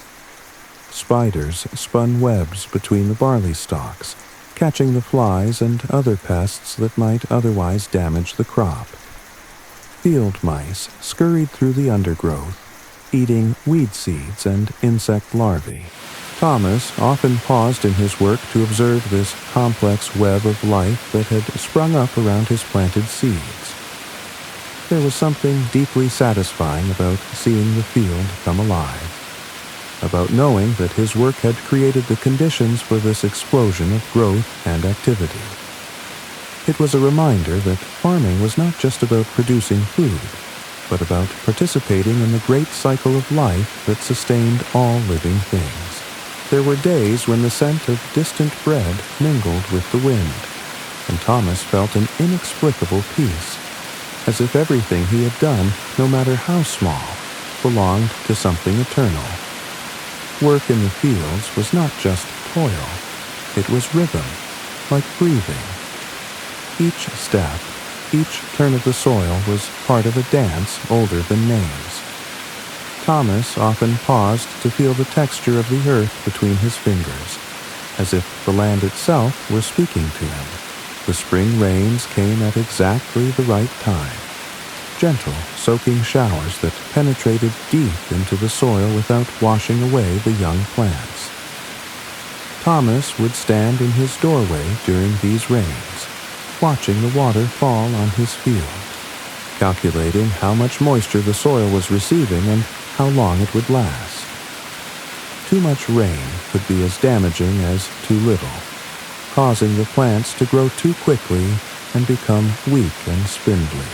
But the rains were perfect, enough to keep the plants growing vigorously, but not so much as to cause problems. Master William pronounced himself satisfied with the weather, a judgment that carried great weight in the village. His ability to predict weather patterns was legendary, based on a lifetime of careful observation and an intuitive understanding of natural cycles. As May progressed into June, the crop began to show its true potential. The barley was knee-high and growing stronger every day. The oats were even taller, their seed heads beginning to form. The peas and beans were flowering prolifically, promising a good harvest of both food and nitrogen-fixing benefits for the soil. On cold mornings, Margaret's tea steamed like hope itself. She would hand Thomas a wooden cup and rest her hand on his chest a moment longer than needed. That quiet pause, in a day often full of motion, stayed with him far longer than the warmth of the drink. But with success came new anxieties. The crop was now valuable enough to attract the attention of thieves and raiders. Stories circulated of neighboring villages that had lost entire fields to bands of desperate men who would steal anything they could carry and destroy what they couldn't. Thomas began to sleep more lightly, listening for any unusual sounds that might indicate a trouble. The village organized watches, with the men taking turns patrolling the fields at night. It was unpaid work, added to the already heavy burden of daily labor, but it was necessary. A successful harvest required not just good farming, but also vigilant protection of the growing crop. Thomas's turn came on a warm June night when the moon was nearly full. He walked slowly around the perimeter of the field, his eyes scanning the shadows for any sign of movement, his ears alert for sounds that didn't belong. The night was alive with the normal sounds of a rural summer. Owls calling from the woods, mice rustling in the hedgerows, the distant lowing of cattle in their pasture. But there was also something else, something that made the hair on the back of his neck stand up, a sound that might have been footsteps, or might have been the wind in the trees, a shadow that might have been a man, or might have been a bush swaying in the breeze. Thomas gripped his staff more tightly and moved toward the sound, his heart pounding with a mixture of fear and determination. The shadow resolved itself into a deer, a young doe that had wandered into the field to graze on the tender crop plants. She looked up at Thomas's approach, her large eyes reflecting the moonlight, then bounded away into the darkness with the effortless grace that marked all wild creatures. Thomas laughed softly at his own nervousness, but he also made a mental note to check for deer damage in the morning. The night watch continued until dawn, when Thomas was relieved by Geoffrey's eldest son. He walked home through the quiet village, past the cottages where his neighbors were beginning to stir, past the church where the bell would soon ring for morning prayers, past the manor house where the lord and his family slept in comfort and security. The cottage was warm and welcoming after the cool night air. Margaret was already up, tending the fire and preparing the morning meal. The children were still asleep, but they would wake soon, and the day's work would begin. There was always work to be done: weeding, watering, watching for signs of disease or pest damage, preparing for the harvest that was still months away. But as Thomas sat down to his breakfast of bread and small beer, surrounded by his family in their humble cottage, he felt the deep satisfaction that comes from knowing that you are doing necessary work well. The crop was growing strong and healthy. The weather had been favorable. The community was working together to protect what they had built. There would be challenges ahead. There were always challenges. But for now, in this moment of quiet contentment, Thomas could look out at his field and see the green shoots of hope reaching toward the sun, carrying within them the promise of another year's survival, another harvest, another chance to provide for the people he loved. And in that promise, in that faith in the future that sustained all agricultural communities, there was something profound about the human spirit. Our willingness to work for rewards we cannot immediately see. Our commitment to the welfare of those who depend on us. Our participation in the eternal cycle of growth and harvest that connects us to the deepest rhythms of life itself. The summer's vigil. June melted into July with the slow, honey-thick progression of high summer. The days grew longer and warmer, the sun rising before 4 in the morning and not setting until nearly 9 at night. For Thomas and his fellow farmers, these were the longest working days of the year, but also some of the most rewarding, as they watched their crops mature and strengthen under the benevolent summer sun. The barley had grown waist-high, its broad leaves rustling in the warm breeze, its developing grain heads beginning to show the promise of harvest. The oats towered even higher, their delicate seed heads dancing in the slightest wind. The peas and beans had climbed their stakes and were heavy with pods, some already plump enough to harvest for the family table. But summer also brought new challenges. The warm, humid weather that encouraged crop growth also favored the development of plant diseases. Rust, a fungal infection that could devastate grain crops, was always a threat during the summer months. Thomas inspected his plants daily, looking for the telltale orange spots that would signal the beginning of an outbreak. Old Elric, the village beekeeper, told Thomas that bees never forget the path home. Thomas often wondered if people did. His heart had wandered far in dreams, but always settled where the hearth crackled and Margaret hummed. Snow came early one year, and the rooftops disappeared into white silence. That was the winter Thomas learned the warmth of a shared blanket could carry more hope than a blazing hearth. Thomas remembered how his father's hands felt: rough, warm, always steady. He carried that memory like a stone in his pocket, invisible but grounding. The inspection was meticulous work, requiring him to examine individual plants closely, looking not just for signs of disease but also for insect damage, nutrient deficiencies, and other problems that could reduce the harvest. He had learned to read the subtle signs that plants gave when they were stressed.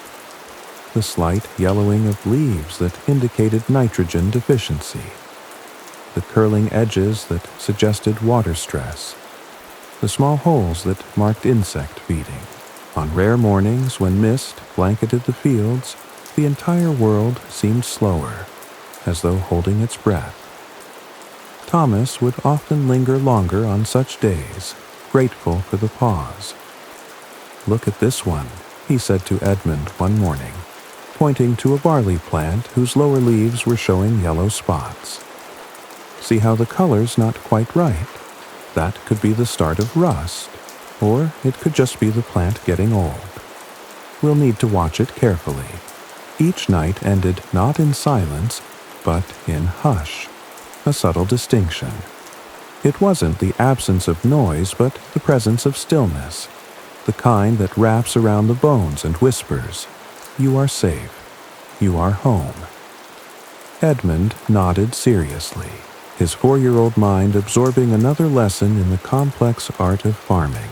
He was too young to understand the scientific principles involved, but he was learning to see what his father saw, to notice the small details that could make the difference between success and failure. The summer heat also brought the constant threat of drought. While the spring rains had been perfect, July was typically a dry month, and the crops needed regular moisture to reach their full potential. Thomas watched the sky constantly, looking for signs of rain, calculating how long the soil moisture would last, planning what to do if the rains failed to come. Water management was one of the most critical skills a medieval farmer could possess. The village had access to a small stream that ran along the eastern edge of the fields, but it was too far away to provide irrigation for most of the crops. Instead, the farmers relied on careful soil management to conserve whatever moisture was available. The weeds that Thomas had so carefully removed earlier in the season would have competed with the crops for the limited water supply. The mulch of pulled weeds and crop residue that he had left between the rows helped to reduce evaporation and keep the soil moist. The deep plowing of the previous spring had created a reservoir of moisture in the subsoil that the crop roots could tap when the surface soil dried out. But despite all these precautions, the crops still needed rain, and as July progressed with only a few brief showers, Thomas began to worry. The barley leaves were beginning to curl slightly during the hottest part of the day, a sign that the plants were starting to experience water stress. The oats were still growing, but more slowly than they should have been. The peas and beans were producing pods, but they were smaller than in years with adequate rainfall. The entire village was feeling the effects of the dry weather. Wells that normally ran clear were beginning to show signs of dropping water levels. The stream that powered the mill was running lower than usual, forcing Geoffrey to ration the grinding of grain. Gardens that should have been lush and productive were showing signs of stress, with vegetables growing more slowly and producing smaller yields. But the medieval farming community had learned to cope with such challenges through centuries of experience. Water was conserved wherever possible, with families sharing wells and carefully managing their domestic water use. Priority was given to the most essential crops, with less important plants allowed to suffer if necessary, and everyone watched the sky with the intensity of people whose lives depended on the weather. The prayers in the village church took on a new urgency during this dry period. Father Benedict, the village priest, led special services asking for rain, and the congregation responded with a fervor born of genuine need. In a world where the line between survival and starvation was often determined by the weather, prayer was not just a spiritual exercise but a practical necessity. Thomas found himself spending more time in the fields during the early morning and evening hours, when the cooler temperatures made it easier to assess the condition of his crops. He would walk slowly along the rows, his experienced eyes checking each plant, his hands feeling the soil to gauge its moisture content, his mind calculating how long the crops could survive without rain. The social fabric of the village also adapted to the stress of the dry weather. Neighbors who might normally compete for resources instead began to cooperate more closely, sharing information about which wells still had water, which crops were showing the most stress, which techniques seemed to be working best for conserving moisture. Margaret proved particularly valuable during this period, as her knowledge of herbs and plants extended beyond the purely agricultural. She knew which wild plants could be harvested to supplement the family's diet if the crops failed, which herbs could be used to treat the stress-related illnesses that often accompanied difficult growing seasons, which techniques could be used to preserve food with minimal water use. "The plantain by the stream is still green," she reported one evening, referring to a wild plant that could be cooked like spinach. "And the elderberries are starting to ripen early, probably because of the heat. We should gather them soon, before the birds get them all." The chapel bell tolled differently in fog, softer, slower, as though even time took longer to arrive. Thomas once stood in the mist, unable to see the steeple, but still guided by the weight of the sound. This kind of knowledge was passed down from mother to daughter, grandmother to granddaughter, in an unbroken chain of practical wisdom that had sustained rural communities for generations.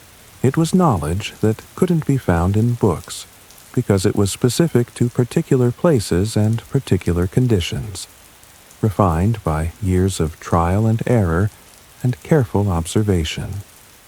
In the late hours of quiet evenings, when the village fires burned low and only embers glowed beneath the ash, Thomas would think of the turning seasons and how each one layered stories atop the last. As July moved toward August, the situation became more critical.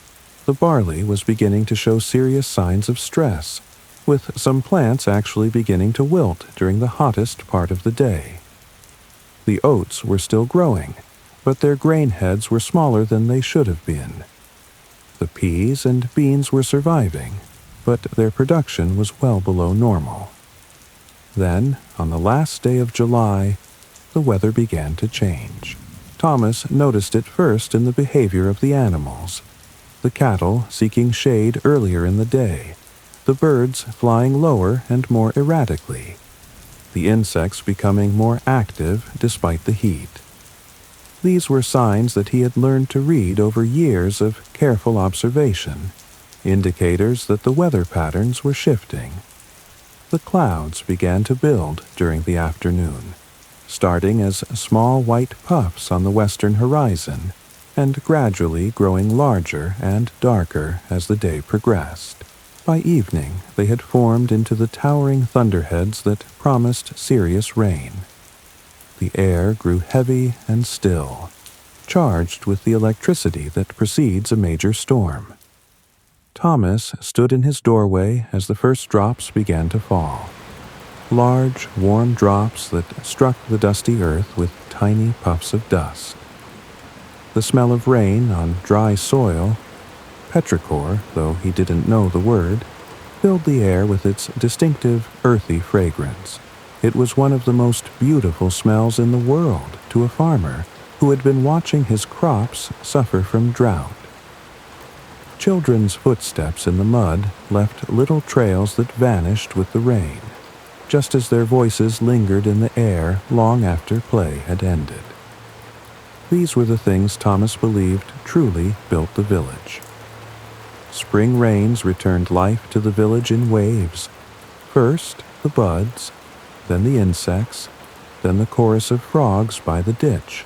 Thomas marked time not by dates, but by sounds. The first crow of the rooster, the splash of boots in thawed mud, the soft knock of seed against wood. The rain began gently, then increased in intensity as the storm moved overhead. Lightning flashed across the sky, followed by the rumble of thunder that seemed to shake the very foundations of the cottage. But Thomas wasn't afraid. This was the kind of storm that brought life, not destruction. The rain was heavy, but not violent, soaking into the thirsty soil rather than running off in destructive floods.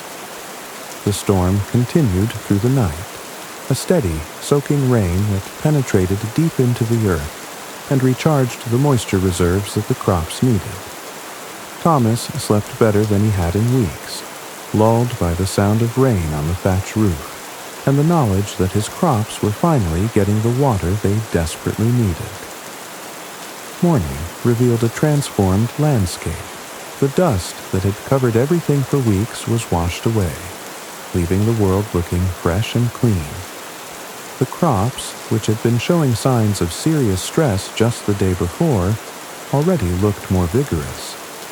The barley leaves were no longer curled, the oats stood straighter, and the peas and beans seemed to have grown visibly overnight.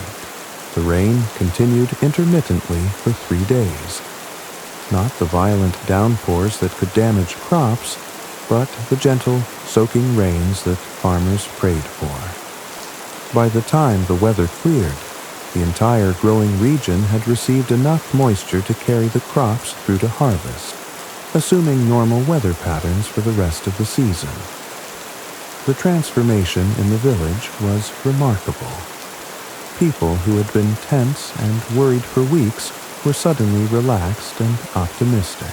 Conversations that had focused on contingency plans and worst-case scenarios now turned to harvest preparations and market prices. Children who had been subdued by their parents' anxiety were once again playing and laughing in the streets.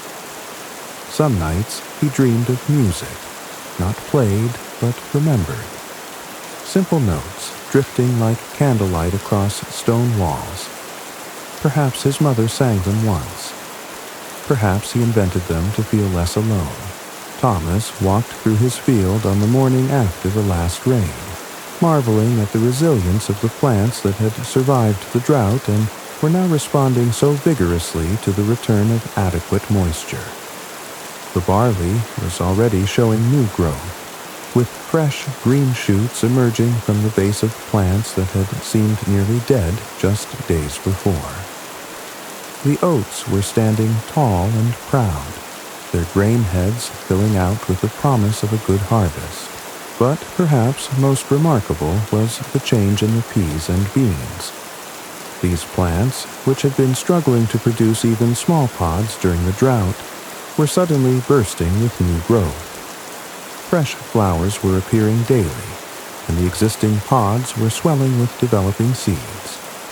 It was as if the plants had been waiting for this moment to fulfill their genetic destiny.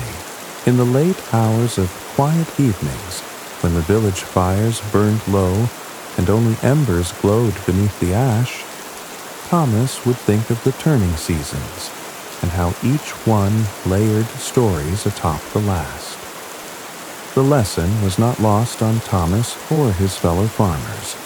This was why they planted diverse crops, why they prepared their soil so carefully, why they watched the weather so intently. Farming was always a gamble, a bet placed against an uncertain future, but it was a gamble that could be won through skill, preparation, and the kind of patient persistence that characterized the best farmers. Sometimes Margaret would light a second candle, not for need, but for comfort. Its flame danced beside the first, and together they made the shadows less sharp. Thomas loved her most in those quiet acts, small mercies against the dark. As August began, the crops entered their final phase of growth. The grain heads were filling out, the pods were swelling with seeds, and the first hints of the golden color that would mark harvest time were beginning to appear. The most dangerous period was over. Barring some catastrophic weather event or pest outbreak, the harvest was now virtually assured. But Thomas knew better than to relax completely. There were still weeks of vigilant watching ahead, still the constant need to monitor for diseases, pests, and weather problems. And beyond that lay the harvest itself. the most critical time of the entire farming year, when all the work of the past months would be tested against the reality of what the earth had actually produced. Still, as he stood in his field on that first morning of August, watching the sun rise over crops that were strong and healthy and full of promise, Thomas felt the deep satisfaction that comes from having successfully navigated one of farming's greatest challenges. The drought had tested his skills, his knowledge, and his patience, but he had met the test and emerged victorious. On rare mornings when mist blanketed the fields, the entire world seemed slower, as though holding its breath. Thomas would often linger longer on such days, grateful for the pause. And in that victory, small though it might seem in the grand scheme of things, there was something profound about the human relationship with the natural world, our ability to work with natural forces rather than against them, to read the subtle signs that nature provides, to persist through difficulties and emerge stronger on the other side. The summer's vigil was nearly over. Soon would come the harvest, and with it, the reward for all the months of careful work and patient watching. But for now, in this moment of quiet triumph, Thomas could stand in his field and know that he had done his job well, that his family would be fed, that the ancient contract between human beings and the earth had been honored once again, the golden promise. He would sometimes find a feather on the path, white, curved, delicate, to others meaningless. But to Thomas it was a soft sign that life, in all its harshness, still held grace. August brought with it the peculiar intensity that marks the final weeks before harvest. The air itself seemed to thicken with anticipation, heavy with the scent of ripening grain and the knowledge that all the year's work was about to be tested. Thomas found himself walking to the fields earlier each morning, drawn by an almost magnetic pull to check on his crops, to measure their progress toward the golden maturity that would signal harvest time. During planting season, the days stretched long and aching. The sun rose early, often before the dew had finished kissing the tips of the wheat, and did not set until backs had bent 1,000 times. Thomas moved in rhythm with the land, his motions less about strength and more about memory, passed down not by books, but by the way his father once moved beside him. The barley was the first to show signs of approaching readiness. The grain heads, which had been green and soft just weeks before, were beginning to take on the pale yellow color that would deepen to gold as the kernels hardened.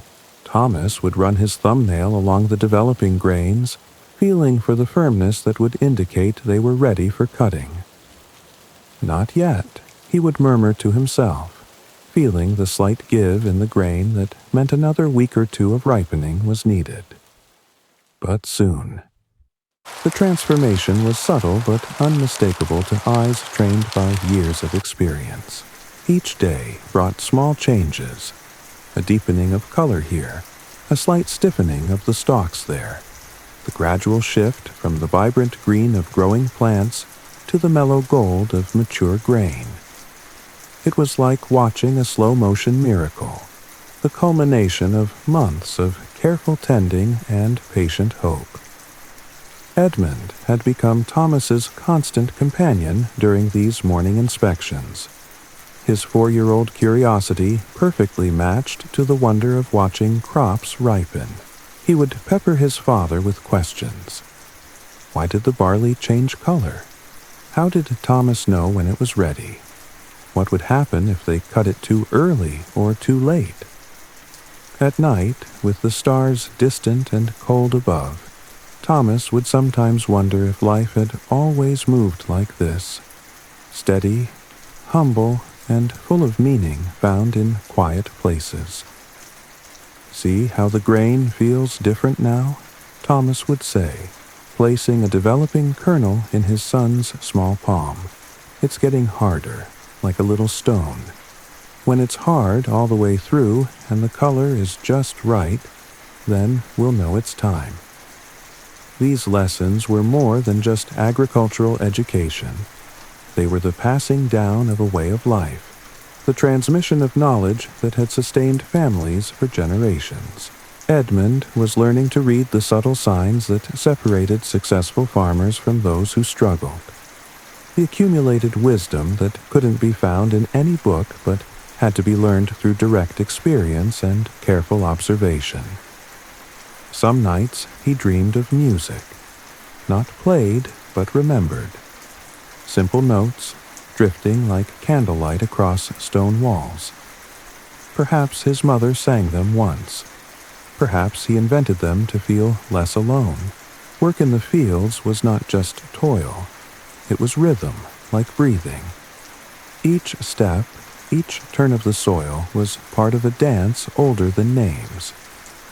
Thomas often paused to feel the texture of the earth between his fingers, as if the land itself were speaking to him. Margaret, too, was preparing for harvest in her own way. The successful completion of the grain harvest would mean food security for the family, but it would also mean an enormous amount of additional work. The grain would need to be threshed to separate the kernels from the stalks, winnowed to remove the chaff, and then stored carefully to prevent spoilage through the long winter months. Some nights he dreamed of music, not played, but remembered. Simple notes drifting like candlelight across stone walls. Perhaps his mother sang them once. Perhaps he invented them to feel less alone. She had spent the past weeks checking and repairing the storage containers that would hold the family's grain supply. Large clay pots sealed with beeswax, wooden chests lined with aromatic herbs to deter insects, leather bags that could be hung from the rafters to keep them away from mice. Each container had to be perfectly clean and dry, because even a small amount of moisture could cause the entire contents to spoil. The village was buzzing with harvest preparations. Master William had called a meeting of all the farmers to coordinate the timing of the cutting. In a community where labor was shared and equipment was limited, it was essential that everyone work together to ensure that all the crops were harvested at the optimal time. "The barley will be ready first," he announced, his weathered face serious with the weight of responsibility. "Probably the third week of August, if the weather holds. Then the oats, maybe a week later. The peas and beans we can take as they ripen. No need to wait for everything at once." The timing was critical. Cut too early, and the grain would be soft and prone to spoilage. Cut too late, and the kernels might shatter and fall to the ground, lost forever. There was a window of perhaps a week when conditions were perfect, and missing that window could mean the difference between abundance and hunger. The weather, as always, was the great unknown. A sudden storm could flatten the standing grain, making it difficult or impossible to harvest. Too much rain could delay the cutting and cause the grain to sprout in the field. Too much heat could cause the kernels to shatter prematurely. The farmers watched the sky with the intensity of people whose lives depended on forces beyond their control. But the weather seemed to be cooperating. The days were warm and sunny, with just enough breeze to keep the air moving and prevent the oppressive humidity that could encourage fungal diseases. The nights were cool, which helped to concentrate the sugars in the developing grain and produce the best possible quality. On rare mornings when mist blanketed the fields, the entire world seemed slower, as though holding its breath. Thomas would often linger longer on such days, grateful for the pause. As the third week of August approached, the excitement in the village became almost palpable. Children who normally played freely in the streets were pressed into service, helping their parents prepare for harvest. Tools were sharpened and repaired. Storage areas were cleaned and organized, and everyone began to adjust their daily routines to accommodate the intensive work that lay ahead. Thomas spent an entire day sharpening his sickle, the curved blade that would be his primary tool for cutting grain. The blade had to be razor sharp to cut cleanly through the tough stalks without crushing the grain heads. He worked the whetstone along the edge with practiced strokes, testing the sharpness frequently by carefully drawing the blade across a piece of straw. There was one tree, tall and bent at the edge of the barley field, that Thomas visited each midsummer. No one marked it as holy, but it felt that way. He would press a hand to its bark and close his eyes. In that silence, the weight of all he carried seemed to lessen. The sickle was more than just a tool. It was a symbol of the harvest, an implement that connected Thomas to countless generations of farmers who had used similar blades to gather their crops. The handle was worn smooth by his father's hands and his grandfather's before him, polished to a deep patina that spoke of years of faithful service. Margaret was making her own preparations, organizing the household to support the intensive work of harvest. She had brewed extra beer, knowing that the harvest workers would need plenty of liquid refreshment during the long, hot days ahead. She had baked additional bread and prepared preserved foods that could be eaten quickly without taking time away from the crucial work of gathering the grain. There was an old oak near the village well, bent and wide. People said it listened. Thomas believed it. When he had no one else to confide in, he would sit beside it and simply be. The children, too, had their roles to play. Edmund would help by carrying water to the workers and gathering the grain that was cut but not yet bundled.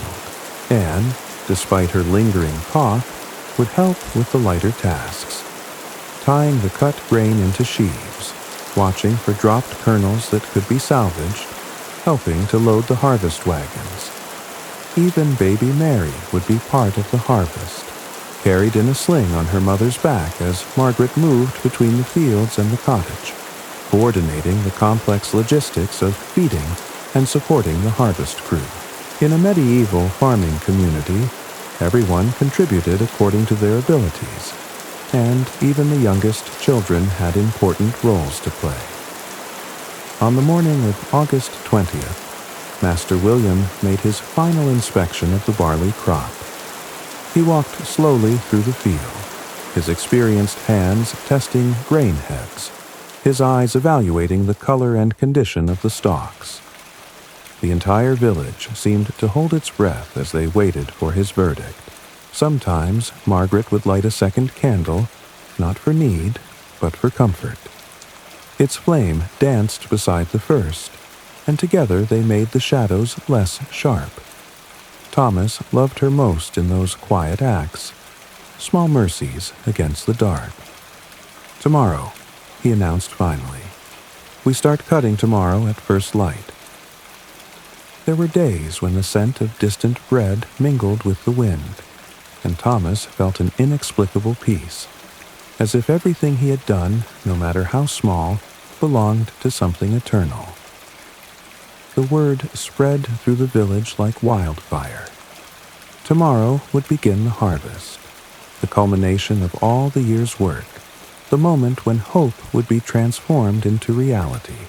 Families spent the evening in final preparations, checking tools one last time, organizing work crews, making sure that everything was ready for the intensive effort that lay ahead. Thomas lay awake that night, listening to the sounds of the village settling into an uneasy sleep. Somewhere in the darkness, a baby was crying, probably the blacksmith's youngest, who had been teething for weeks.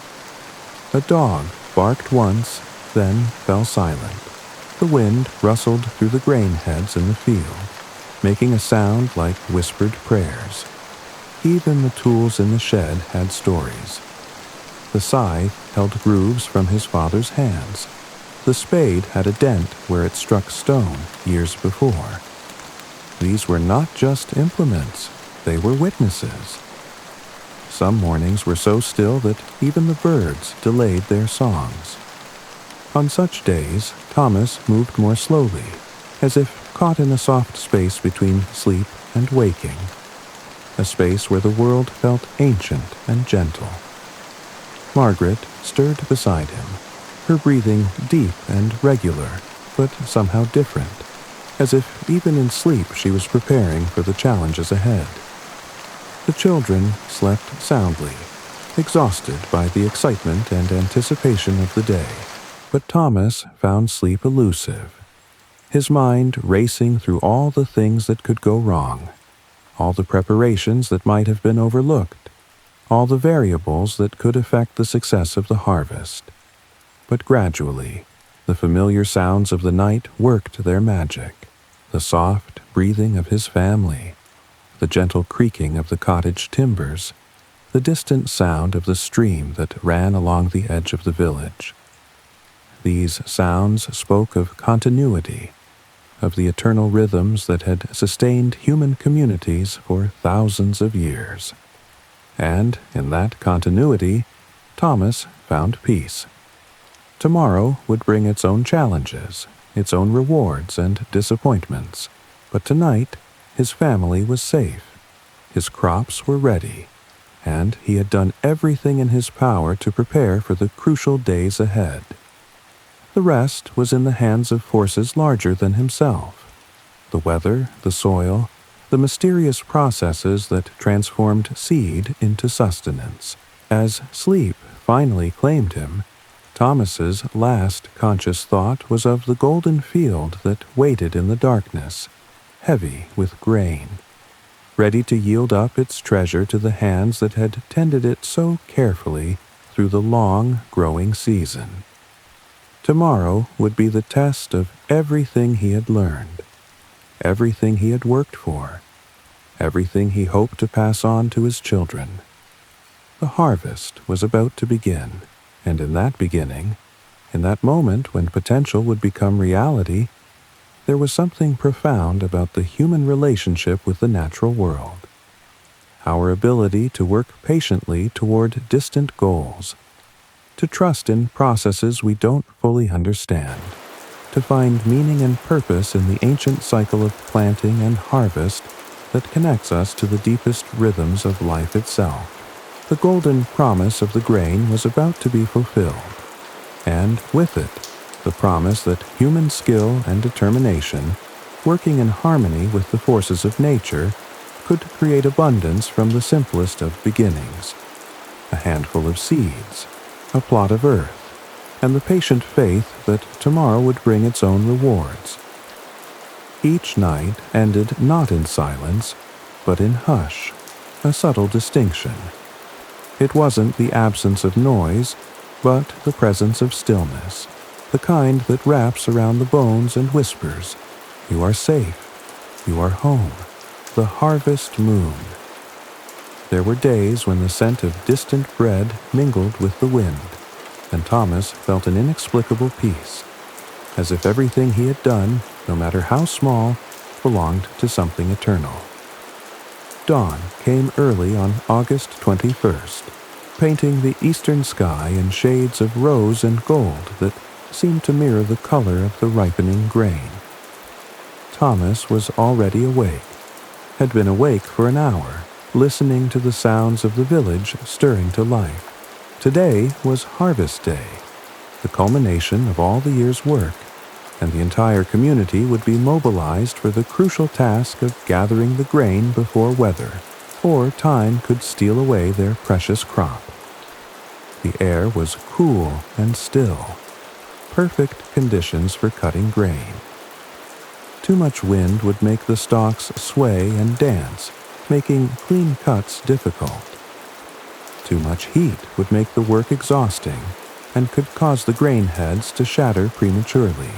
But this morning was ideal. Cool enough for comfort, still enough for precision, with the promise of warmth as the sun climbed higher. Old Elric, the village beekeeper, told Thomas that bees never forget the path home. Thomas often wondered if people did. His heart had wandered far in dreams, but always settled where the hearth crackled and Margaret hummed. Thomas dressed quickly in his oldest clothes, garments that could be stained with grain dust and plant juices without concern. His hands found the familiar weight of his sickle, the blade gleaming with the sharpness of careful preparation. This tool would be his constant companion for the next several days, an extension of his arm and his will as he worked to gather the harvest that would sustain his family through the coming winter. Margaret was already moving through the cottage, her movements efficient and purposeful. She had risen even earlier than Thomas, preparing the food and drink that would sustain the harvest workers through the long day ahead.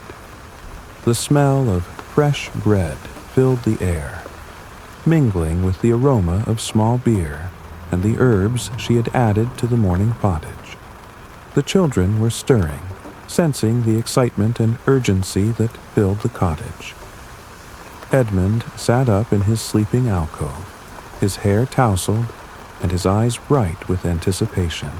At 4, he was old enough to understand that today was special, that the work they would do would determine whether the family ate well or poorly in the months to come.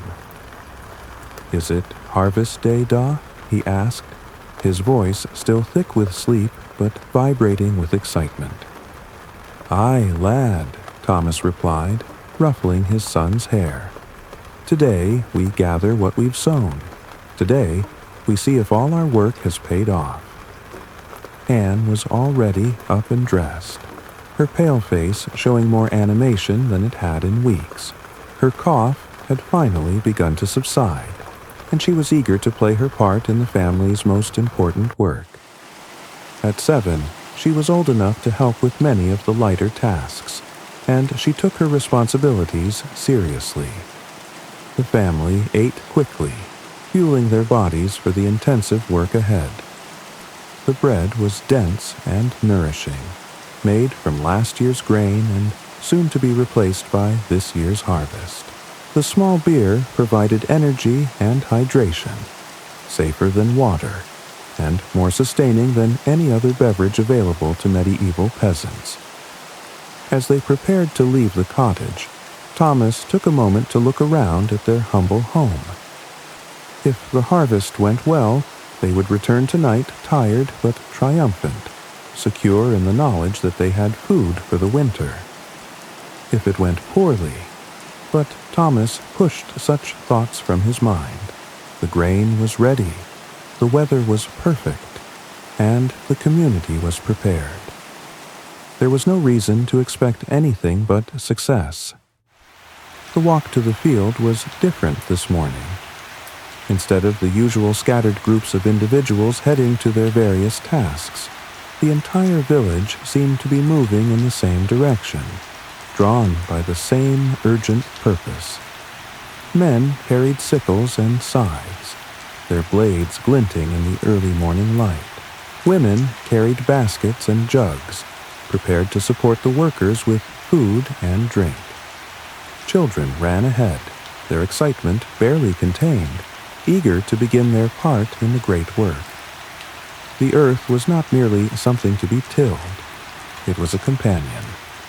Each furrow held a memory, each stone turned revealed the breath of time. Thomas often thought the land remembered more than people did.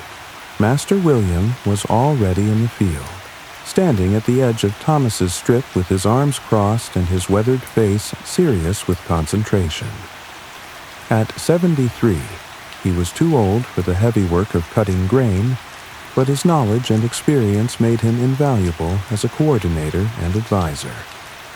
"Good morning, Thomas," he said, his voice carrying the authority of decades of successful harvests. "Your barley looks perfect, just the right color, just the right firmness. You should get a good yield if we can cut it clean and get it under cover before any weather moves in."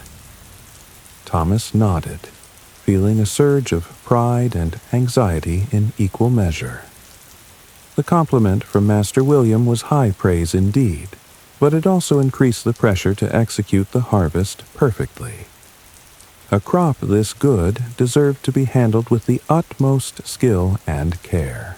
The cutting began with a ritual that was older than memory, a ceremony that connected the harvesters to countless generations of farmers who had performed the same task in the same way. Master William took Thomas's sickle and made the first cut, a single clean stroke that severed a handful of grain stalks and let them fall to the earth. "Earth that has given us this abundance," he said, his voice carrying across the field to where the other workers waited. "Accept our gratitude. Sun that has warmed these seeds to life, accept our thanks. Rain that has nourished these plants to maturity, accept our praise. May this harvest feed our families and strengthen our community through the winter ahead." At market, Thomas rarely bartered with words. He believed more in gestures, a nod, a quiet exchange, a loaf placed gently beside a bushel. The language of trust in Millbrook had no syllables.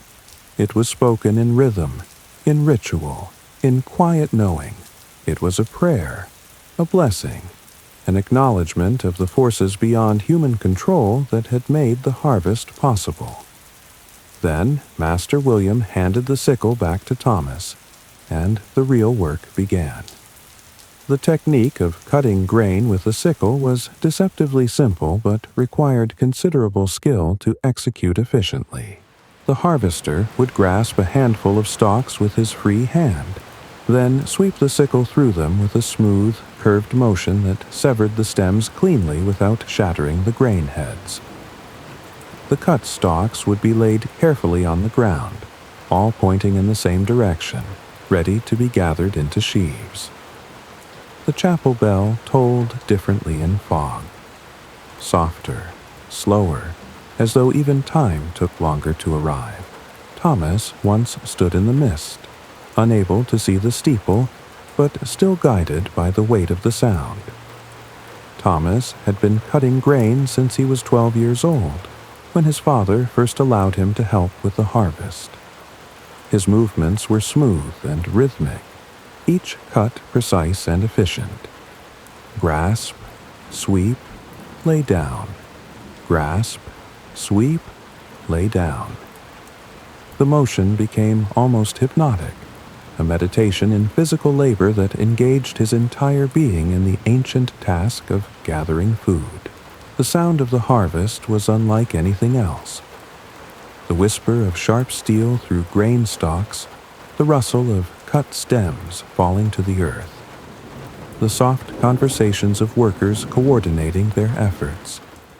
Occasionally, someone would call out a warning about a particularly thick patch of grain or a hidden stone that might dull a blade, but mostly the work proceeded in companionable silence.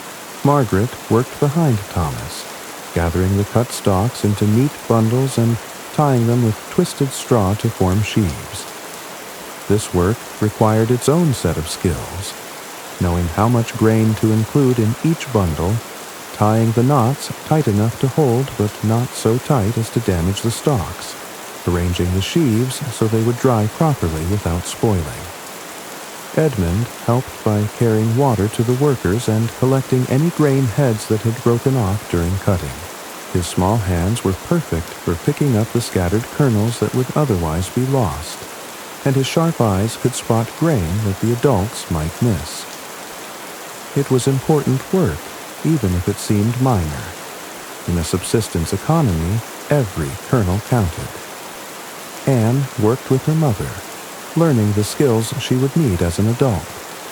Her hands were still small and not very strong, but she was developing the coordination and judgment that would serve her well in future harvests. Margaret was patient with her daughter's efforts, understanding that this was education as much as labor. As the morning progressed, the field began to show the effects of their work. Where there had been standing grain, Now there were neat rows of sheaves, golden bundles that spoke of human skill and natural abundance working in harmony. The transformation was both practical and beautiful. Practical because it converted a growing crop into storable food. Beautiful because it represented the successful completion of the agricultural cycle. The sun climbed higher, warming the air and the workers' backs. The cool morning gave way to a pleasant warmth that made the work comfortable without being exhausting. Skylarks rose from the remaining standing grain, their songs adding a musical accompaniment to the rhythm of the harvest. In the distance, smoke rose from cottage chimneys where other women were preparing the midday meal that would sustain the workers through the afternoon. Once, long ago, he had seen a fox dart through the fields at dusk. Its movement was soundless, like memory passing through tall grass. That image never left him. By mid-morning, Thomas had cut nearly a quarter of his strip. The work was going well. The grain was cutting cleanly, the weather was holding, and the rhythm of the harvest had established itself. But he knew better than to become overconfident. Harvest was always a race against time and weather, and conditions could change quickly.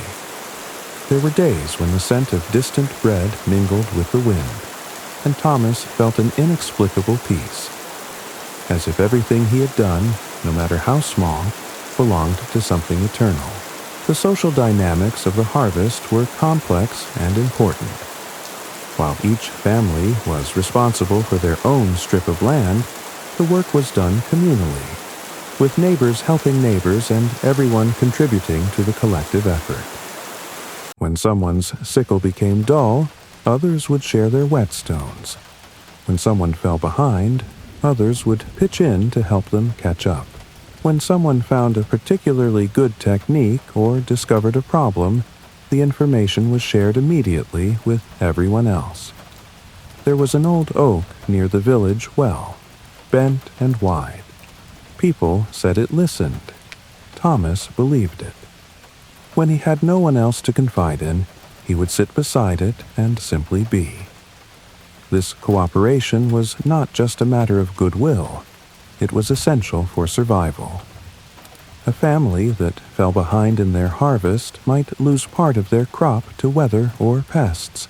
A family that hoarded their knowledge or resources might find themselves without help when they needed it most. The medieval farming community survived because its members understood that individual success depended on collective effort. As the sun reached its zenith, Master William called for the midday break. The workers gathered in the shade of the ancient oak that stood at the edge of the field, its massive trunk providing welcome relief from the heat. The tree had been there longer than anyone could remember, its roots deep in the same soil that nourished the grain, its branches providing shelter for countless harvest celebrations. The midday meal was a feast by medieval standards. Fresh bread, cheese, cold meat, and plenty of small beer to replace the fluids lost through morning's work. But more than just sustenance, it was a social occasion, a time for the community to come together and share their experiences of the morning's work. The breeze that drifted over the village fields carried with it not only the scent of earth and hay, but the quiet reminder of seasons long past. In the silence between chores, Thomas would sometimes pause, letting memory and breath settle into the still air. "The grain's cutting beautifully this year," Geoffrey the miller observed, his hands already stained with grain dust from handling the cut stalks. Clean and dry, just the way it should be. Should make good flour. The harvest feast was humble but whole. Breads, root vegetables, and laughter filled the hall more than meat. One year, Thomas recited a blessing, not from Scripture, but from his heart, that every hand that fed another would always find food themselves. The chapel bell tolled differently in fog, softer, slower, as though even time took longer to arrive. Thomas once stood in the mist, unable to see the steeple, but still guided by the weight of the sound. "Aye, and plenty of it," added Simon the shepherd, whose small plot was yielding better than expected. "My strip's giving me more than I thought it would. Might even have some to sell at market." These conversations were more than just casual observations. They were the sharing of crucial information about crop quality, yield expectations, and market conditions. In a world without newspapers or formal communication systems, the harvest meal was one of the primary ways that agricultural knowledge was disseminated through the community. Thomas listened to the conversations while keeping one eye on his children. Edmund was playing with the other village children, their games involving elaborate scenarios about harvesting and storing grain. Anne was sitting quietly beside her mother, still showing signs of fatigue from her recent illness, but clearly enjoying being part of the community effort. As the meal wound down, Master William stood and stretched, his joints creaking audibly. "Time to get back to it," he announced. "We've got good weather, and we need to make the most of it. With luck, we'll have most of the barley cut by evening." The afternoon session began with renewed energy. The workers had been refreshed by food and rest, and the end of the day's cutting was now in sight. The rhythm of the work resumed. Grasp, sweep, lay down. But now there was an added urgency, a sense that they were racing against the setting sun to complete as much as possible. Thomas found his second wind as the afternoon progressed. His movements became even more efficient, his cuts cleaner and faster. The pile of sheaves behind him grew steadily, each bundle representing security for his family, food for the winter, success in the eternal struggle between human need and natural uncertainty. The field was transformed as the afternoon wore on. What had been a sea of standing grain in the morning was now mostly cut, with only scattered patches remaining. The sheaves stood in neat rows, drying in the warm sun, their golden color deepening as the moisture evaporated from the cut stalks. As the sun began to sink toward the western horizon, painting the sky in shades of orange and red that matched the color of the grain, the last of the barley was cut. Thomas made the final stroke, severing the last handful of stalks on his strip, then stood and stretched his aching back. The field was quiet now, the frantic activity of the day replaced by a peaceful stillness. The sheaves stood like soldiers in formation, ready for the next phase of the harvest process. The work was not finished.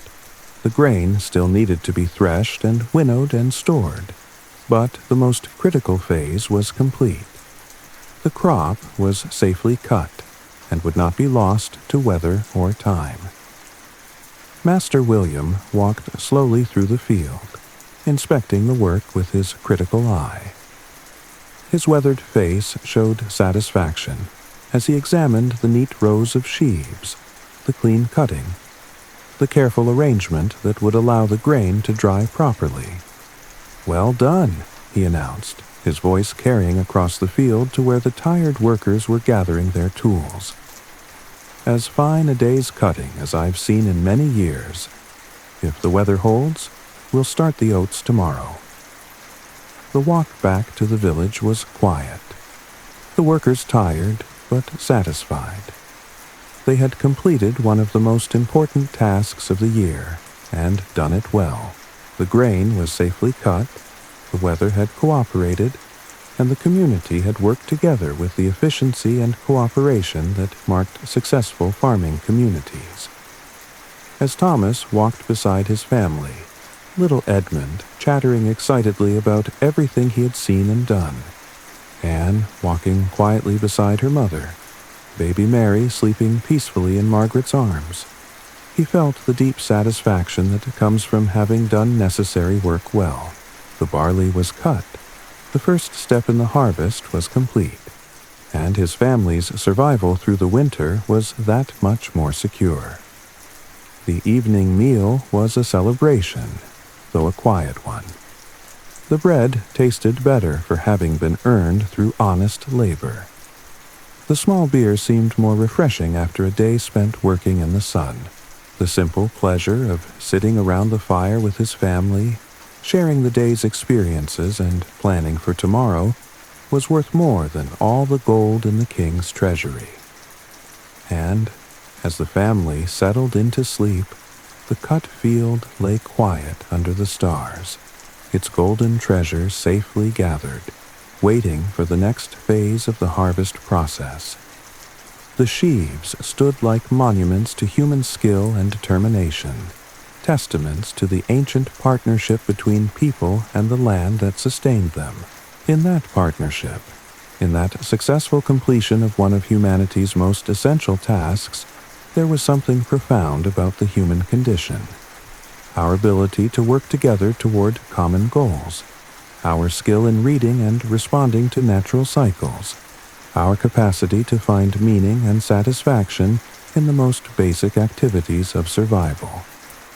The harvest moon would rise soon, its silver light illuminating the field where human hands had gathered the golden promise of the grain, and in that light, in that moment of quiet triumph, the eternal cycle of planting and harvest would continue, connecting Thomas and his family to the deepest rhythms of life itself. Sometimes Margaret would light a second candle, not for need, but for comfort. Its flame danced beside the first, and together they made the shadows less sharp. Thomas loved her most in those quiet acts. Small mercies against the dark. Spring rains returned life to the village in waves. First the buds, then the insects, then the chorus of frogs by the ditch. Thomas marked time not by dates, but by sounds. The first crow of the rooster, the splash of boots in thawed mud, the soft knock of seed against wood. Evenings in the village held a special kind of hush, where the crackling of the hearth seemed to echo stories from generations past. Thomas found comfort in the sound, like voices without words speaking gently to the soul. A winter's first night. The first true winter night in Millbrook came not with a roar, but a hush. Snow began to fall mid-afternoon, so slowly it was as if time itself was drifting from the sky. Thomas had never seen snow settle on thatched rooftops in such perfect silence. Inside their cottage, Margaret wrapped a woolen shawl around the children and fed the fire-dried applewood from the cellar. That night, they said nothing over supper, not for sadness, but reverence. Each autumn, the village celebrated the harvest moon. They lit small lanterns made of oiled paper and floated them in the stream behind the bakery. Children sang in uneven rhythms, while elders shared stories of failed crops that turned to abundance. Thomas danced once, with his sleeves rolled and boots caked in soil. It wasn't graceful, but it was true. Elias had been a fixture in the village for longer than memory. He was the one who remembered names 3 generations gone, the one who still sharpened tools by hand. When he passed, Thomas helped dig the grave behind the chapel.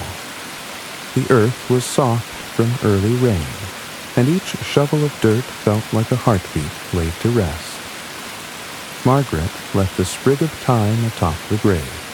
A small thing, but it lingered. Thomas sometimes dreamed of lands beyond the far hills. He didn't know if they were real or imagined. In one dream, he walked barefoot along a shore of black stones, while gulls circled silently above. He awoke with the taste of salt in his mouth and the certainty that somewhere, someone else was dreaming of Millbrook. There was a well near the edge of the wheat fields, long sealed with stone and vine. As children, they said if you placed your ear to the mossy rim, you could hear a voice, low and slow, like the sound of the world thinking. One night, Thomas returned there alone, laid his ear against the cool stone, and heard nothing, but somehow left with the feeling that he'd been heard. The garden behind Thomas's cottage was humble. A row of onions, a patch of herbs, a leaning fence that creaked in wind. One spring afternoon, as rain painted gentle ripples in the soil, he stood beneath the eaves and listened. The drops struck the leaves like whispered music, and for a while, the weight of daily burden felt a little lighter. On quiet evenings, Margaret would sometimes hum an old tune from her childhood. One night, she told the tale behind it, of a girl who dreamed of marrying a baker, only to fall in love with a weaver who made cloaks for stars. Thomas didn't understand it fully, but he remembered the warmth in Margaret's voice more than the meaning of the words. In the loft above the kitchen, where they stored dry grain and spare blankets, there was a thin gap in the wall. When the wind was right, it whistled a soft, hollow note through the rafters. Thomas called it the house's voice. On long nights, when sleep came slow, he listened for it. Steady, strange, and strangely comforting. Once a year, a scribe from the monastery passed through Millbrook, offering to pen letters or read royal decrees. Most couldn't afford him, but they listened anyway. His voice carried stories of war, kings, and distant storms. To Thomas, those moments were windows, not to escape life, but to appreciate its peaceful simplicity. The first sign of spring was not flowers, but geese. Their calls echoed across the fields before dawn. One morning, Thomas followed their path with his eyes as they traced the sky. He felt, in that moment, as if the world were opening, not in noise, but in movement. Life beginning again, just as it always had. Years passed in Millbrook, as years tend to do. Seasons curled in upon themselves. Harsh winters gave way to soft springs, and the old rhythms never truly changed. Thomas grew slower, his hands stiffer, his voice lower, but his heart remained rooted. Children became adults. Fields once plowed by his arms now bore the footprints of others. He no longer rose before the rooster. Instead, he listened to the whisper of leaves, the creak of worn wood, and the hush of early light. Margaret still hummed. The fire still cracked. And sometimes, when the wind circled just right, he heard echoes of all that had been. Not loud, but sure. Millbrook never made history. No kings rode through, no battles painted its soil. But in the stillness of ordinary lives, in the patient courage of small joys and daily tasks, a quieter kind of legend took root. One not written in ink, but in memory, in rhythm, in earth. And so Thomas rested, not in finality, but in belonging. Not in silence, but in peace.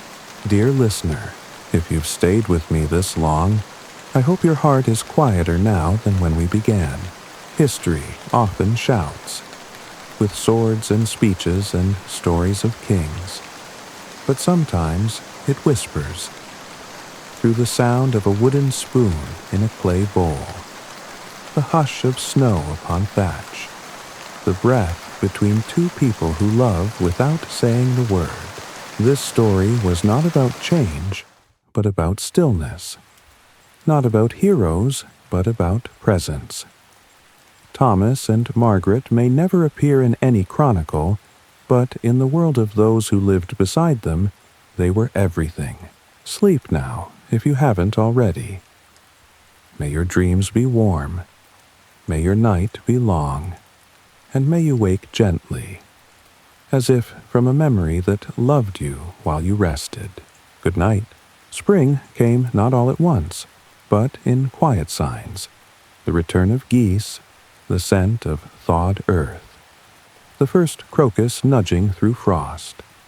In Millbrook, it meant clearing debris, checking fences, and preparing soil with a kind of reverence. Thomas would kneel in the fields, his palms pressed into the damp ground, as if asking permission to begin again.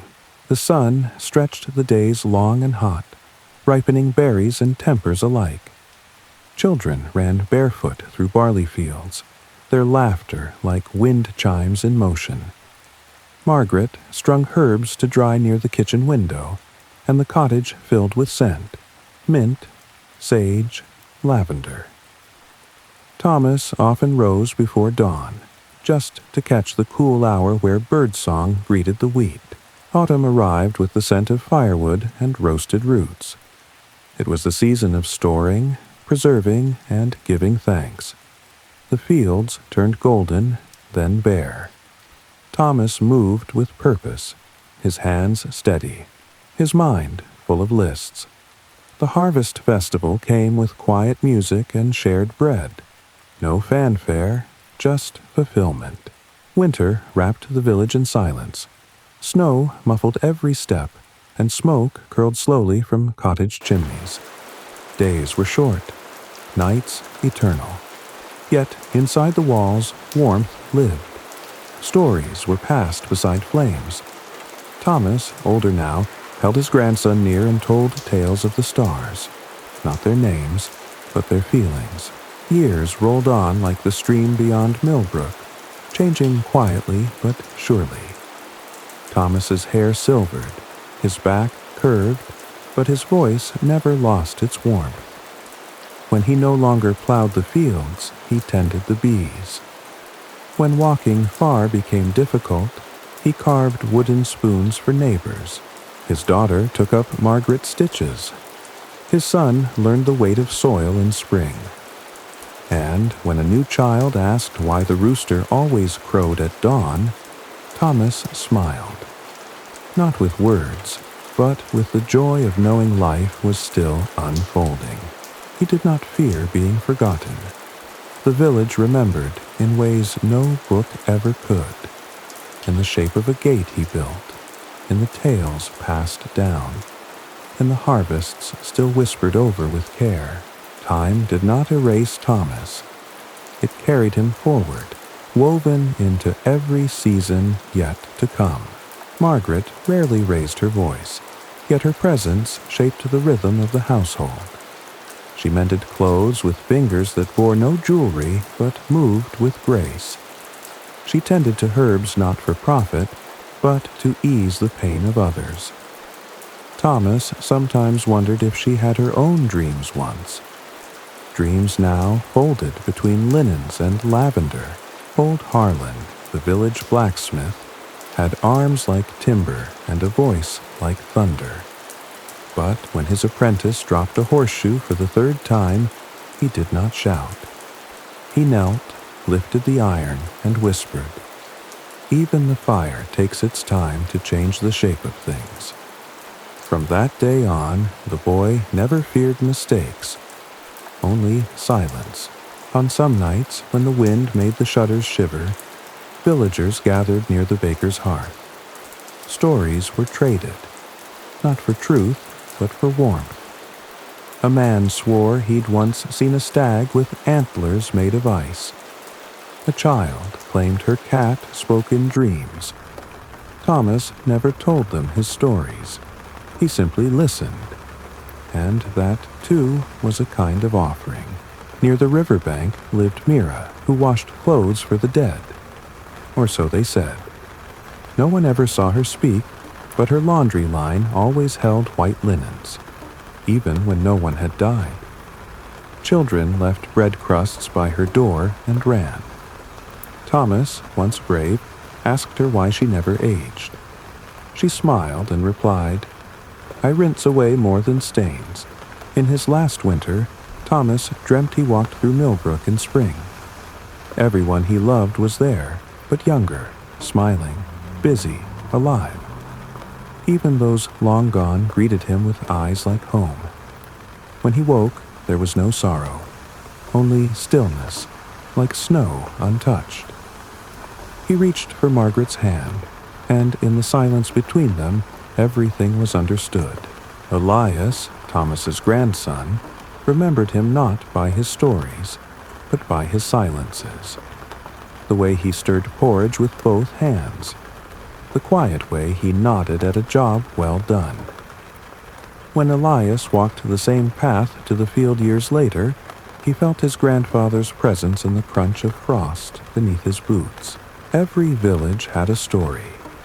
In Millbrook, it was of the chapel bell, said to ring on its own when someone in the village passed peacefully in their sleep.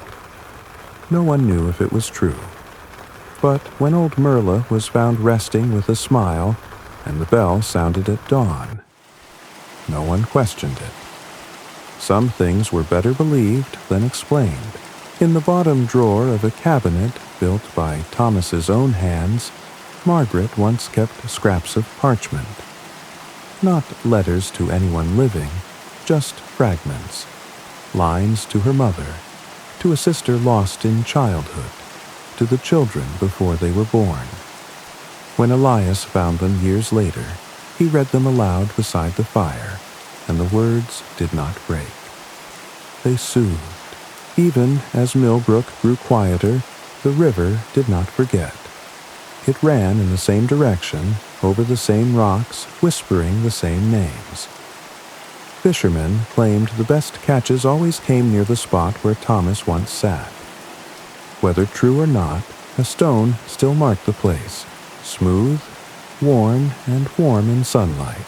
Somewhere beyond seasons, beyond the curve of earth and edge of breath, Thomas rests, not in sorrow, but in return, not in darkness, but in memory, where every footstep becomes a lullaby, and every grain of soil knows his name. The village sleeps, the story sleeps, and so may you.